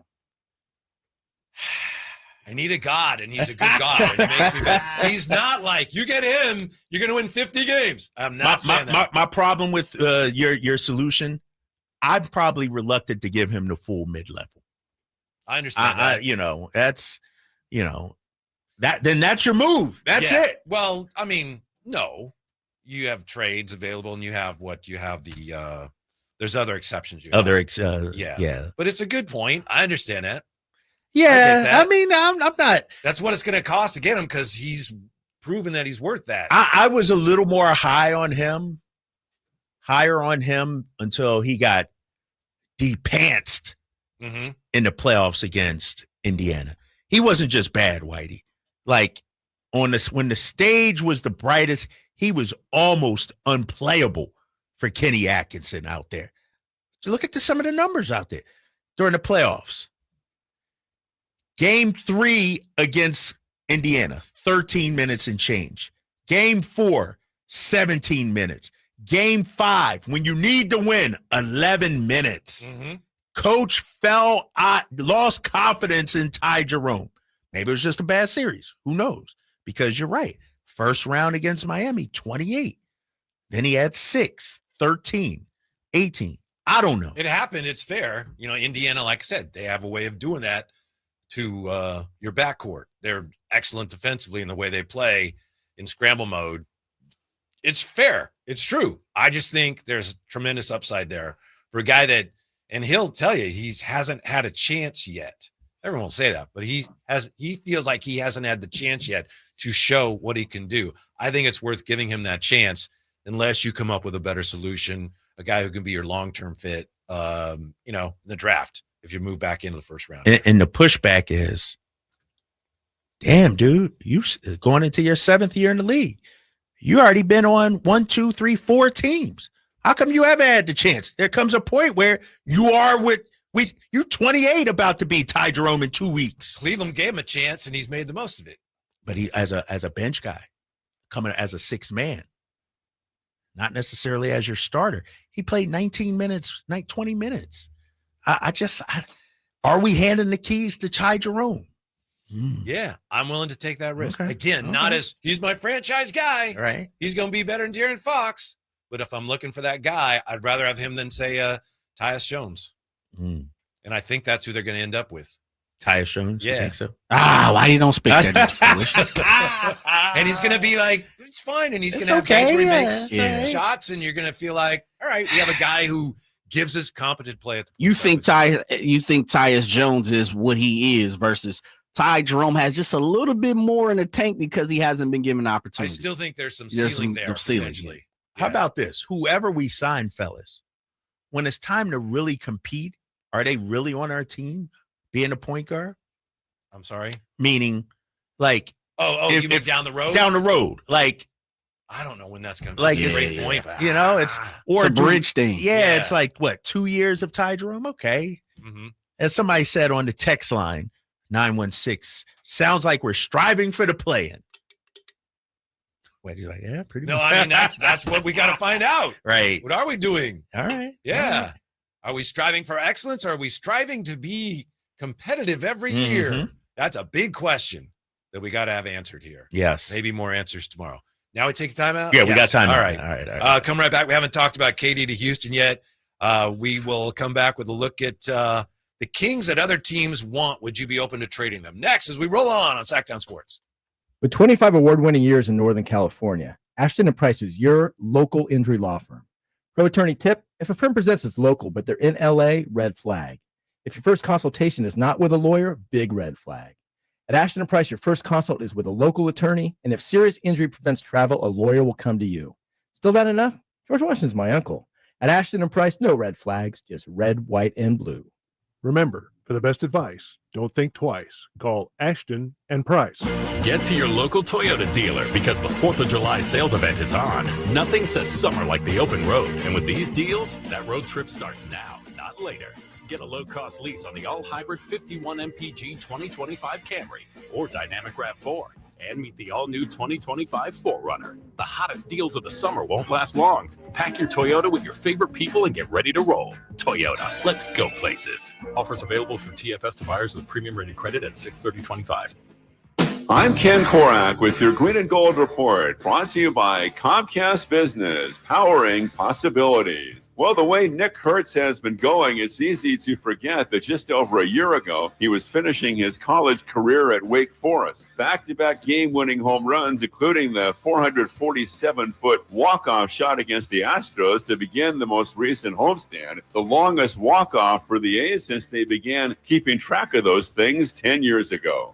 Comcast Business helps turn today's small businesses into engines of modern business. It's how restaurants become reliably up and running neighborhood favorites. It's how retailers become seamlessly restocking, cyber-securing must-visit shops. And it's how healthcare offices become data-managing caregivers that we all depend on. With reliable connectivity, enhanced cybersecurity, advanced fiber solutions, and Wi-Fi backup, Comcast Business is powering the engine of modern business. Hey, get in. What? Who are you? I'm future you. Constipation with belly pain still coming back? Yeah. Mia, our doctor figured it out. She said it's irritable bowel syndrome with constipation, or IBS-C, and Linzess could help you get ahead of it. Linzess linaclotide is a prescription medicine that treats IBS-C in adults. It's not a laxative. It's a once-daily pill that helps you get ahead of your symptoms. It's proven to help you have more frequent and complete bowel movements and helps relieve overall abdominal symptoms, belly pain, discomfort, and bloating. These symptoms were studied in combination, not individually. Do not give Linzess to children less than 2. It may harm them. Do not take Linzess if you have a bowel blockage. Get immediate help if you develop unusual or severe stomach pain, especially with bloody or black stools. The most common side effect is diarrhea, sometimes severe. If it's severe, stop taking Linzess and call your doctor right away. Other side effects include gas, stomach area pain, and swelling. Talk to your doctor and say yes to Linzess. Learn more at linzess.com or call 1-800-LINZESS. What's going on? We're talking to Chad Hoblet of Hoblet Dodge, Chrysler, Jeep, Ram, and Woodland. Chad, tell me what's happening for the Employee Pricing Plus sales event. Anyone can get you employee pricing, but at Hoblet, it's all about the plus. You can only get here. Save up to $16,000 off MSRP on new 2025 Ram 1500 crew cabs. One of the many reasons we are the #1 Ram truck dealer in California. But why do you think Hoblet's consistently California's #1 Ram truck dealer? You won't find a better price on the Ram truck you need. And with 500 new Rams available, no one has a better selection. Plus, being a 5th-generation family-owned dealer, you get the big city selection and savings with the small-town service, and we have 7 Walter P. Chrysler Service Awards to prove it. Search, select, and save through their whole inventory at HobletDodge.com. Unbeatable prices, unbeatable selection. Nobody beats Hoblet, period. 16,000 total net savings on select new 2025 Ram 1500 Laramie after 6,000 factory rebates and 10,000 dealer discounts. Rebates include 2,500 select inventory bonus cash, 500 on the job upfit, must show eligible upfit. Employee pricing factored into dealer discount. 5% savings. Sample VIN 711632. See dealer for details. Only one radio program captures the excitement of hunting and fishing as it happens. The award-winning California Sportsman with Sep Hendrickson. Only California Sportsman takes you where the action is, live on the water, live in the blind, and live with the top pros and experts in outdoor sports. California Sportsman with Fishing Hall of Famer Sep Hendrickson is your premier destination for all things outdoors. Sep's Saturday Morning Outdoors. Ultimate Bass and California Sportsman, 5 a.m. to 8 a.m. Saturdays on Sacktown Sports 1140. Finally, an easy way to find home improvement contractors. Just visit subcontractorsunited.com and simplify your search for home services professionals. From cabinets to windows, roofing to plumbing, Subcontractors United is an easy, simple way to find and hire a home improvement contractor. And you never have to give up personal information. So no harassing phone calls like you get from those other websites. Subcontractorsunited.com is sponsored by D&D Cabinets and Savage Design. This is the story of the one. As a safety manager at a manufacturing plant, he does everything he can to keep his coworkers safe. From finding ways to reduce risks to keeping safety supplies in stock. And for that, he relies on Grainger. Grainger offers a broad range of quality products and next-day delivery, so he can always play it safe. Call 1-800-GRAINGER, click Grainger.com, or just stop by. Grainger, for the ones who get it done. Hey, it's Carmichael Dave here for American Energy, and oh my goodness, I'm born and raised here. I know it gets hot, but my goodness, we're already seeing 100-degree days. Listen to me. You do not want your system to conk out in the middle of June or July or August with one of those big 100-degree stretches. You want to make sure you're good all summer long. And my friends at American Energy Heating and Air can do that with a $24.50 tune-up right now. That's half price. And if you need a new system, $3,500 off, up to $3,500 off in rebates for qualified systems. They've been around since 1981, serving the greater Sacramento area. A+ with the Better Business Bureau. Call them right now, 916-520-9990. That's 916-520-9990. Jingle Singers, take it away. Call 916-520-9990 now. The Giant Summer Sale is here. Get giant savings on our giant selection only at Folsom Lake Honda, your one-stop Honda shop. Looking to own or lease? Save during the Giant Summer Sale and drive a brand new Accord or Civic. Visit us today at FolsomLakeHonda.com, your one-stop Honda shop. As a family-owned and operated dealership since 2009, customer service is our #1 priority. Our customers love doing business with us, and you will too. Folsom Lake Honda. Go to FolsomLakeHonda.com. Your one-stop Honda shop. Get ready for a night out with Jordan Davis. It's Country in the Park 2, Saturday, September 13th at Cal Expo. Along with the special guests, Mitchell Tenpenny, Locash, Vincent Mason, and Averyana. Make it a family day out with food trucks, games, dancing, and more. Saturday, September 13th at Cal Expo with Hoblet Chrysler Dodge Jeep and Ram Center. Tickets and info at CITPFest.com. Get in the zone, AutoZone. Jane has 150,000 miles on her truck, and she's proud of that. Jane's secret, AutoZone, where friendly AutoZoners help her find the right parts.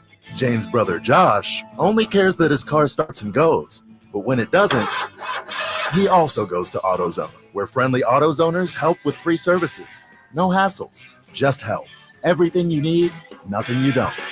Get in the zone, AutoZone. Restrictions apply. With Progressive, renters can save on protection for the things that make your place yours, even things that don't make sense to everyone. People always wonder why I don't get rid of my guitar since I never play. But it's like, what if I actually end up taking lessons? Sure, I've had it for 8 years, but if I get rid of it, then what will my New Year's resolution be next January? Exactly. So bundle your renters and auto and save with Progressive and protect the things that make sense to you. Progressive Casualty Insurance Company and affiliates and other insurers not available in all states or situations. Covered subject to policy terms and conditions. KHD1 Sacramento, KYMX HD3 Sacramento. From the Power Business Technology Toshiba Studios. Sacramento's official home of the 49ers. San Francisco. Sacktown Sports, 1140.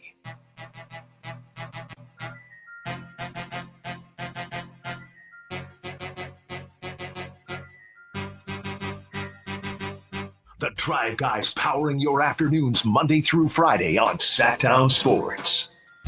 All right, we're gonna put together a little story here, a story that may end up in a good place for the Kings. Well, we got to do some building. We got to build a bridge here.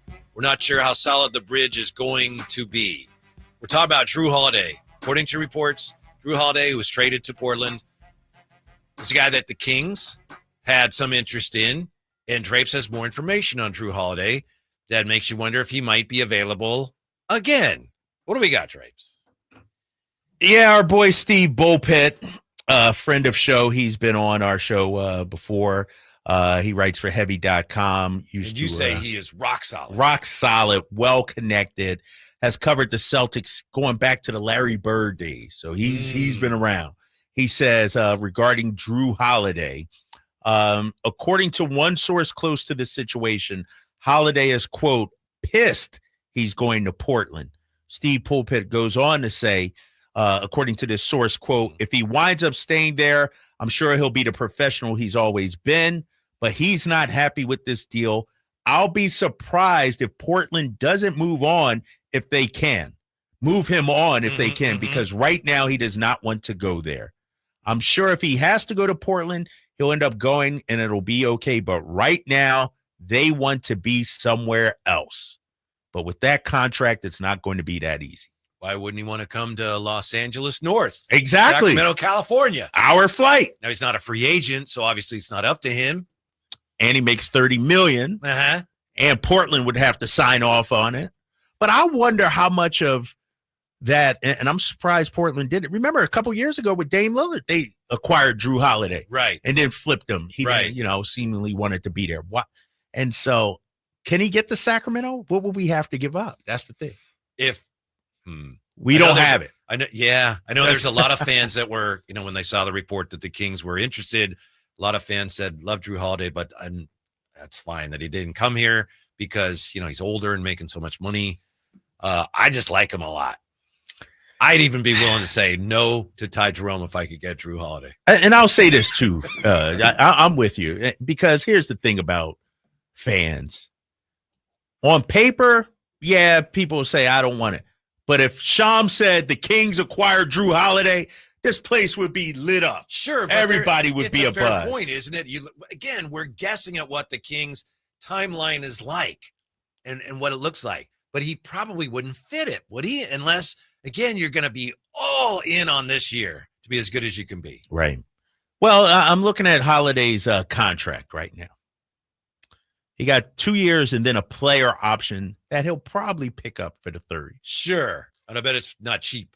3 years of Jrue Holiday. Is that too much? Like whoever we sign as a stopgap. Is it 1 year, 2 years? What do you think? Couple of years. I mean, stopgap. 2 years probably max. Right.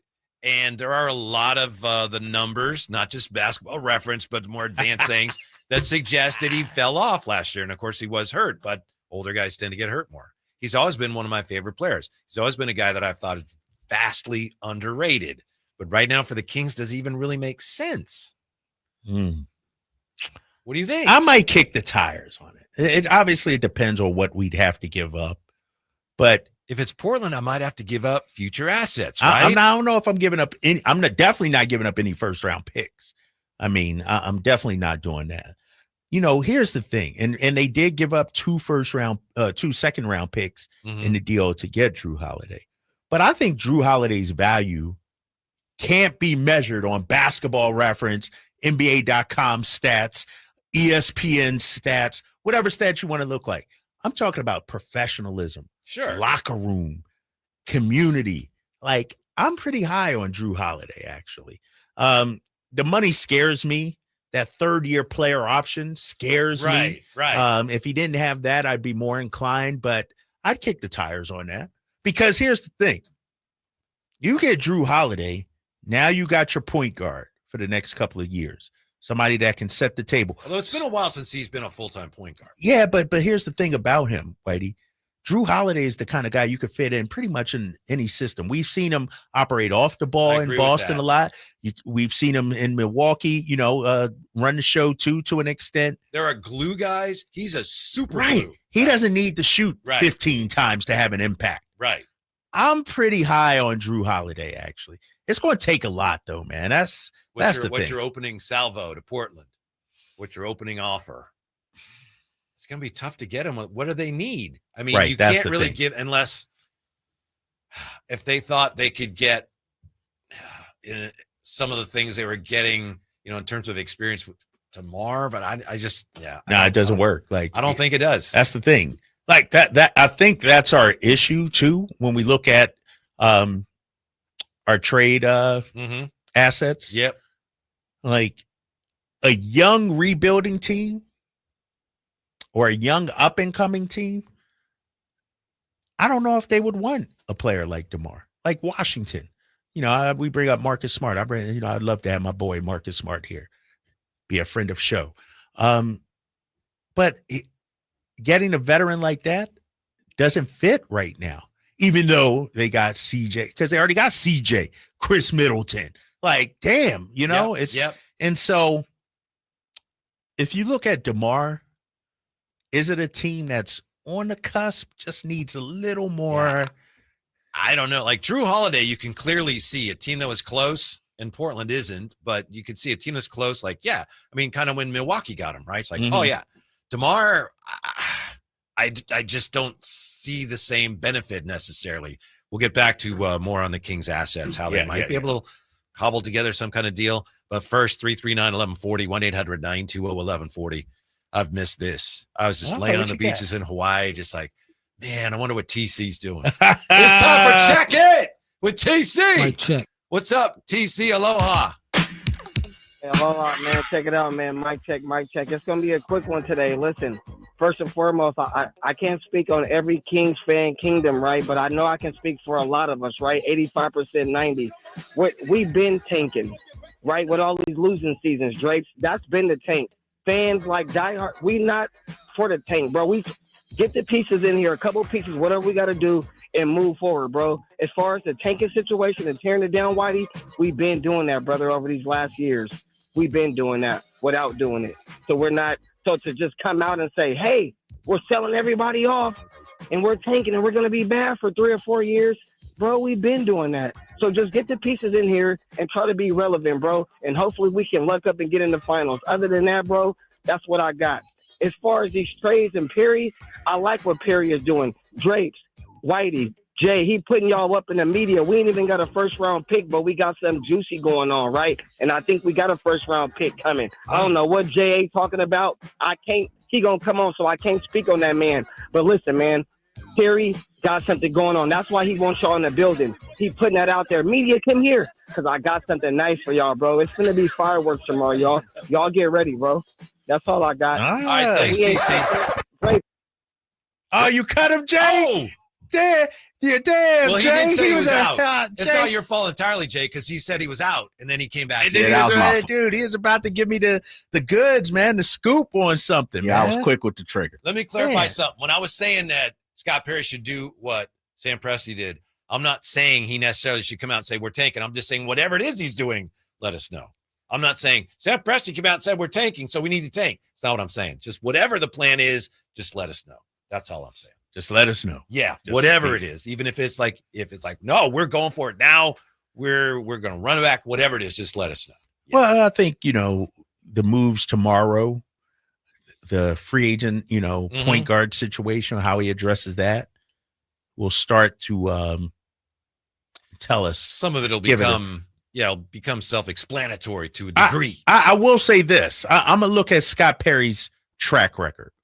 Let's go to the 2017-18 New York Knicks. That's when he took over New York. I don't know if we want to do this. No, we got to, Whitey. Uh-huh. It's not about the draft. It's about the contracts that Scott Perry moved off of with New York. I'm not saying he did a bad job. I'm saying he did kind of retool for a while. Right. That's what I'm saying. Yeah, but I'm let me pull it up here because what I'm trying to get at is the Knicks at the time, according to Spotrac here, I pulled it up. Look at some of the contracts they had. Enes Kanter, $20.5 million. This is back then, which was a lot of money. Joakim Noah, 17.7. Tim Hardaway Jr., 6.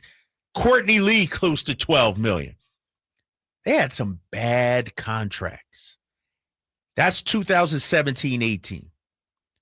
You go to the next year, Scott Perry's second year. No Enes Kanter. No Tim Hardaway Jr.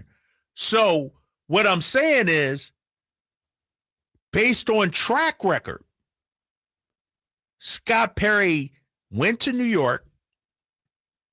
The first year was what it was, and then got off some contracts that weren't favorable for the second year. Mm-hmm.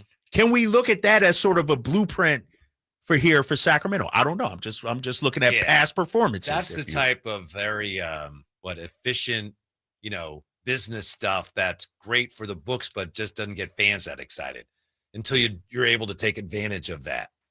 And it took some time, right? Yeah, but their cap situation is not bad, right? Who, Sacramento? Yeah. It's not bad, but look at the assets that you're devoting, the money you're devoting to Zach Domas. Mm-hmm.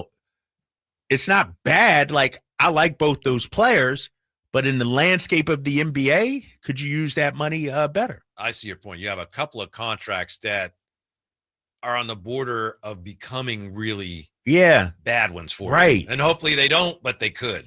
His third year, he added Julius Randle, Bobby Portis, who we both like, drafted RJ Barrett and some of the younger. And so it might be a slow build. By the way, the Kings, and understandably and rightfully so, they get a lot of criticism for some of the terrible moves they've made. It's time people started saying that about Matt Ishbia in Phoenix. I mean, and we've talked about it, new owner syndrome. I love to look at what a team does, and they had this was their asset, and they turned it into this. For example, years ago, Sam Presti took on, whose contract was it? Was the bad contract? Yeah. But, Kurt Thomas, and eventually turned it into Shai Gilgeous-Alexander. How about this? This is from Michael Pina. He says the Suns at one point, they had Mikal Bridges, right? They had Cam Johnson, they had Jay Crowder, and they had 3 unprotected firsts. That's what they had. They ended up making deals for Durant. They turned that. Bridges, Cam, Jay, 3 unprotected firsts. Turned that into Jalen Green, Dylan Brooks in 5 seconds. I mean, that's wow. Nothing against Dylan Brooks or Jalen Green. That's terrible. Yeah. That's basketball malpractice. And the thing about it is you already got 8 shooting guards on the roster. Yeah. It's like, how are you building a team? Right. Right. Matt Ishbia. I mean, you go back to the Bradley Beal trade. People are like, what the hell are you doing for that trade? Bradley Beal, one of the worst contracts in the league. Do you remember there were reports when it came out Washington was going to move him that the Kings had interest? Did they have it? It was reported. I couldn't believe it. Oh, man. Yeah, maybe it was not accurate, but it was reported before they made the deal with Phoenix that the Kings had interest in Bradley Beal. Interesting. Yeah. Interesting. And so they gave up, let's see, Bilal Coulibaly, the rights to him, and it's so convoluted, but more first-round picks. Ridiculous. Let me ask you this, because me and Jay talked about this when you bring up Phoenix. They got to make more moves. Grayson Allen, Jalen Green. Jay's all in on Jalen Green. Would you like him? I would not. 20 point per game score. What is he, Jay? 23? Something like that? 23 a couple months ago. Old. Needs a lot of shots to get his 23. And sometimes, you saw against so do the most Warriors. stars. Yeah. Not the best ones. Oh, Shai Gilgeous-Alexander? Jokic best- putting up 80 shots a game. Nobody crying. No, that's not exactly Jalen right. Green, Yeah. 17.5 shots. That ain't nothing. 42% overall, 35.4 from 3. Yeah. I think, to me, Jalen Green is the player we saw in this series against the Warriors. He had one great game. So hold up. Ty Jerome ain't the guy we saw against Indiana, but Jalen Green's the guy we saw against Golden State. I just want to make sure. You misunderstand me. I'm using that as I think that's what he is. And I think we saw that in that series. I'm not saying that proves it. To me, that's the player that he is. He had one great game. To me, it's pretty clear. If he was anything, Jalen Green was anything close to the player Houston thought he was going to be, they would not have traded for Kevin Durant because he would have been that guy. I just think he's pretty inconsistent and inefficient. Very talented. Is he young enough to mature and get better? Like, sure, better shot selection, better understanding of the game. How do you feel about him? You know how Jay feels about him, and I told you how I feel about him. I actually like him as a player, and I see growth potential. I just don't think he fits with us right now. Like, he's not a guy. He couldn't play with Zach. He couldn't play with Zach. Right, exactly. And that's nothing against him. Yeah. Just couldn't. Yeah. And so, I like the player, and I'm not going to write him off because you mentioned it. What was that, game 2 against Golden State? I think. Yeah. He's shown some flashes. Yeah. He's just Very a little talented. young, immature, a little bit, but I Very like the good player. in the Wingstop commercial, too. Oh, yeah. He got a superstar status. You know what I mean? Got commercials out there. But for this team, I'm out on him. According to the Sacramento Bees, Jason Anderson, talking about the Kings and their assets. Yeah, and we talked to him today. He pointed out that Keegan Murray and Keon Ellis are, quote, generating strong interest, end quote, from around the NBA. He also said the Kings are reluctant to trade them. That right? That was a word? I want to make sure I got that right. Yeah, he said reluctant. Yes, because it was aggregated, I think, by Evan Sittery, who said, the Kings have no interest in trading him. And Jason Anderson said, that's not what I said. Yeah. So would you be willing to consider either of them if that got conversations going for Jrue Holiday? I don't think I would. Not Keon for Jrue? No, because Keon I need youth. I can't get older. I mean, a lot older. I know you're going to say, but Ty Jerome. I know. Ty Jerome. Ty Jerome, Yeah. 28. But I can't afford to trade geezer. one of my young assets for an older player, in my opinion. I don't want to do that. Maybe they want to do it. Maybe they will. I wouldn't do it. I guess my thought is, what do we believe our guy Keon is? Is he a starter on a contending team? Is he a rotation player? We know his contract is team friendly, got the team option, great value with that. Like, what do you think? So, for instance, when it's all said and done, where's Keon on the pecking order in the rotation? I think this year is about, for both of those guys, again, what do I have? I might need more time this year to see what I have. Keon, I don't think is ever going to be a point guard. Hopefully I'm wrong. But he's got to, if he can't play on the ball, he's got to get better defensively. He's a good defender. In my opinion, you talk to people outside the market. Oh, he's a great defender. In some ways, he's a really good defender. In my opinion, Drapes, overall, he's still got some weak spots defensively. Oh, yeah. He's got room to grow. Yeah. He I mean, definitely. he's all league. He should be all defense. He might be someday. I don't think he is now. So I think he's still growing, but he's a young asset who's a good player and can get better. And I think those are the type of guys I need. Is he a starter, though? I think he could be. Don't you? That's what I'm asking. Mhm. What is his, like, because if he's not a starter, are we saying we're not trading a seventh man for a player? Like, what is he? He's a potential starter. I mean, he's started, right? I don't know. I don't have the numbers here. He started a lot of games for them. What's his comp like? What do you think? Is he a Derek White type? I'm Or going to look that up just to see if we get anything interesting. all right, yeah, Keon Ellis comp. Like, is he a future Derek White out there? I'm just trying to think who won the title. OKC. Is he a Lou Dort? Huh? You know what I mean? As strong as Lou Dort. Yeah. I think a lot of people think he's Lou Dort. I don't think he's Lou Dort yet. Right. Comps. If this is a bunch of nobodies, I won't. I know you won't. No, I don't want to waste it. Right. Actually, I don't even know if he's played long enough to have most similar. Yeah, he doesn't have similarity scores on here yet, so he hasn't played enough. He's got to get better. If his handle gets better, man, that's going to open up a lot for him. Yeah. But anyway, the reason I bring him up is just I'm wondering, would you trade either of those guys for Jrue Holiday? And I love Jrue Holiday, but I wouldn't do that because I think I need both of those guys, and I need to find out how good they are. And they're very important assets to me because I don't have that many good young assets on my roster right now. There's two of them right there. Michael Meck Jr., I hope I'm pronouncing that right, says, yeah, Lou Dort type, Alex Caruso. That's the comp. He ain't Lou Dort. No disrespect to Keon, but yeah, that's Lou not. Dort is, I agree. yeah, that's not Lou Dort's disrespectful. high caliber. Is he built strong? Yeah. Remember when we saw it when they played in Boston, and because of the lineups, they had some issues with matchups, and they put Keon on. They put him on Tatum or Brown, and he just couldn't guard him, and that's okay. That's not a criticism, Right? He had no chance. That's strength, yeah. But Caruso can guard centers. But if you have Keon as a starter, do you need an all-world point guard next to him? A la Lou Dort, Shea, a la who else we want to? I mean, not necessarily.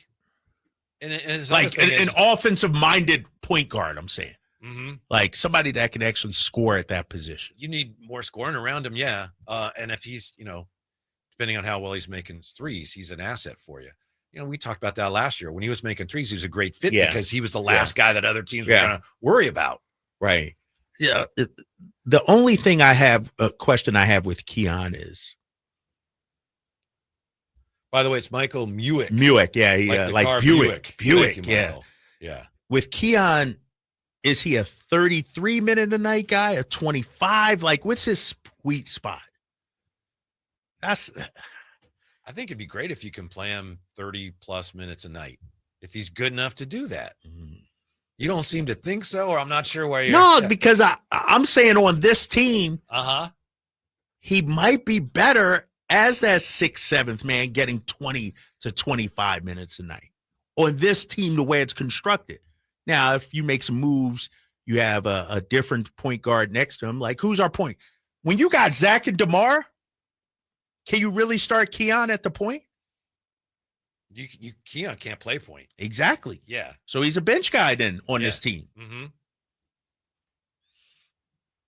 On this team. So you're willing to, are you saying you would be willing? I know you don't want to talk about trading. Yeah, I don't want to trade any of our guys. Yeah, I understand. I'm just thinking. We're talking theoretically. Theoretically, are we saying our 7th man, we don't want to trade for our starting point guard? You know what I mean? I don't, because he may be my 7th man, but I think he's a bigger part of my future than certainly DeMar DeRozan and possibly Zach LaVine.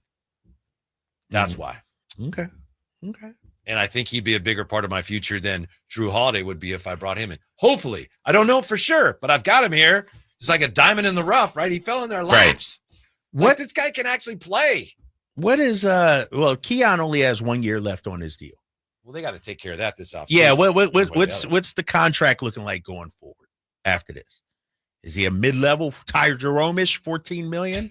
He's no Ty Jerome. I know Ty Jerome, Senator. Is he $10 million a year? Or it's up to him. He's got to prove that this year. If you're him, do you play it out and hit the market? Would he be restricted? If I don't know. I don't think so, because he's an undrafted player. Okay, right. Yeah. All right. So I gotta sign him and then extend him this year. Yeah. Decisions for Scott Perry, but he's on that team-friendly contract right now. That's why I wouldn't move him. Yeah. I love his contract right now. You know what it depends on is how Doug really feels about him. I would think he's very high on him, and how Scott Perry really feels about him. And they know, they probably know, oh yeah, this guy's a keeper. Yep. Exactly. No, and he's the kind of tough, like the thing about Keon, he's got things this team needs. Right. Intangible, some of the deflections, and the effort is always there. You don't have to question whether Keon is coming to play tonight. He's always locked in and playing. Michael Muick says they have to decline the offer right now to make him a restricted free agent. I just always remember teams don't do that, but talking to Jerry, and Jerry was a GM a while ago, things were different, but he says the restricted free agency is something they put in there for the benefit of teams, and teams don't ever use it. Right. You know, you can use that. I think Phoenix did that with Ayton. Yeah. Remember? Teams don't even get to that really, usually. Phoenix actually did that with Ayton. Yeah. They let him go out. I think Indiana signed him, and they said, all right, we'll match that off. Golden State, right? They're about to do that with Kuminga, right? Yes. Go out there, see what you can get. I'm not saying they should do that, but it's an option if you want to see what a guy's worth. I would get it taken care of before that. If the Kings don't move up, is there anybody to get excited about in this draft? We'll look at that and continue to look at the possibility of Jrue Holiday coming here next. Sacktown Sports. Stay up to date on Sacramento sports. Join the Sacktown Sports 1140 newsletter. Visit sacktownsports.com. Alan Stiles here with your Sacktown Sports injury update, brought to you by Downtown LA Law Group. Shea Langoliers, out with that strained left oblique, started a hitting progression, and Mark Kotze said that he's making a lot of good progress. Grant Holman, out with that right shoulder rotator cuff tendonitis, felt discomfort in his right shoulder after his outing, and an MRI revealed the tendonitis. At this time, there is no timeline for his return. That was your Sacktown Sports injury update, brought to you by Downtown LA Law Group. Hey, I'm Alan Stiles. Have an injury? Call Downtown. Downtown LA Law Group, an injury law firm, has many happy clients in Sacramento and the surrounding areas who have called Downtown. Get paid for your injuries from slip and falls or auto accidents. One of their most recent settlements was $1.5 million for a motorcycle accident. Have you had an auto accident? Call Downtown. Text injury help to 40222. That's injury help to 40222 and visit them at calldowntown.com. Whitey here for Napoleon Grills, reminding you that when buying a new grill, every detail matters. While supplies last, you'll receive a $149 gift with purchase on every new Napoleon Prestige stainless steel grill. The kit even includes the Pizza Lover starter kit and much more. And now up to $79 off Napoleon Rogue models. Napoleon grills are built different, built better, built to last. with a lifetime warranty and premium steel that boasts amazing quality. Visit Green Acres Nursery today for your best selection of Napoleon grills and accessories. Now more than ever, Lowe's knows you don't just want a low price, you want the lowest price. And with our lowest price guarantee, you can count on us for competitive prices on all your home improvement projects. If you find a qualifying lower price somewhere else on the same item, we'll match it. Lowe's, we help, you save. Price match applies the same item, current price at qualifying retailers. Exclusions and terms apply. Learn how we'll match price at lowes.com/lowest price guarantee. Get in the zone, AutoZone. Jane has 150,000 miles on her truck, and she's proud of that. Jane's secret? AutoZone, where friendly AutoZoners help her find the right parts. Jane's brother Josh only cares that his car starts and goes, but when it doesn't, he also goes to AutoZone, where friendly AutoZoners help with free services. No hassles, just help. Everything you need, nothing you don't. Get in the zone, AutoZone. Restrictions apply. Oh, and that's a hard foul. Let's listen for the call on the floor. The taxpayer owes back taxes. Penalties and interest are assessed and wage garnishments to begin immediately. The IRS never misses that call. I wonder if they will challenge it. The call is under review. Priority Tax Relief has been called in for a review. Priority is the best in the business at negotiating your tax debt and has even eliminated the debt for some clients. Priority Tax Relief is saving their clients millions of dollars every month. After a careful review from Priority Tax Relief, the debt has been eliminated. No foul on the play. Whoa! That completely changes the game, folks. If you owe more than $5,000, call Priority Tax Relief, and in minutes they'll review your case for free with a direct line to the IRS to see if you qualify for life-changing relief. No more worrying about wage garnishments or frozen bank accounts. Call Priority Tax Relief today at 800-899-2289. That's 800-899-2289. We make your tax relief our priority. Call now. Priority Tax Relief. Get to your local Toyota dealer because the 4th of July sales event is on. This summer, freedom comes with a full tank and endless possibilities. Right now, get a low-cost lease on 2025 Tacoma or get an incredible $3,000 cash back on 2025 Tundra. Plus, check out the all-new 2025 4Runner. The hottest deals of the summer won't last long, so don't miss the chance to roam. Your Toyota truck is ready for it all. Toyota, let's go places. Offers available through TFS to buyers with premium rated credit. Cashback available through TMNA and cannot be combined with other offers at 6/30/25. I'm Ken Korak with your Green and Gold Report, brought to you by Comcast Business, powering possibilities. Well, the way Nick Kurtz has been going, it's easy to forget that just over a year ago, he was finishing his college career at Wake Forest. Back-to-back game-winning home runs, including the 447-foot walk-off shot against the Astros to begin the most recent homestand, the longest walk-off for the A's since they began keeping track of those things 10 years ago.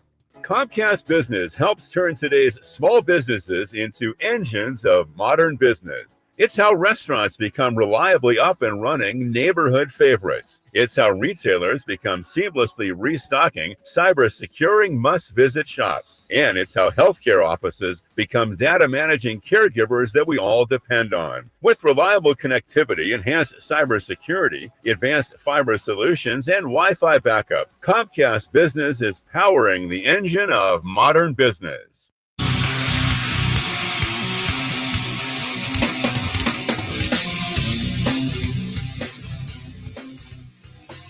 Your afternoon home for Kings talk and so much more. The Drive Guys on Sacktown Sports. Campy with a question that a lot of people are probably wondering about here in the chateau. Campy asking, is Naz Reid a free agent? Well, he's expected to.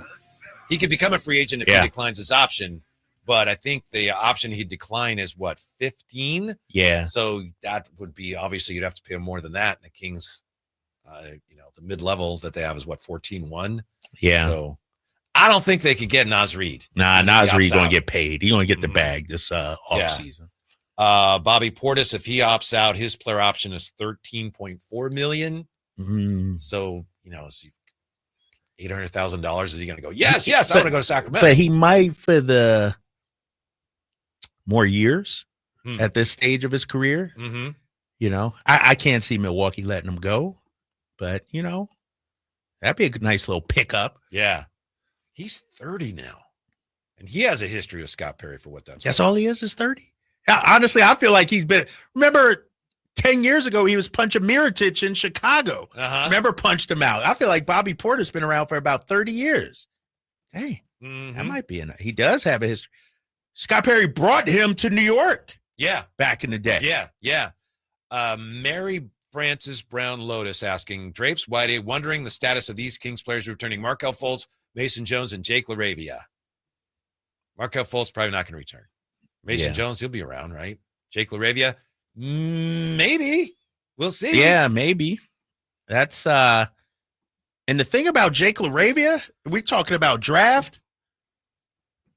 Free agency, fellas, is less than 2 weeks away or whatever it is. We'll know some Jake LaRavia news pretty quickly here. Yes. Damn. A lot of good indications there, but I mean, he's saying a lot more nice things about Sacramento than he really needs to say. Right. From the 916, trading Keon and keeping Devin Carter would be a crime.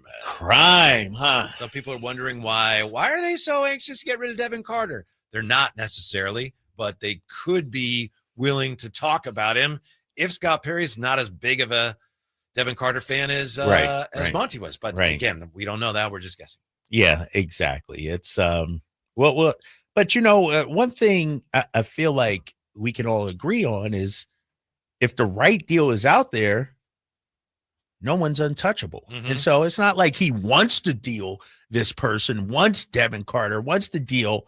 But if other teams are, for instance, I don't know if Memphis wanted to deal Desmond Bane. Yeah, I don't think they did. But when they got offered 5 first rounders and everything, it's Right. like, damn, I got to take that deal. Yeah. See, that's the thing, and I know you know this. Most people realize this. Some people look at that and go, well, why couldn't the Kings get more for DeMar DeRozan if Desmond Bane's going for that? Well, it's because Orlando really wanted Desmond him. Bane. Yep. Like Knicks wanted Mikal Bridges. Yes. Who's that one team that wants our guy? Yeah. You know? So how many picks are there in the first round? 30, right? 30. Yeah. Bobby Marks pointing out that Brooklyn now picking up another first-round pick.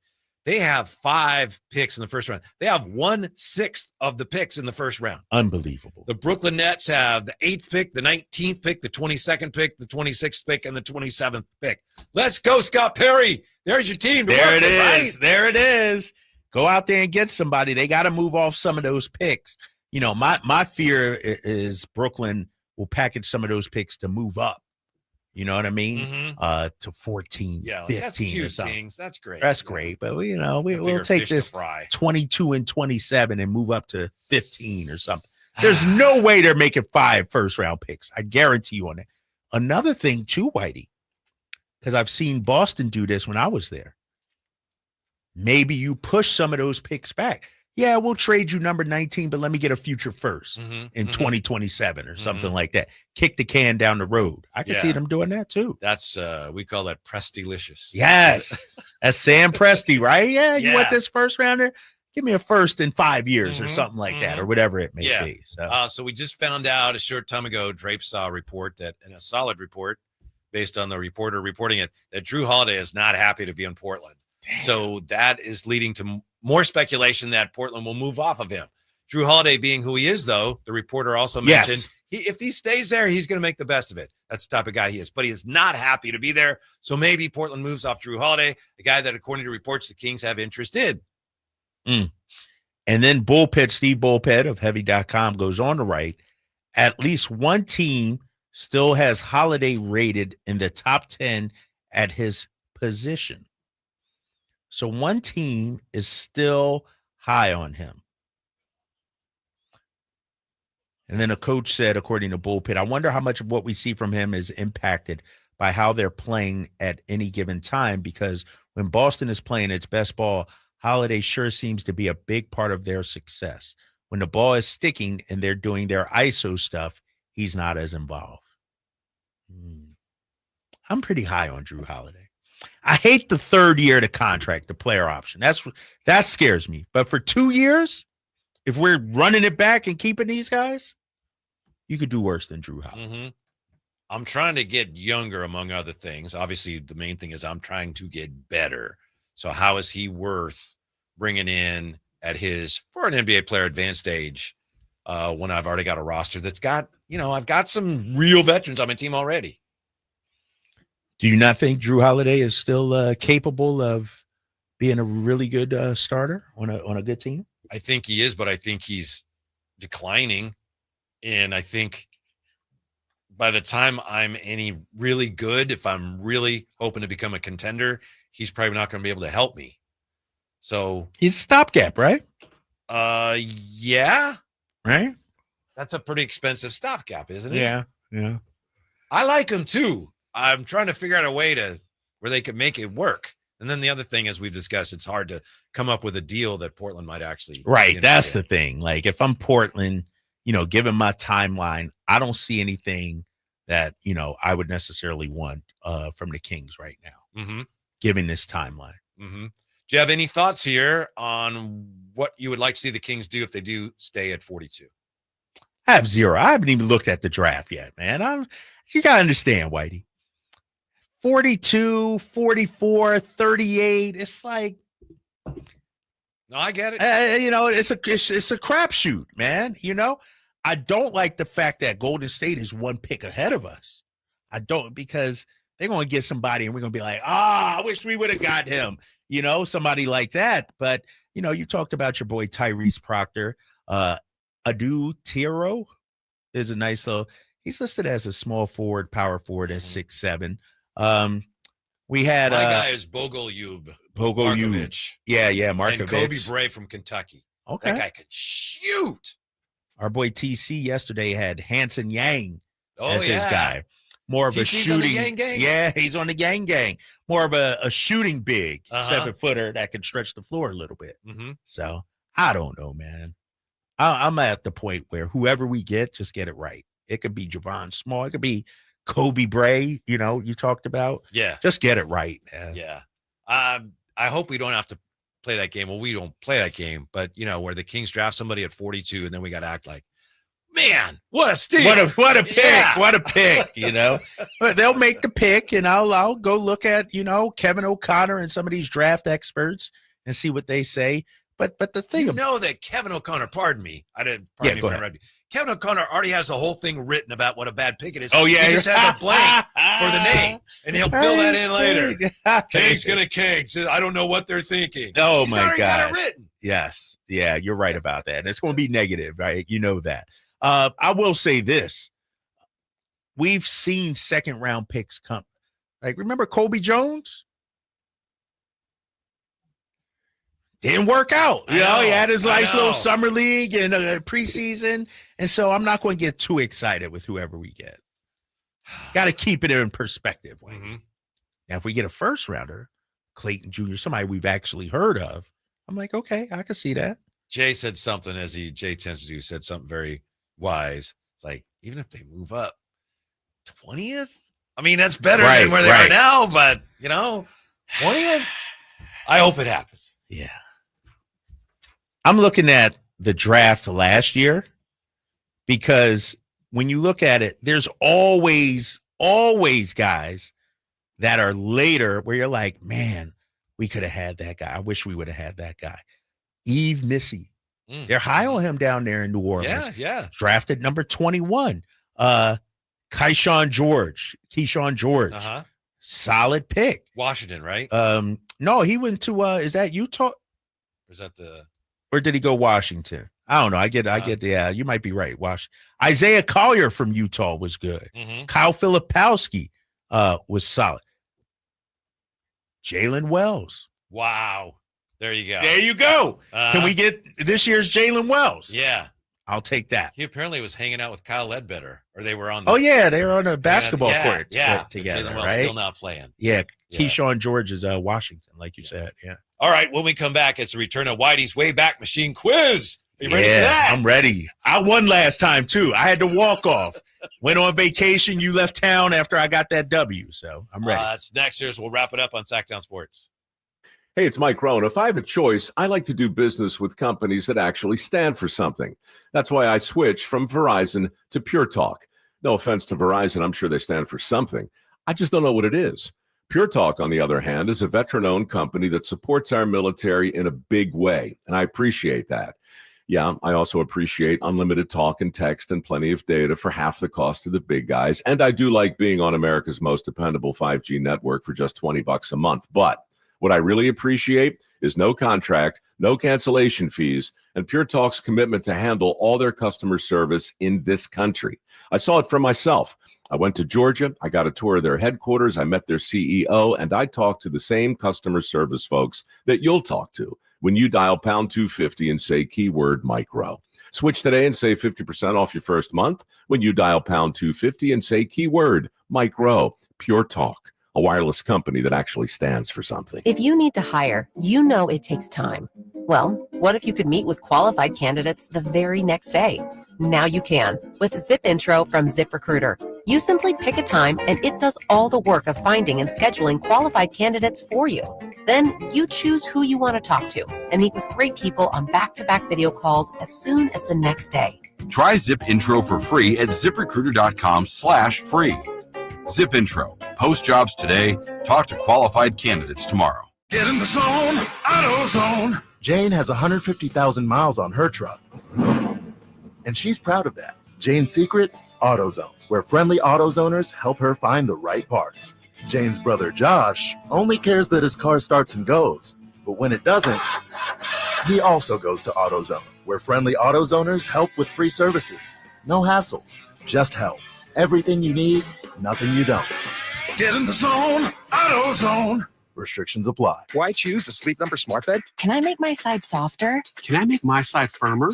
Can we sleep cooler? Sleep Number does that. Cools up to 8 times faster and lets you choose your ideal comfort on either side. Your Sleep Number setting. It's the Sleep Number 4th of July sale. Save over $600 on our King P5 smart bed, our lowest price of the season. Plus, get free home delivery with most smart beds, limited time. All Sleep Number smart beds offer temperature solutions for your best sleep. Check it out at a Sleep Number store or sleepnumber.com today. If you need to hire, you know it takes time. Well, what if you could meet with qualified candidates the very next day? Now you can with Zip Intro from ZipRecruiter. You simply pick a time and it does all the work of finding and scheduling qualified candidates for you. Then you choose who you want to talk to and meet with great people on back-to-back video calls as soon as the next day. Try Zip Intro for free at ZipRecruiter.com/free. Zip Intro. Post jobs today. Talk to qualified candidates tomorrow. Whitey here for Napoleon Grills, reminding you that when buying a new grill, every detail matters. While supplies last, you'll receive a $149 gift with purchase on every new Napoleon Prestige stainless steel grill. The kit even includes a pizza lover starter kit and much more. And now up to $79 off Napoleon Rogue models. Napoleon grills are built different, built better, built to last with a lifetime warranty and premium steel that boasts amazing quality. Visit Green Acres Nursery today for your best selection of Napoleon grills and accessories. Hello, Sacramento. I'm Emran Pilati, owner of True Sports Cards and Collectible Store here in Rockland, California, and the host of the True Sports Cards Show that airs right here on Sacktown Sports 1140 every Saturday from 10 to 11 a.m., where we discuss the latest trends, hottest products, and deliver exclusive interviews with other industry leaders. And don't forget to visit our shop, True Sports Cards, at 6661 Stanford Ranch Road in Rockland and see what we have for all your sports card and memorabilia needs. This July 3rd, get ready to ignite your summer at the Ronstrom Miska Firebreaker 90 at the legendary Stockton 99 Speedway with late models, mini stocks, pure stocks, legends, and mini mods. All out, plus a massive fireworks show that'll light up the night. Get your tickets now at Stockton99.com. July 3rd, be there.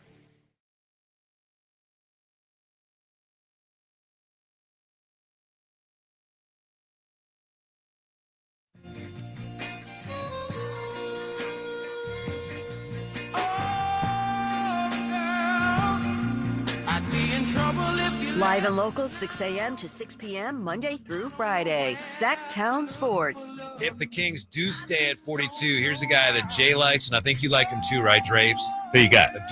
Thero? Thero. Mm-hmm. Yeah, that's Shay's guy. 6'7" from Arkansas, wingspan, 7 feet. You know what I'm talking. Sign him up.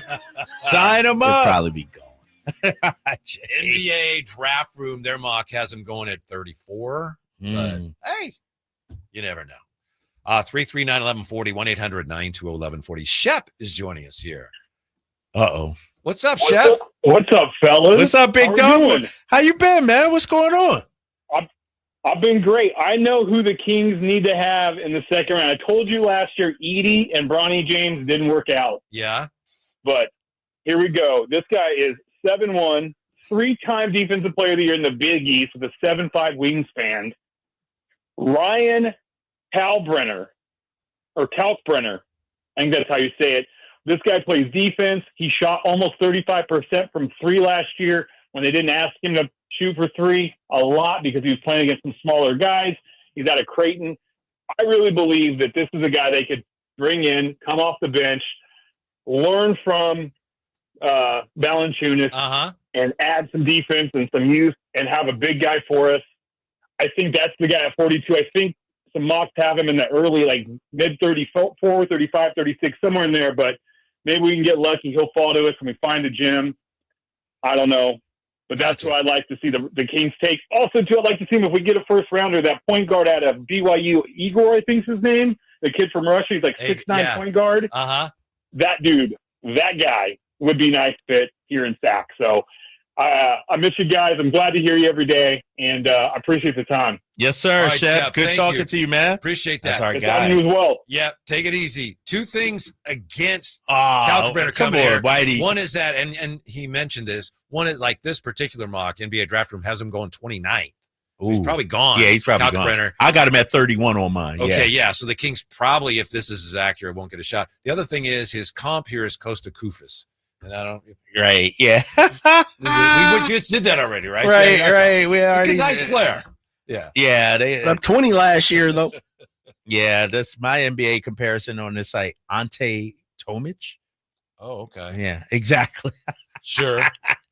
All right, that's Shep's guy, though. That's Shep. We got maybe tomorrow we should write that down and they give a T-shirt to somebody that gets it right or something. That's a like good that. idea. Yeah, and A Drapes Guy T-shirt, or not a Drive Guys T-shirt. and his other guy, it's EGOR. So I don't know if it's Igor Demin.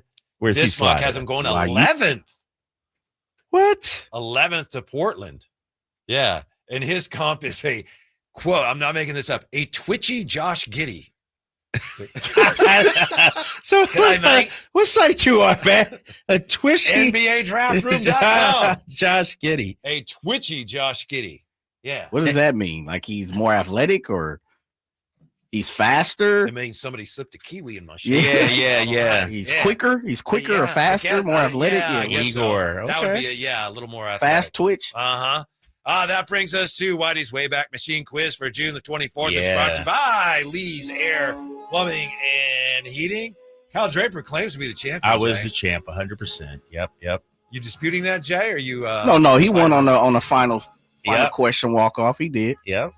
Here's what we have for you, KD. Everything happening on this date or related to things that happened on this date. In these years, we have this date, what year in baseball? 1901, 1984, 1992, 1995, and 2005. 2005. 2005 is multiple choice for you. Yeah. This date, 2005, the Mets become the first team ever to hit 3 what in the same inning?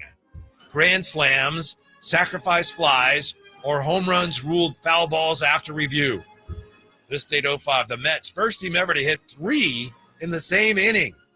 Grand slams, sacrifice flies, or home runs ruled foul balls after review. It's a trick question. It's a very honest and open question. Sack flies. Sack flies is correct. All right. You know how they would do that?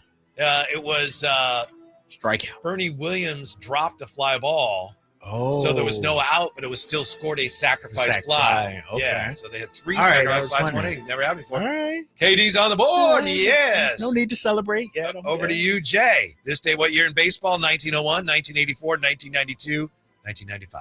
1995. 1995. It's a multiple choice. Sean Kemp. No, that'd be Detlef. All right. Bill Ellis. Jay, this day, 1995, with the first pick in the NBA expansion draft, the Raptors select who? Greg Anthony, B.J. Armstrong, or Jerome Kersey? Greg Anthony. Greg Anthony is not correct. Oh, he was the Grizzlies. He was the first point guard for the Grizzlies, right? You are absolutely Yes, right on dang. that. Grapes, 1995, first pick in the NBA expansion draft, the Raptors select B.J. Armstrong or Jerome Kersey? Jerome Kersey. Oh, it's BJ. No, Armstrong. wow. No, Our guy Armstrong. BJ? No Yes. way. Yes. Jay, you got lucky, man. Yeah. You got Jay lucky. was on it. Yeah, Almost. Greg Anthony was first Yeah. point guard for the Grizzlies. So you're up, KD, up 1-0. Okay. This day, what year in baseball? 01, 84, 1992. 84. And we're running out of time here, aren't we, Jay? So I don't think. What are we at? Yeah. 55? Yeah. 1992, you said? Yeah. Oh, no. Yeah. 95, right? 95 still. Oh, 92. Though. Yeah. 94. 84 or 92? 84. Sorry about that. Multiple choice. So if you'd clinch it if you get this. Joe Morgan becomes the all-time leader in home runs by a second baseman. He currently ranks 5th. Who is first with 354? Most home runs by a second baseman. Ryan Sandberg, Robbie Cano, or Jeff Kent? This date 84, Joe Morgan moved into first place. He's now 5th. Robbie Cano. Robbie Cano is not correct. Jay. That'd be Jeff Kent. Jeff Kent is correct. Yes, sir. Yeah. Him in the back of the truck. Out of time. I still got the belt, Jay. Nice work. Good to be back. Thanks for being with us. Tomorrow's a big day around here. Don't miss it. Have a great evening. Thanks for listening to The Drive Guys on Sacktown 40. 1140. This is the story of the one. As a safety manager at a manufacturing plant,